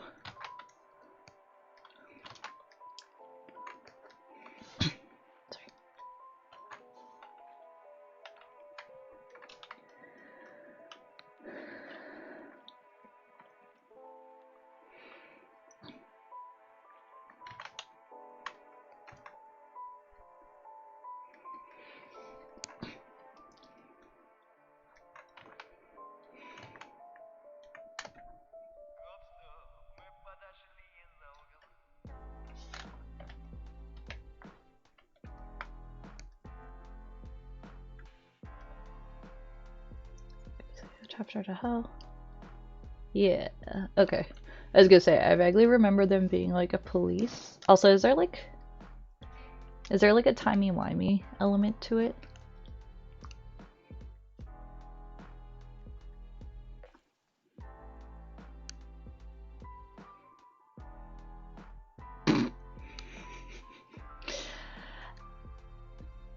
I will say yes, but also just that the people that are there are not the best sort of people either. It's equal share as asshole.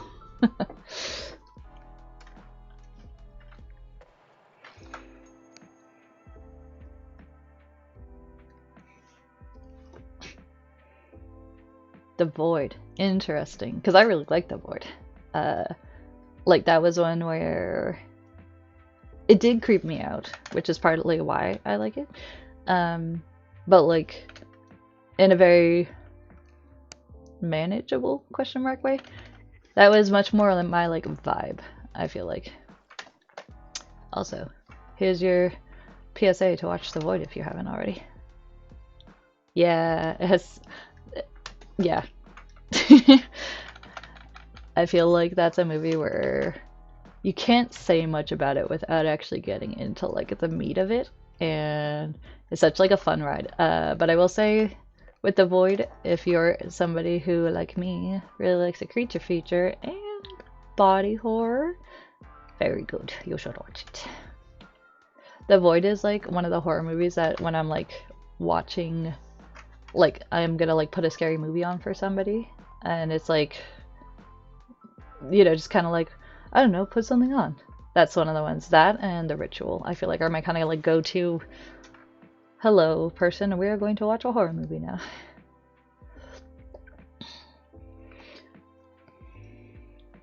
You can watch The Void on YouTube. It is on Shudder. Yes, she is. That is right. I was gonna say I have showed more people The Void because I think Ritual was on the Netflix. Was on Netflix, and it has been gone for a while, so it is just a little bit more effort to find. But that is not to say that I do not enjoy rewatching The Void.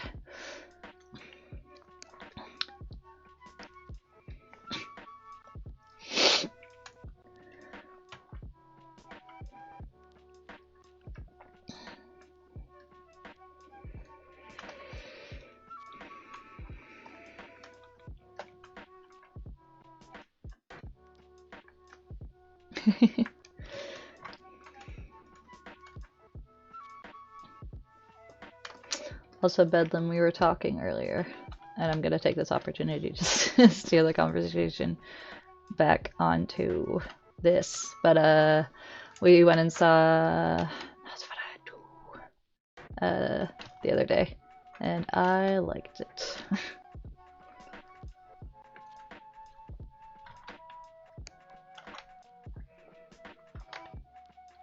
What one? Sorry, I said that very mysteriously. The new Nosferatu movie. Big Smith, you and Shabbat are both ridiculous. You'll be like, goodbye. Goodbye. When will I see you again? Never. Tomorrow? Oh no. Don't mind me. I'm just doing a one-woman reproduction of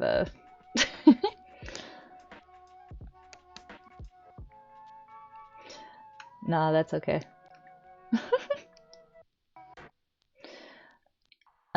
Sorry, Nosferatu, how was it? I liked it, Bedlam. It is a movie that I definitely would rewatch. So, I said, you could, if you are curious, you might want to go back to, like, watch the VOD of earlier in the stream, because we were talking about it in a bit more detail.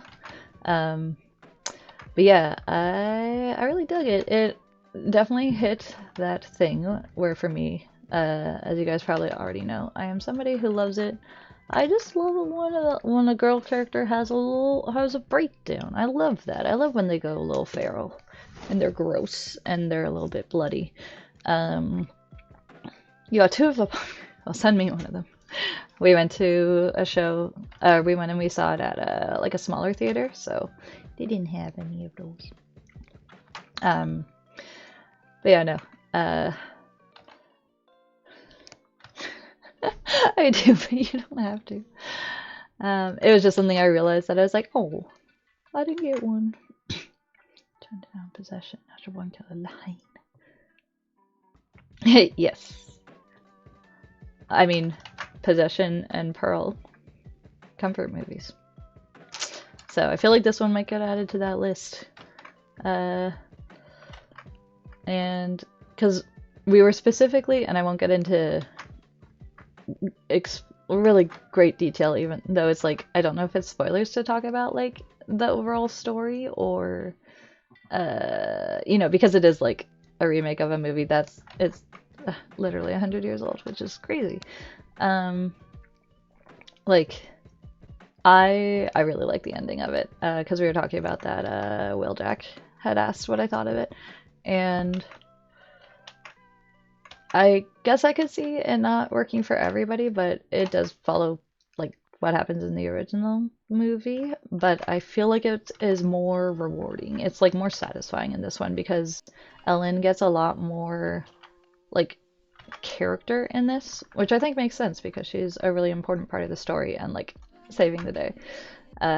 So I was satisfied at the end of the movie. I was like, hell yeah.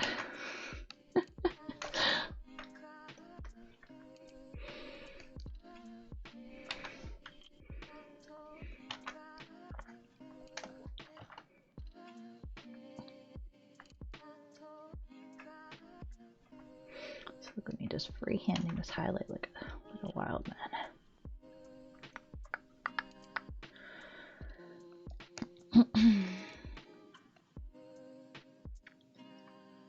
Natural Born Killers. I have not watched that one. It admittedly sounds kind of like a movie I wouldn't like, but is that the one with Juliette Lewis in it?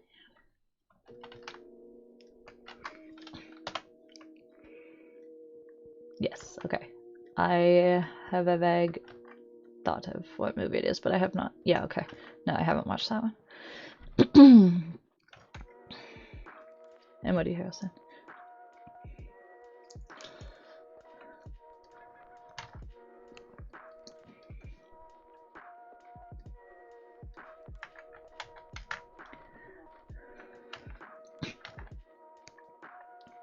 Thank you, Bakeshman.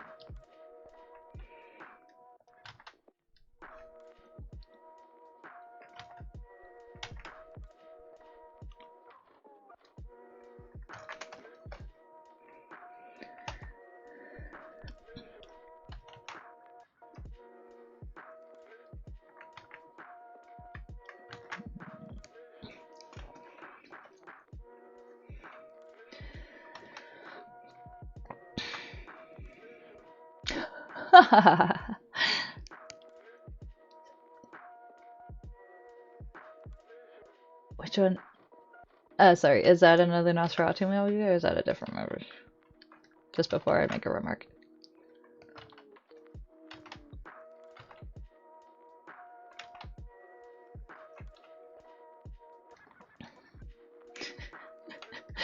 Yeah. Somebody shares that looks terrible, instantly banned. Get the fuck.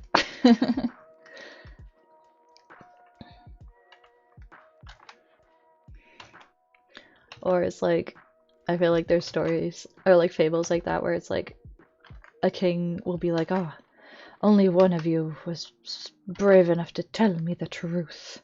Therefore you shall inherit my kingdom. That's not me. I will execute you.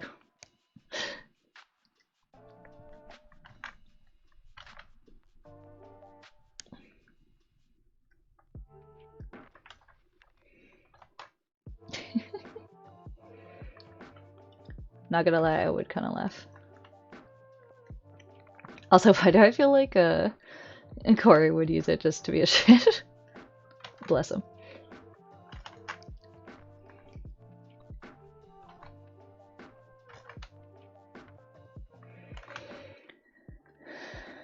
You would? Banned. Blocked. No more drawings of yours.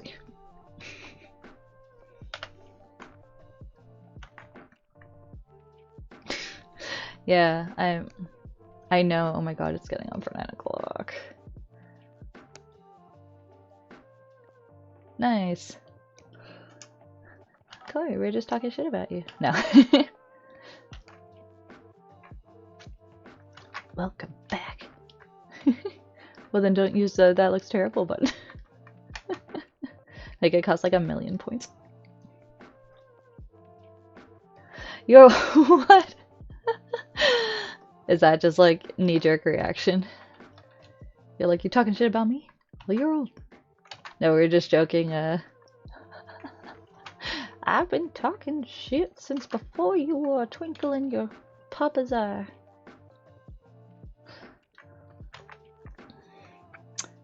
And no, we were just saying we need a, because we have a that's so good cheer. We're like, we need a that's so terrible one. But then I am boob. Uh,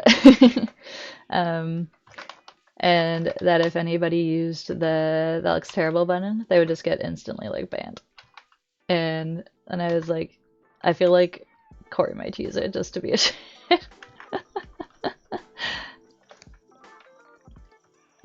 And here we are now. Big Smith might also get banned for using the button. It's okay.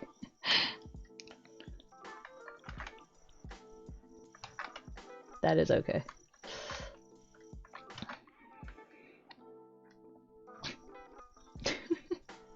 It summoned you, apparently.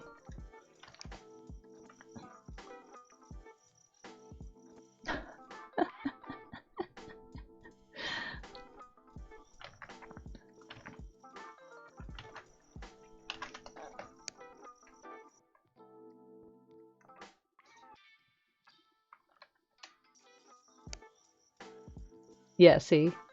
Oh, you mean your old button? No, yeah, I specifically will not make that. Fan of catching strays in chat. Although, I don't consider that a stray. It just kind of is what it is. Thank you, Corey. Be nice. As I said, I feel like people would just not be able to resist the Sirens song of pressing the that looks terrible button. I know that you guys are all very on my side.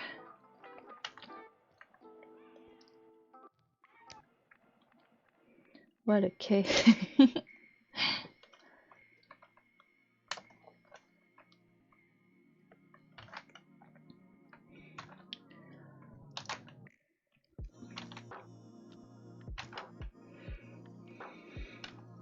As I said, I think that there is like a way that you can like suggest like cheers and stuff like that that you would like to be added. Otherwise I could in theory make a list, but do it, loser. You do it, Corey. Huh? Why don't you do it? You ever think about that?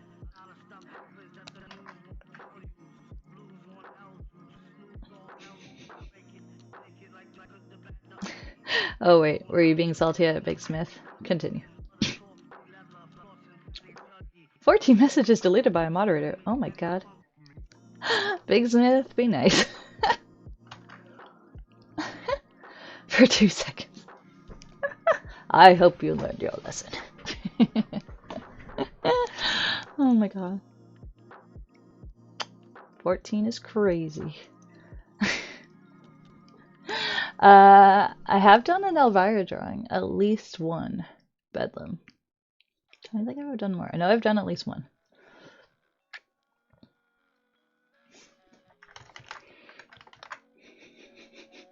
This is specifically choreophobia.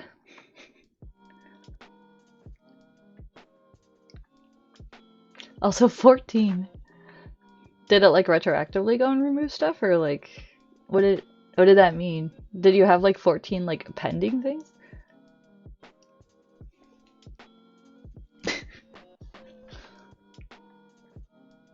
Uncle Smith lore. No one can know.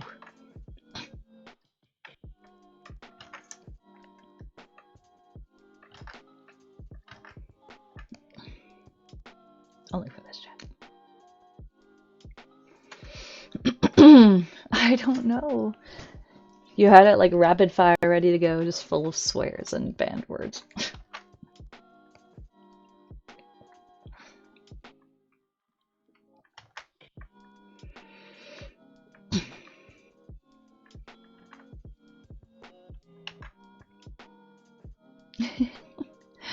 That's right. The swear account rules resets in the new year, so.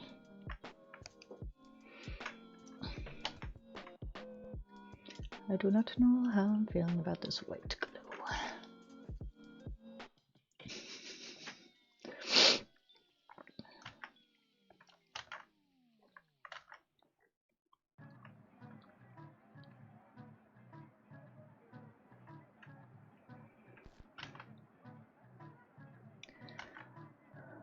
Also, Bedlam, my remark to your Elvira thing was me being like, I will take a quick little look for it because I think I know whereabouts to find it. I was not just being like, yeah.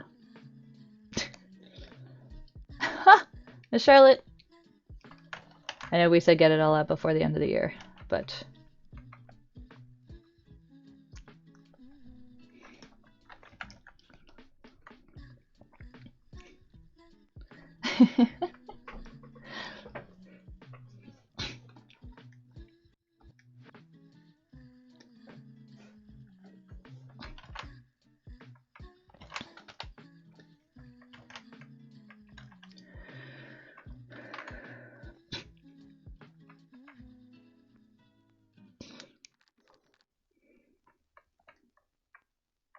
I've also drawn a cute girl version of Krampus before.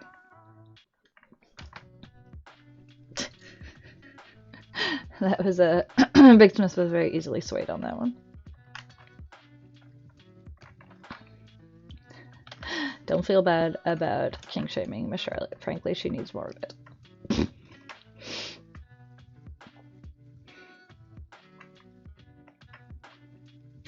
Okay, oh my goodness. It was something that I like kind of wanted to start doing as like a yearly like drawing tradition, and just kind of didn't. For dinner once a year. Hold on.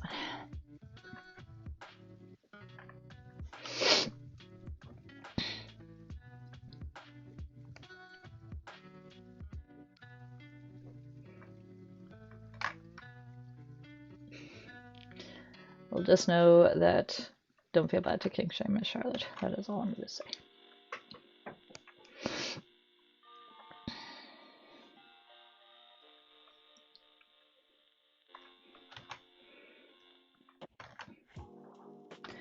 Alright, let us pause for a moment and I will find Elvira. Oh, yes, you did. I was going to say, I feel like getting kink shamed would be just more of, would just somehow feed into something of Miss Charlotte, so it might be futile, but...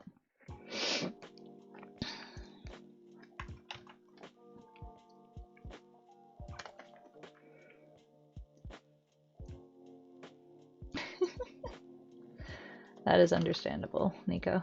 We love a big, tall, strong girl. And it could be I am Bob, which is why I was saying it might. Corey.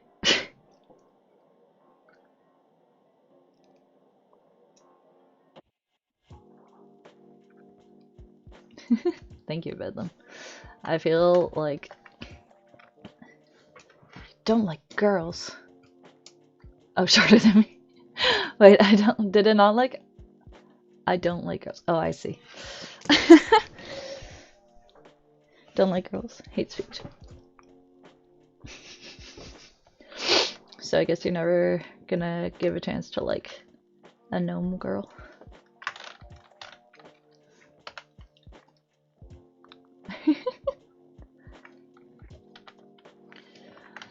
I don't know, it sounded like you were about to do a hate speech. I'm joking.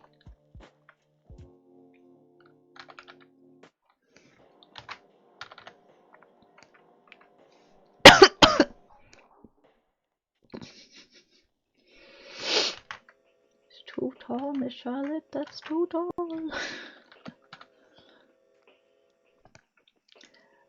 I like that we can all agree. It's like, Automod, Trudle.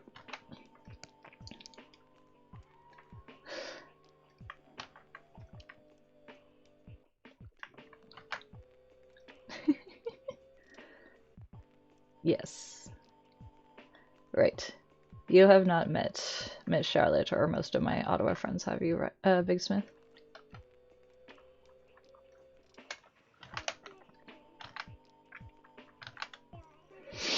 Not in person. Yes. She is quite tall.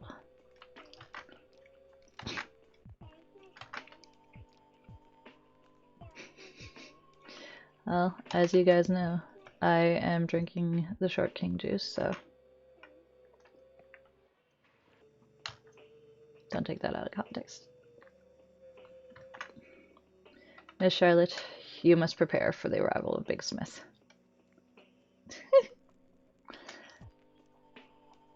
That's okay, just get them to carry you around.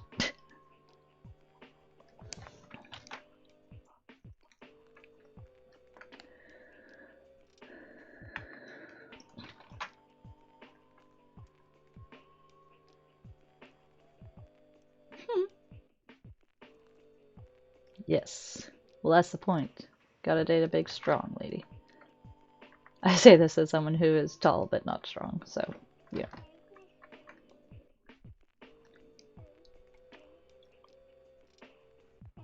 Option 2 as well. Yeah, there was this post that was like going around on socials a bit ago about a cosplayer who's like 6'4".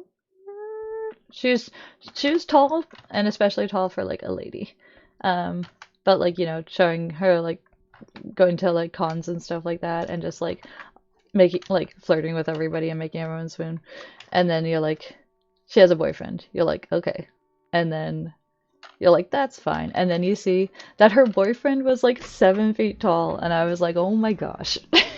Because when it was like, she has a boyfriend, I'm like, that is somebody who sounds incredibly comfortable in his skin. And then when it was like, no, he's actually taller than her, I'm like, oh my god.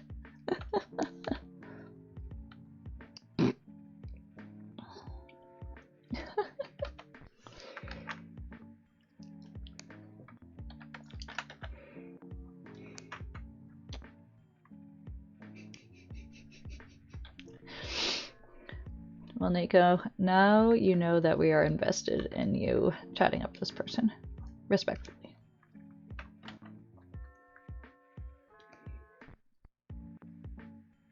That is a bad idea.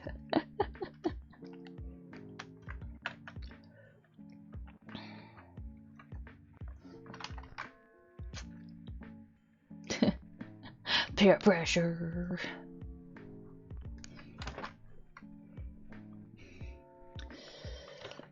I mean, you know, she might say no, and that's okay, but she might not.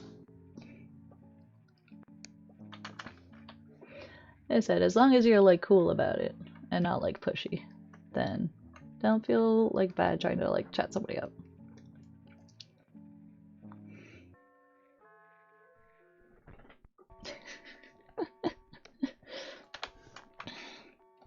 Well, now you could be like, just be like, use it for memes. That's nice, Bedlam. No, just be like, so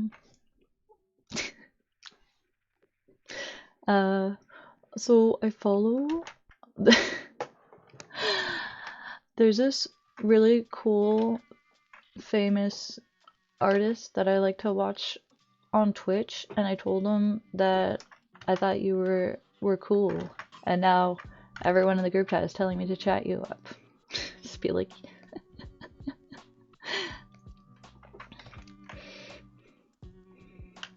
is this a person for the benefit of someone else? Did you say that she's a bouncer at like one of the goth clubs that you go to?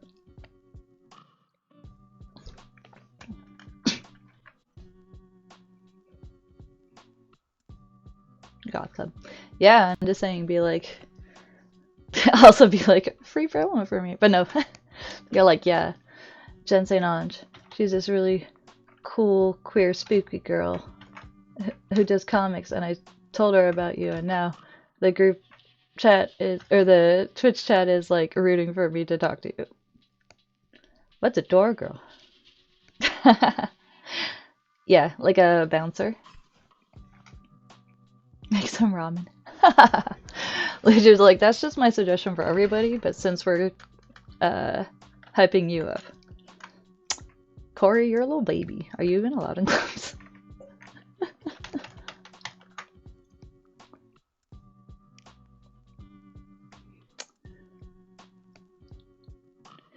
Yeah, I mean, usually like a bouncer does need to be like that they can resolve conflict as needed. So,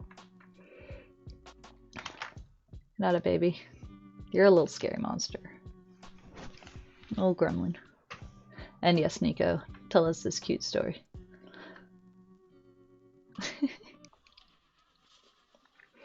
As I said, like honestly, and I'm not big and strong enough to be a lady bouncer. But I'm like, I don't know if this is like too personal, but like uh a male presenting individual who's like comfortable in their height and is like under 6 foot or like under 5'10", you know.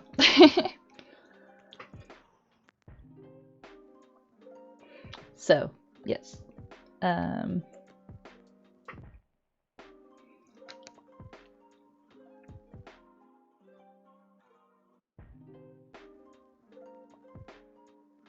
is that being creepy? um I mean, oh, oh, in a book. Oh, I guess they maybe had like a an almanac. 150% tip. That is true. Again, I was gonna say it's kind of more about um, like that the male person is like uh comfortable in themselves and confident enough to be like, uh that they don't see you being taller than them as being like a detriment or like uh so intimidating that they are like, I couldn't talk to her. Maybe not intimidating, like they're like, if I'm like around somebody who's taller than me, then I'm gonna look short and I can't handle that. So it's kind of like about the person, but I mean, uh, when me and like,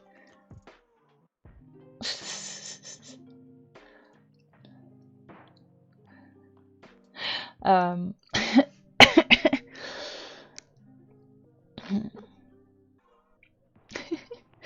um, yeah, I feel like that defeats the purpose of you, in a somewhat flirty way, giving someone a good tip if all your friends are like, "You're right, that's a great idea." But you know what? Good for her. She got her bag that night. Um,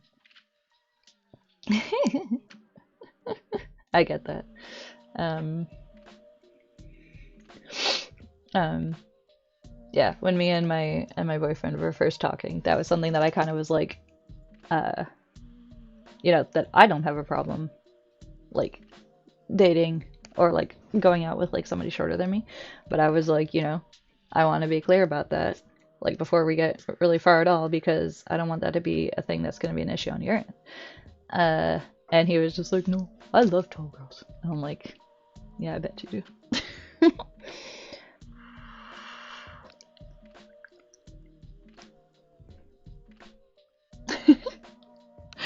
Were, were you auctioning for like this poor girl's hand?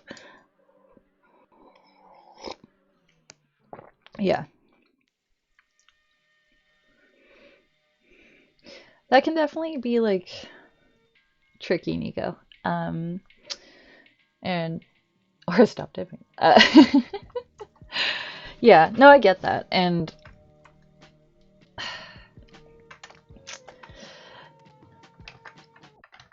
obviously it depends on the person, and this won't apply to everybody. But I think if you are like talking to somebody flirtily and they don't feel like you're like backing them into a corner, either physically or just like figuratively, um, that is like they feel like they can safely be like, no, thank you, I'm okay. Like that is kind of like the goal, I think, when you're like talking to somebody that you don't know if they're gonna like appreciate slash reciprocate that kind of thing. And especially if you are a male person talking to a lady person.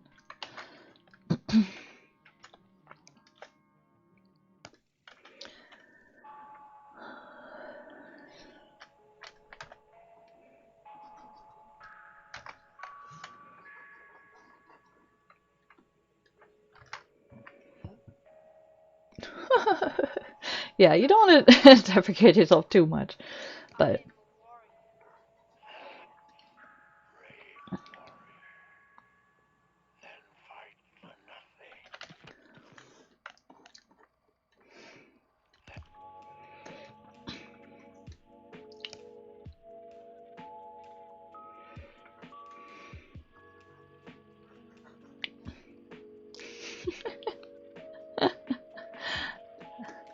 I appreciate that we here on the stream can offer valuable dating advice.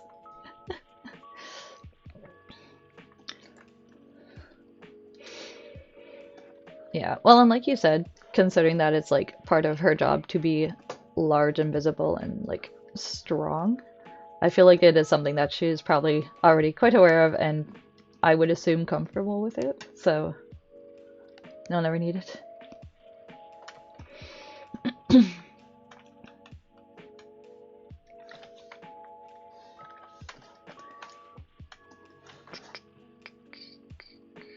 What if?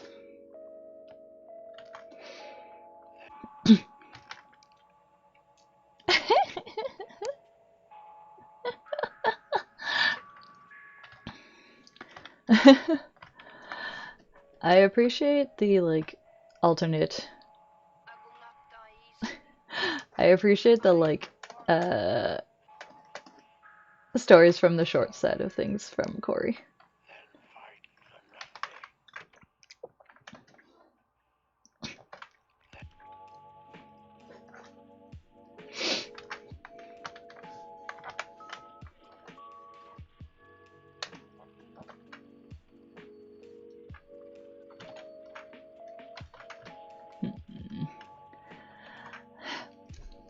I feel like there's a few guys in this chat, like like AMAP, who are like uh short for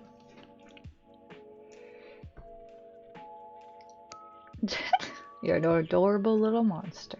That's why I said you're like a gremlin.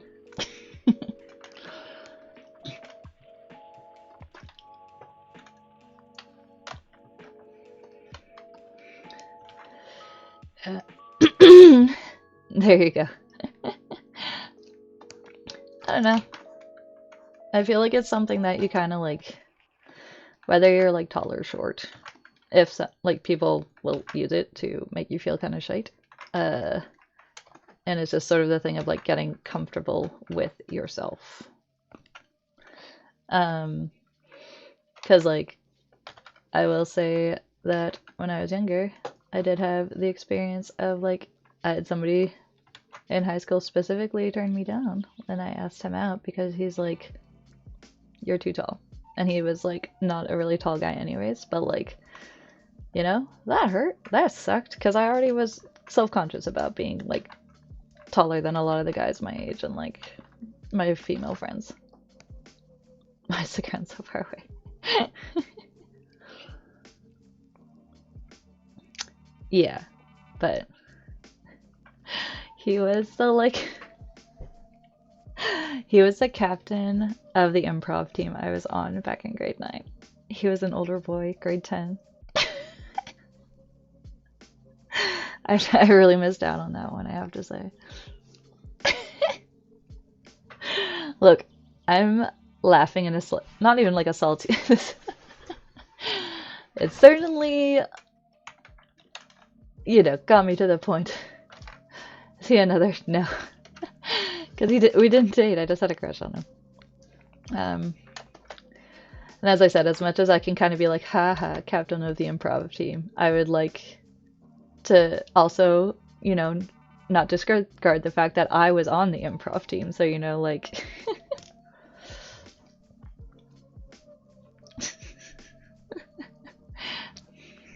No, I was as awkward and anxious as I was, especially when I was younger. I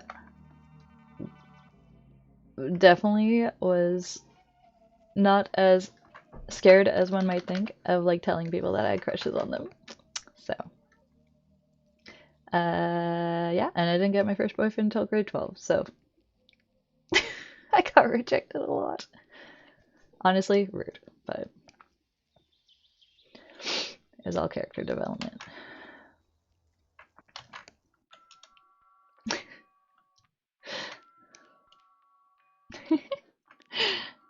Again, it got me to where I am now. When I was younger, I was sad, but again, I clearly didn't stop telling people I had crushes on them, so.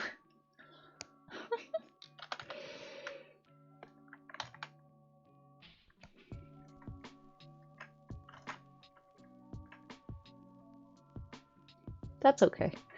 As I was saying, I think that, you know, on one hand, it's okay to sort of like figure out what sort of person you maybe want to be with when you're younger, but also like, there's no rush.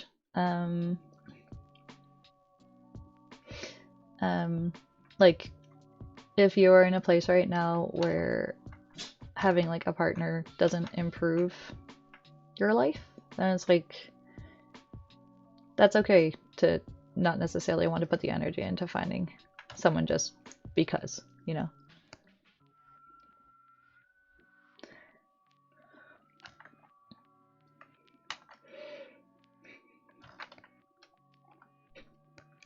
Okay, sorry, I just made that face because I'm in my 30s and, you know, that's crazy to me, but also, that was me for real.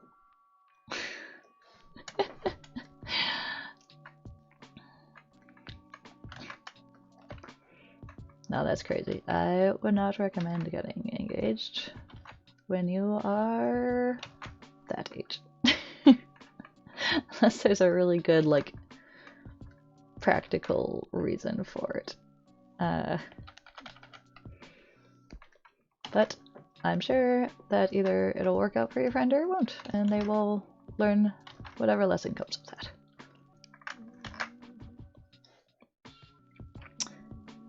Yeah, that's crazy when I'm like, I only had my like first like boyfriend when I was like in grade 12, and then I got engaged before I was 20. Yes, yeah.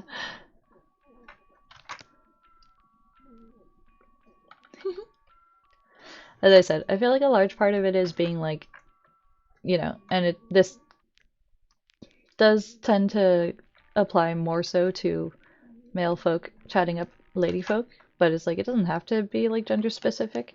Like being letting somebody know your intention and then just making them feel like, you know, hopefully they'll say yes, but they feel safe that they can say no, you know.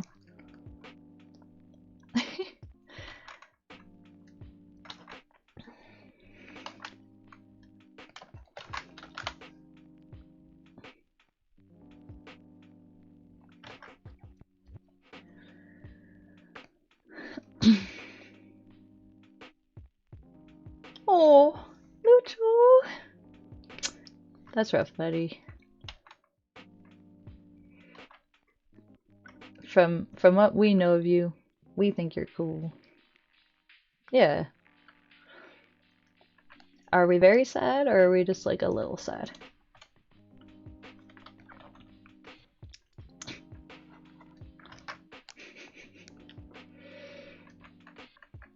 We're cool. Okay. Well, that still sucks, but I agree with everyone else that it's like sometimes just plucking up the courage to do it is like that's worthwhile. Yeah, Big Smith is like, Lucho, come up here. I'll date you.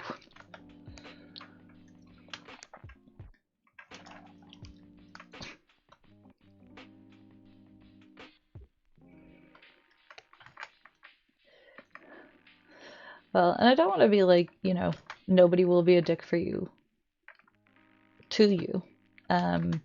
Because of like something like your height or other stuff that like you can't control, you know. But also like sometimes people tell you who they are early on, and honestly that's better than not knowing that they're that kind of person because they probably are not the right person for you.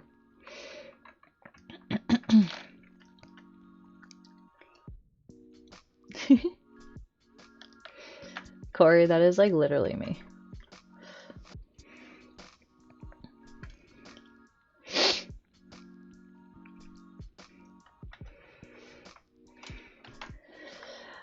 Yeah. Well, and on the other side of it, I would say that, like, you know, if somebody feels a certain way for you, like, or, vice versa, I feel like it is for both parties. You both deserve to, like, be honest with each other of being like, I maybe don't want to just be your friend. And then the other person might not feel the same way, but you can still, like, at least they know, and you're, like, respecting their ability to make that call. And that doesn't always mean that, like, if that comes up and the other person's like, I don't really want to have that relationship with you, but I care about you a lot still, is like, that doesn't necessarily mean that you can't still have a different relationship. You know.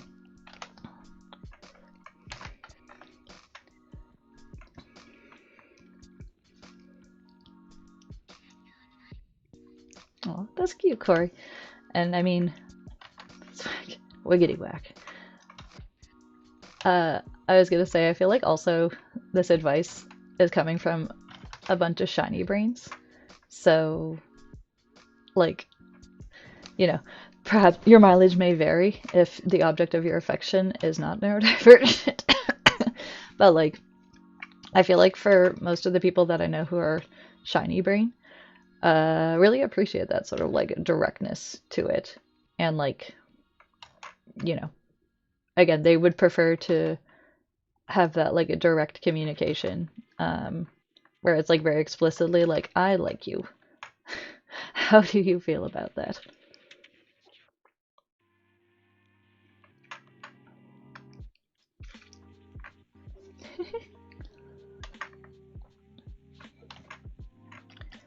Your muse. Yeah, exactly.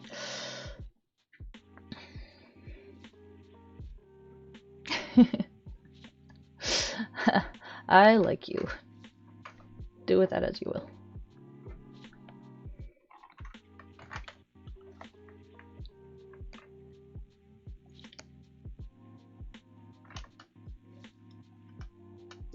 Yes, that's why, as I said, I feel like especially for, like, shiny brain folks, sometimes just being direct is, like, the best way to go, because it is easy to be oblivious.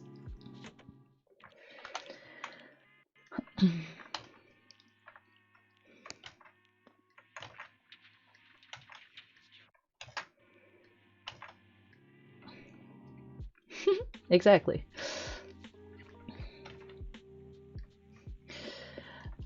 I don't know. And again, it's that sort of thing of, like, obviously when you are, like, being vulnerable to someone like that, and, like, kind of putting yourself out there, you want, like, them to, have a positive response or, like, reciprocate. But I think that just, like, knowing that somebody is not on the same wavelength as you, and depending on how they react to that, is, like, if they're, like, really cruel to you and, like, shooting you down, I think, like, you'd want to know that about a person, because then you're like, damn, that's, like, I didn't think that that was, like, who you were from when I knew of you. Uh, you know, are you somebody that I want to be friends with, you know? Um, oh, Nico. You're like, you're not being forward enough, actually.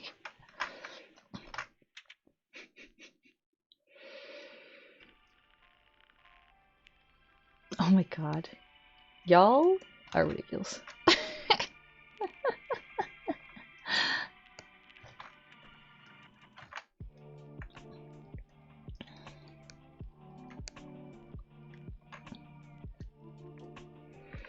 This is turning into a very red cover.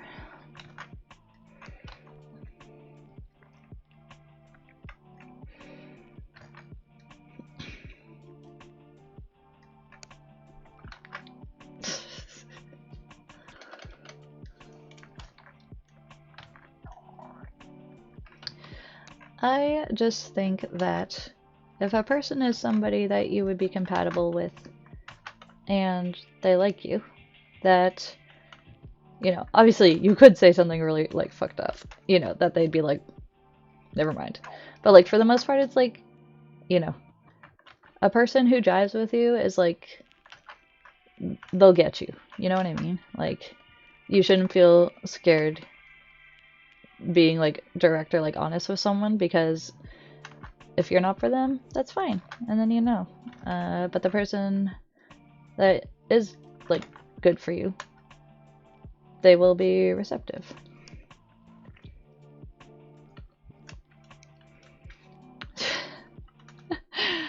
And that is honestly such like,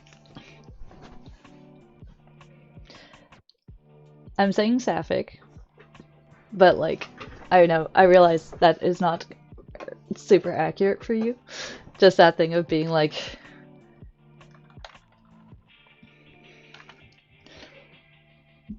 oh my gosh, yeah, that's true.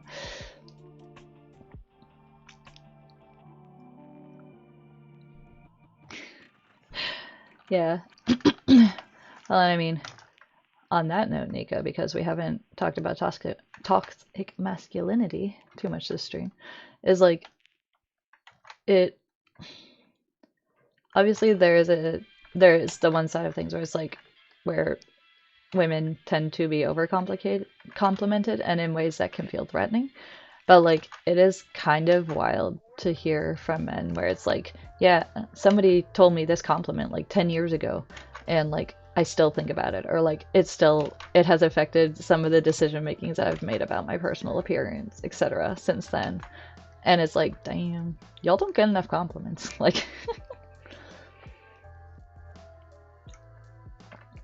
and that makes me sad. That's why I like to kind of try and hype up my guy friends, especially because I'm like, y'all are cool guys who deserve to know nice things about yourselves, and you will take my compliments. Do with them as you will, but you will get them.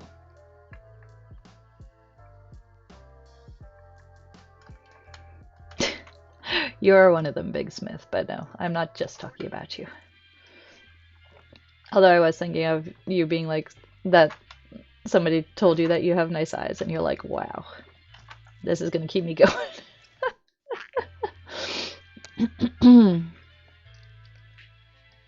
Now I know.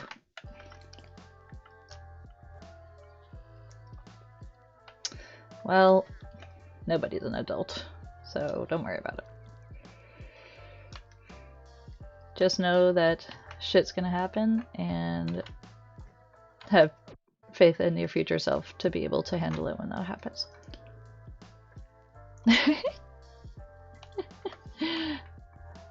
I mean, I'm ever be real. I feel like Big Smith gets a lot of like attention in this stream, and I don't think that that is a bad thing. He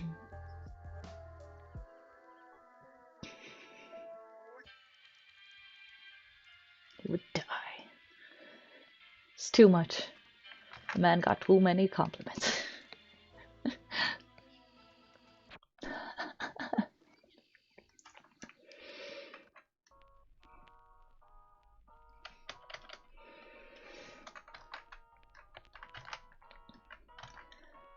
This is turning into everybody gas yourself up topic, and I'm into it.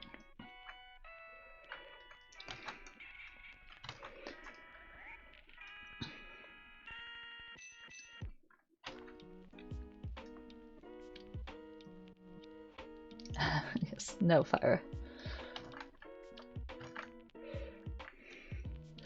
Fire also needs compliments, just FYI.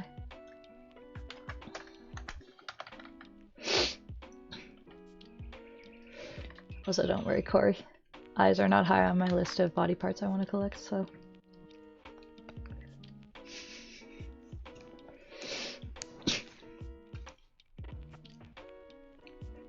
That is definitely accurate, Corey. Big Smith and Farah both are like, they're good guys.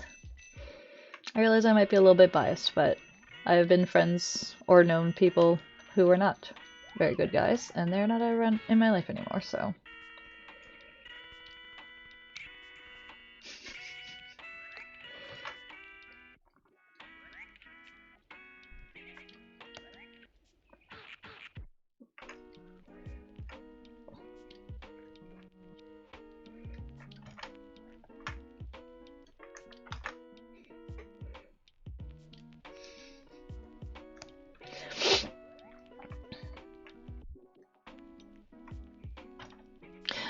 I also find it funny, just like the like lo-fi that we've been listening to, and like us just like saying nice things about each other. And meanwhile, I'm like, doo doo doo, drawing these dead guys.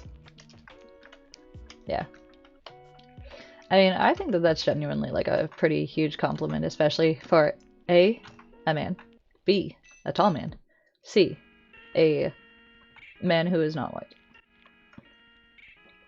Not because people who fit that description do not deserve that, but just I know that that makes you are communicated with that the chance of you being read in such a way is a lot more likely. So, yeah.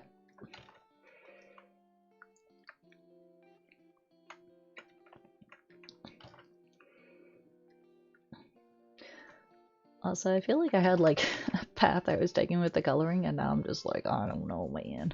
It's been 5 hours. Also, this is like real ADHD mode that I'm like, damn, I haven't like gone pee in like 5 hours. I haven't stood up in like 5 hours.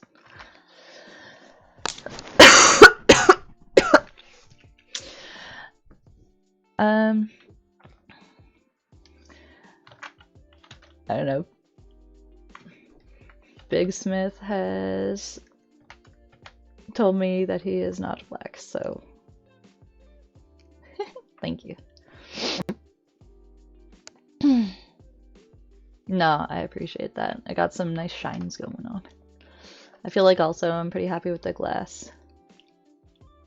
Oh god. Go piss, girl. That would actually be funny, but I do not disagree with you, Miss Charlotte. I am generally trying to curate the kind of weirdos that are on stream when I do this.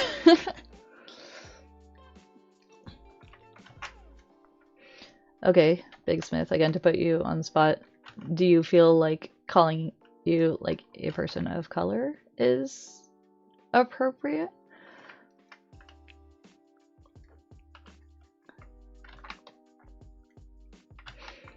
And also, you don't necessarily have to answer that. I'm just asking since we're on that topic.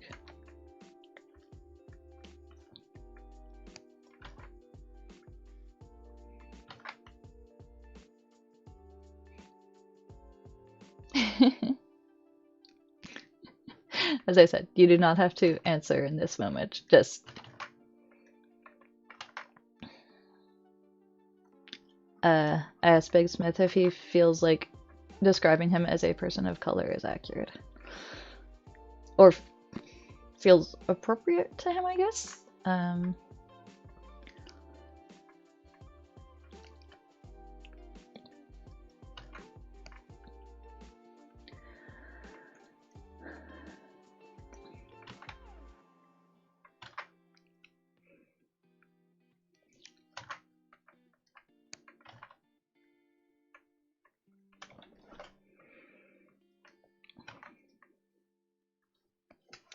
Baby girl, I know. I know. This is a long stream, my sweet angel. Hi. As I said, you do not have to have a like 100% binary answer to this question in this moment if you do not have one. Excuse me. You're like, I defer to not me. I know, sweetheart, I know. Also, do not look at my vape. Hi, you precious angel. You my sweet baby girl. You such a good girl. You the best girl. Yeah.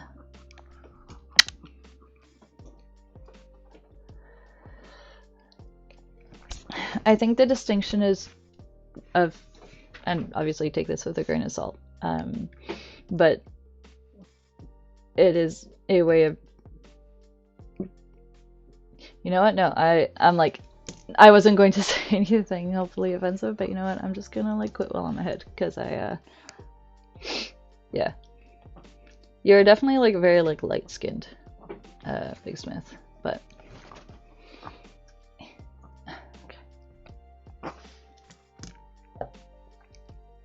Hi, are you such a good puppy? I know, freaking I'm getting close to being done, and and we are gonna make some tortellini for dinner. Yeah, with vegetables and tomato sauce. Some tortellini. Do you like tortellini? Yeah. Friend's like, okay, let's go. What? You hit me with your paw. I know, as I said, this is a long stream.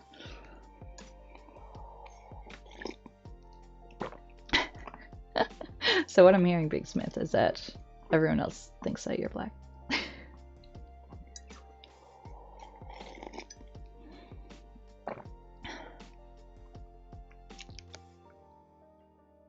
That's pretty cool, Corey.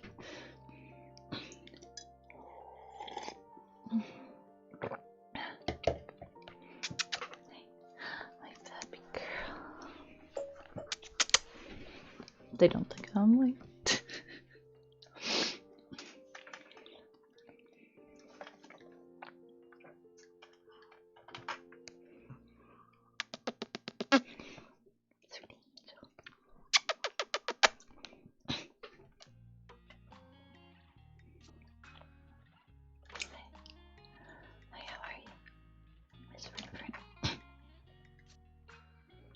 Dole.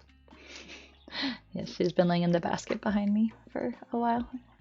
She finally got up to do a little stretch, so she's doing one better than me. Pardo? I'm gonna stay out of this line of joking, but lol.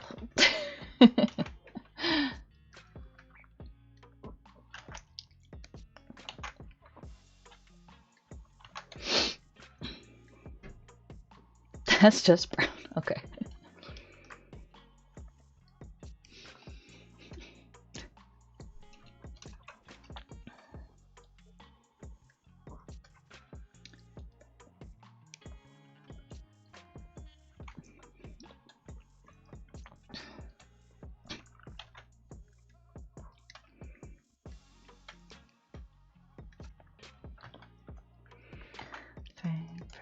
Puppy, puppy, you are on my tablet. That's kind of a whole conversation in and of itself, Fire.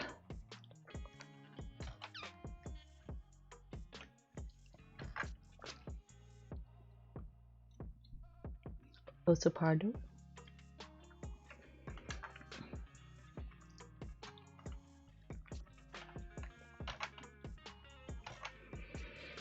I feel like Lucho's acquired a few names. Lucho Prime. Also, Lucho, did you resubscribe? You don't have to, I'm just asking. You good there, friend? Are you good there? Yeah. And yes, I've got the black lung.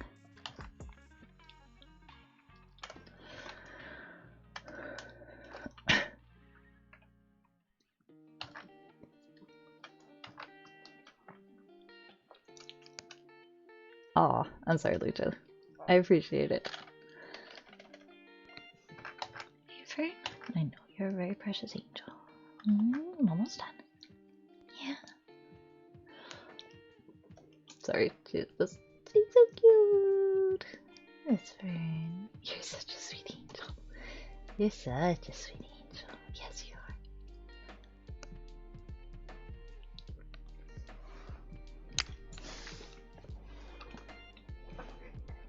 I said, she's like, Mama, is it time for you to pay attention to me?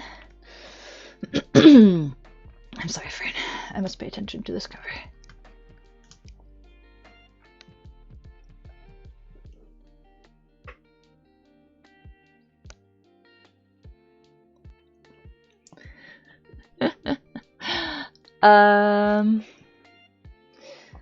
I feel like I am very disconnected from my like historical heritage, such as it is. She's listening, she understands. Because I don't want to say like technically, I guess it's just because like I don't really specifically identify with this, but like I'm if you go far enough back, my family is like Scots on my mom's side, and my dad's side is French and Swedish. And I don't really feel like I have much of a connection to any of those. Tim Hortons. So I will say that I will at least defend my owning of seasonings and use of them. Well, and I mean, this again could be its own sort of conversation, but I do feel like there is like that disconnect, and like you know, like white Europeans in like a Western sense of like Canada and the US, where it's like where it feels like you don't have like cultural heritage or like family traditions in the same way as like people who are not white. So that, I think, affects how white people tend to want to put it, to frame it generously, to adopt / incorporate cultural stuff that does not belong to them historically, or worse, try to like steal it while also making it not accessible or proper for the culture that it's coming from to use it and benefit from it in the same way that the white people doing it do. That is just like, I don't know. I'm also a heathen, so you know, I also don't have like a religious heritage. But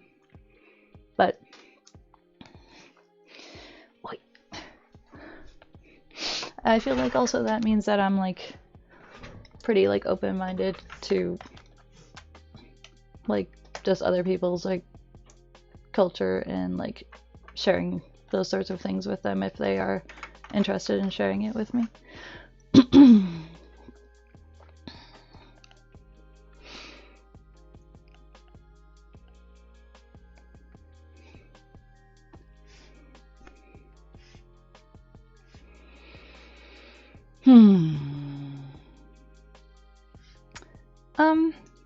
Yeah, I would say maybe more like agnostic leaning. Just because I'm like,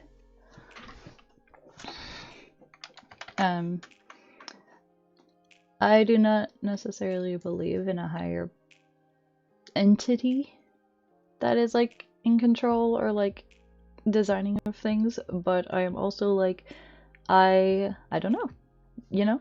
I accept that the knowledge of us as a species is like finite, and realistically we don't know the answer to everything, so you know, I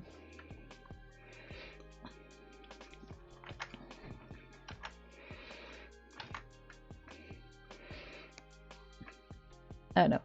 Generally I'm like, if somebody else is religious and they're using it to find a meaning and like comfort in their life and using it to make decisions for them and not for other people, then I don't have an issue with that. I'm pretty cool with that, I think. It is when it starts to encroach on other people's decision making and freedoms that I have an issue. Yes.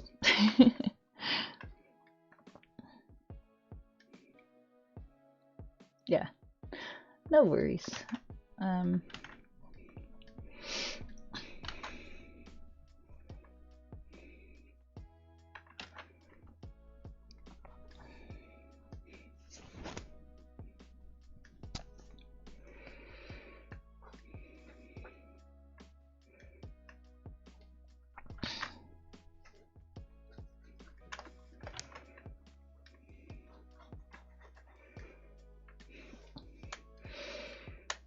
I feel like my overall life philosophy is just that, like,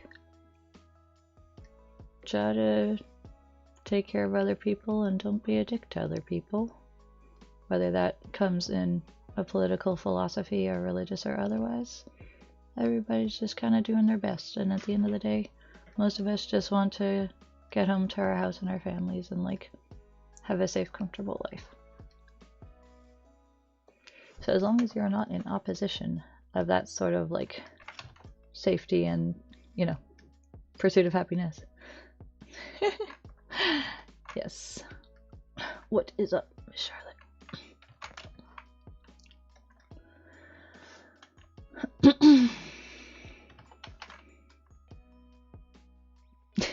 Generally, yeah.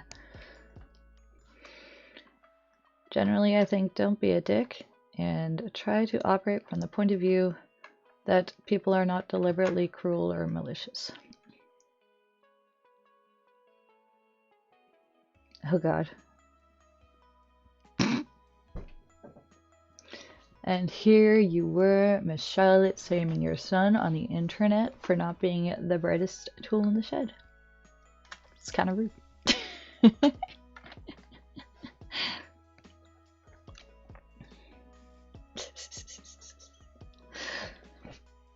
Not gonna lie, that's pretty funny. Bless you both.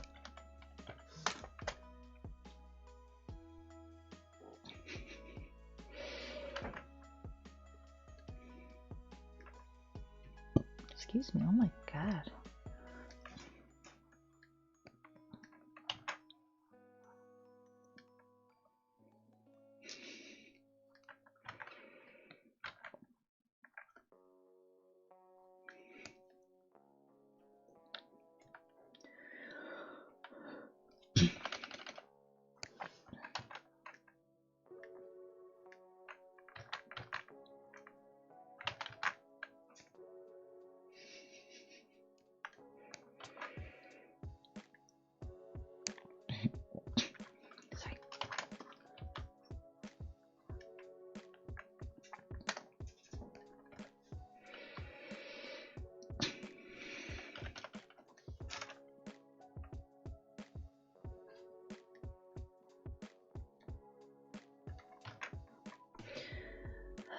Been avoiding it, but I feel like I need to speedrun drawing the bottles I wanted to include.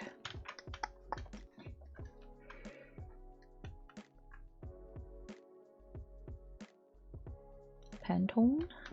Like the like color chart kind of thing? Because if that is what you mean, then yes we do. No. Sorry.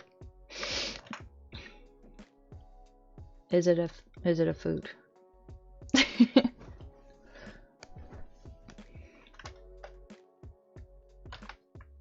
Chunky Christmas bread.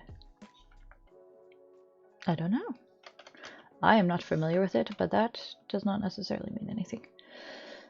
Oh my god, I'm dying.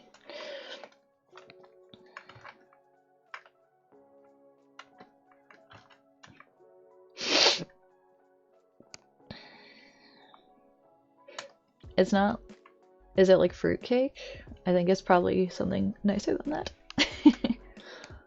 And raisins. Well, I'm sold. Unpopular opinion that I'm a raisin. Enjoy.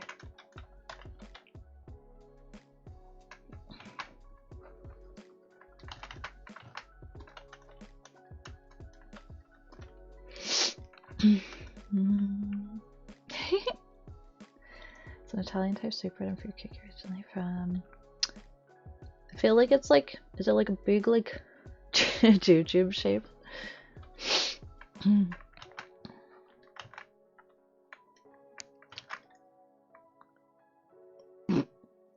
Oh, Miss Charlotte.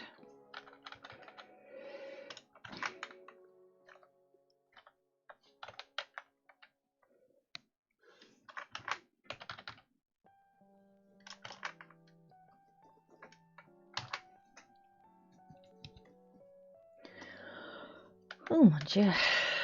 Sorry, I know. We gotta finish this.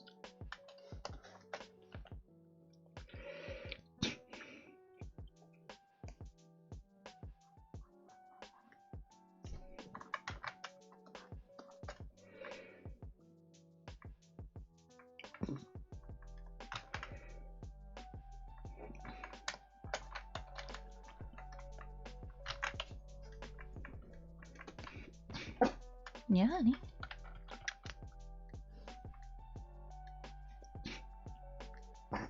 Yeah, baby. Baby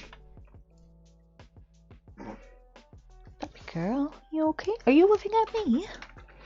Do you woof at me, madam? Come here, you. Did he bring me something? I don't see a toy. Did he bring me a toy? Where's your squid?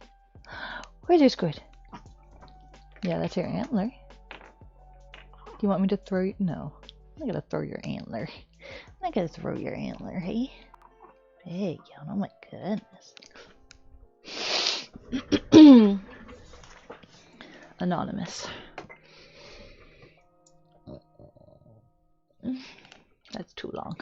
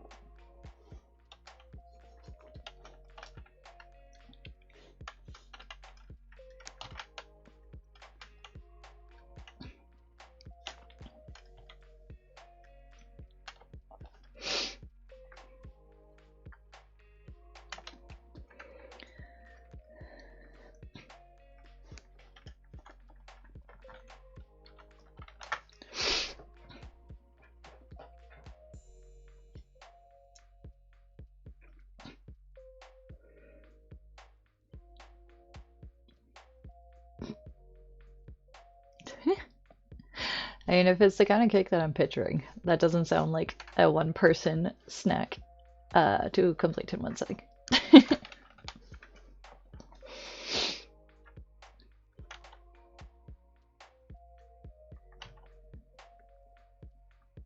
Chocolate bread.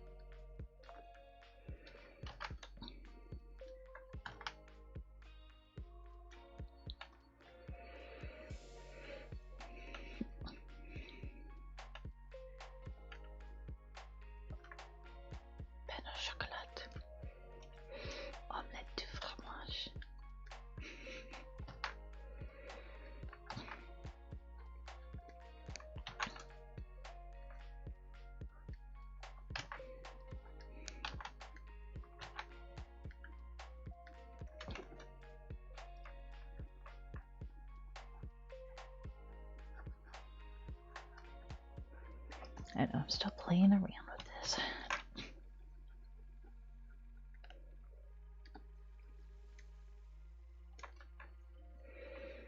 Get out of here.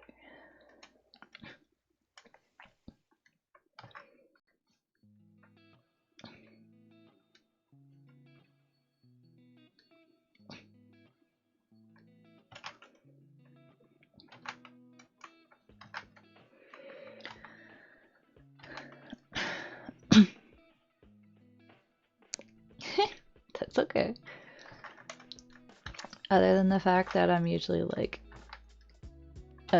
waiting to eat dinner when I do these streams, and therefore talking about food might make me feel a little hungry. I don't mind.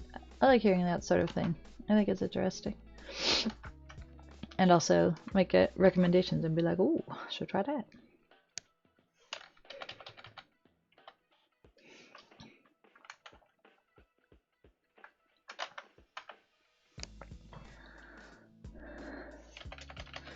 But I am definitely looking forward to that tortellini when I get to it. It's also nice because it is not too strenuous of a thing to make, so. Big dudes in this food talk only.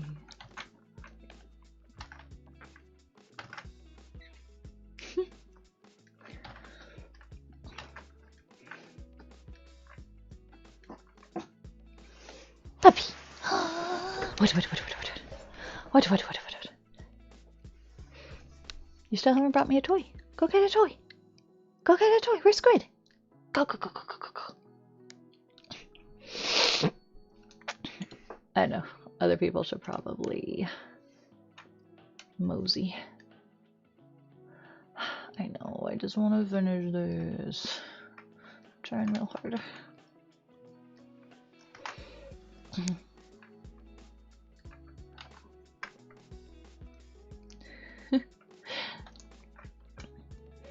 Yes. People are welcome to dip out whenever they want. You can check out anytime you like, but you can never leave.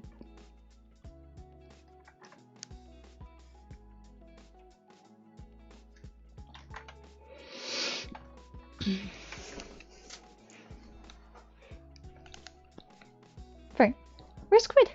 Go get him. Go get Squid. What's up, Pepe? Okay, where's Mikasa? It's almost New Year's Eve.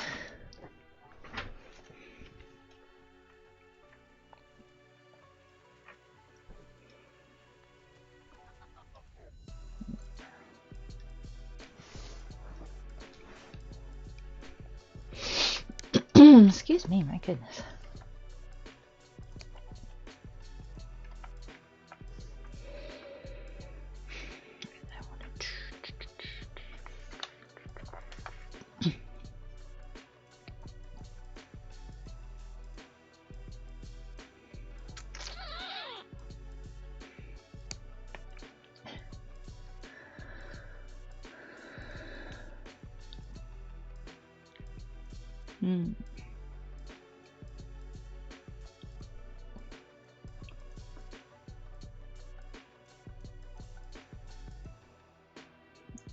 I guess I don't have to like add the bottles, but I feel like I should.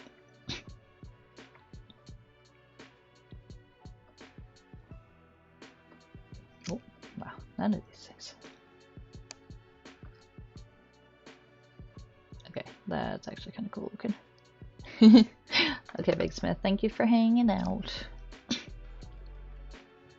Sorry for being gross.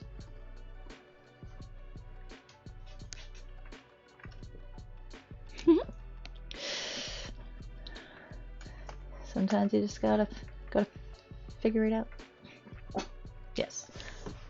You still didn't bring me anything. Can you not find any of your toys? Are all your toys missing? That's terrible. I can't believe all your toys are missing. Where's Octo? Where's Jelly? Where's...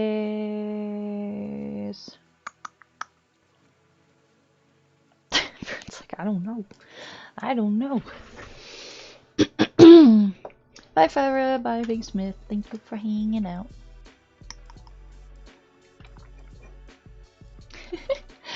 Miss Fern knows where her toys are. Oh, here comes Jack.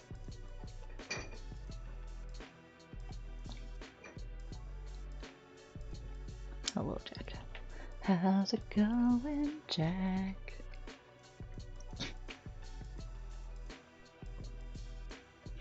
Jack, now I believe that your food bowl might be empty. And for what it is worth, I'm almost done here.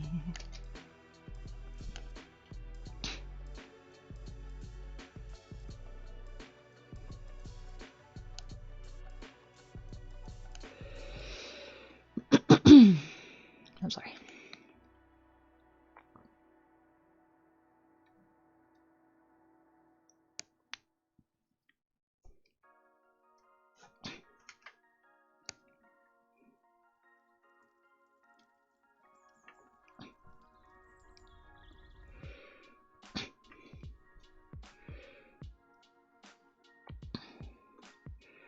So I feel like we are close. No, not like that.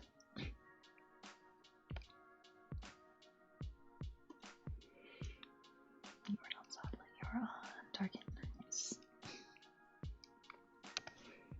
Puppy girl. Hey.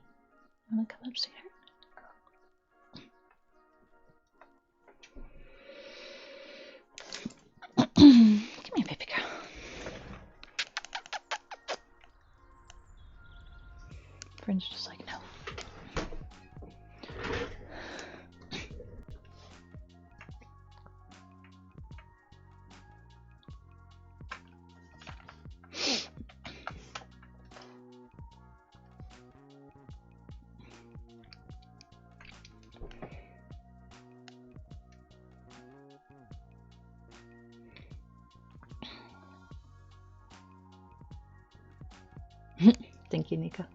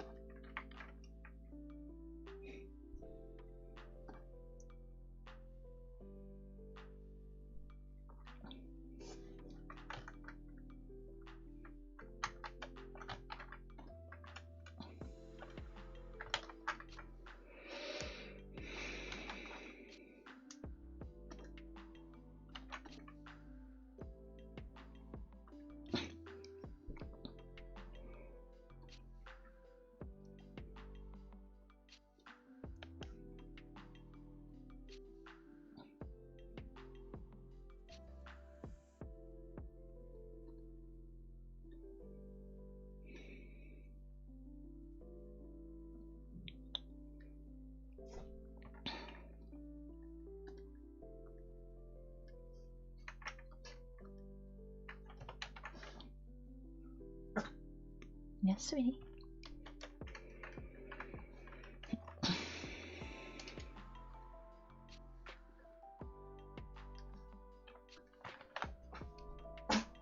Frank.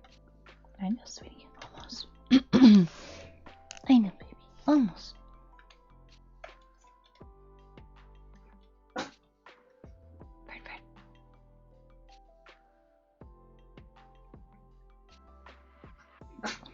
Fern. I know, sweetie. Excuse me. Goodness. Gesundheit.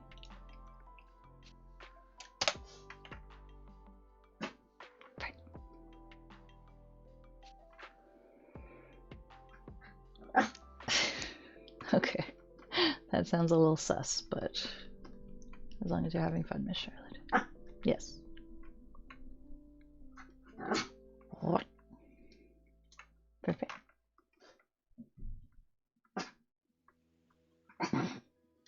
How rude of you.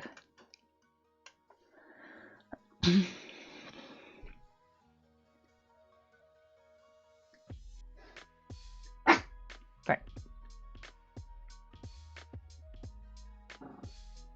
Oh.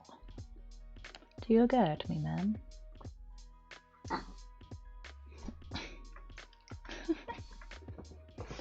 Come here, you.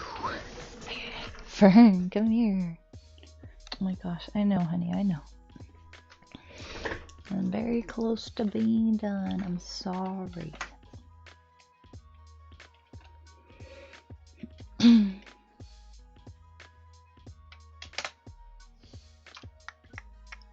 But yes, Fern is probably right. Maybe I will send this off.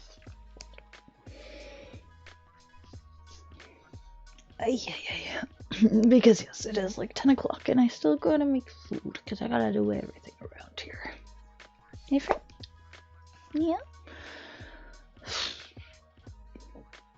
Excuse me. But yes, thank you for hanging out for this extra long stream. It's not New Year's yet, so it's not. Don't get to be too exciting. Could have been with a boy from the future. Well, technically you are. Yes. Thank you very much for everybody who hung out. Thanks for chatting. And yeah, I'll see you guys next year. It's a very funny joke that we're going to keep making. But yeah, I will see you in 2025, which is crazy. Right, friend? Crazy. Okay. Have a good night, everybody. Boy, boy, boy, boy.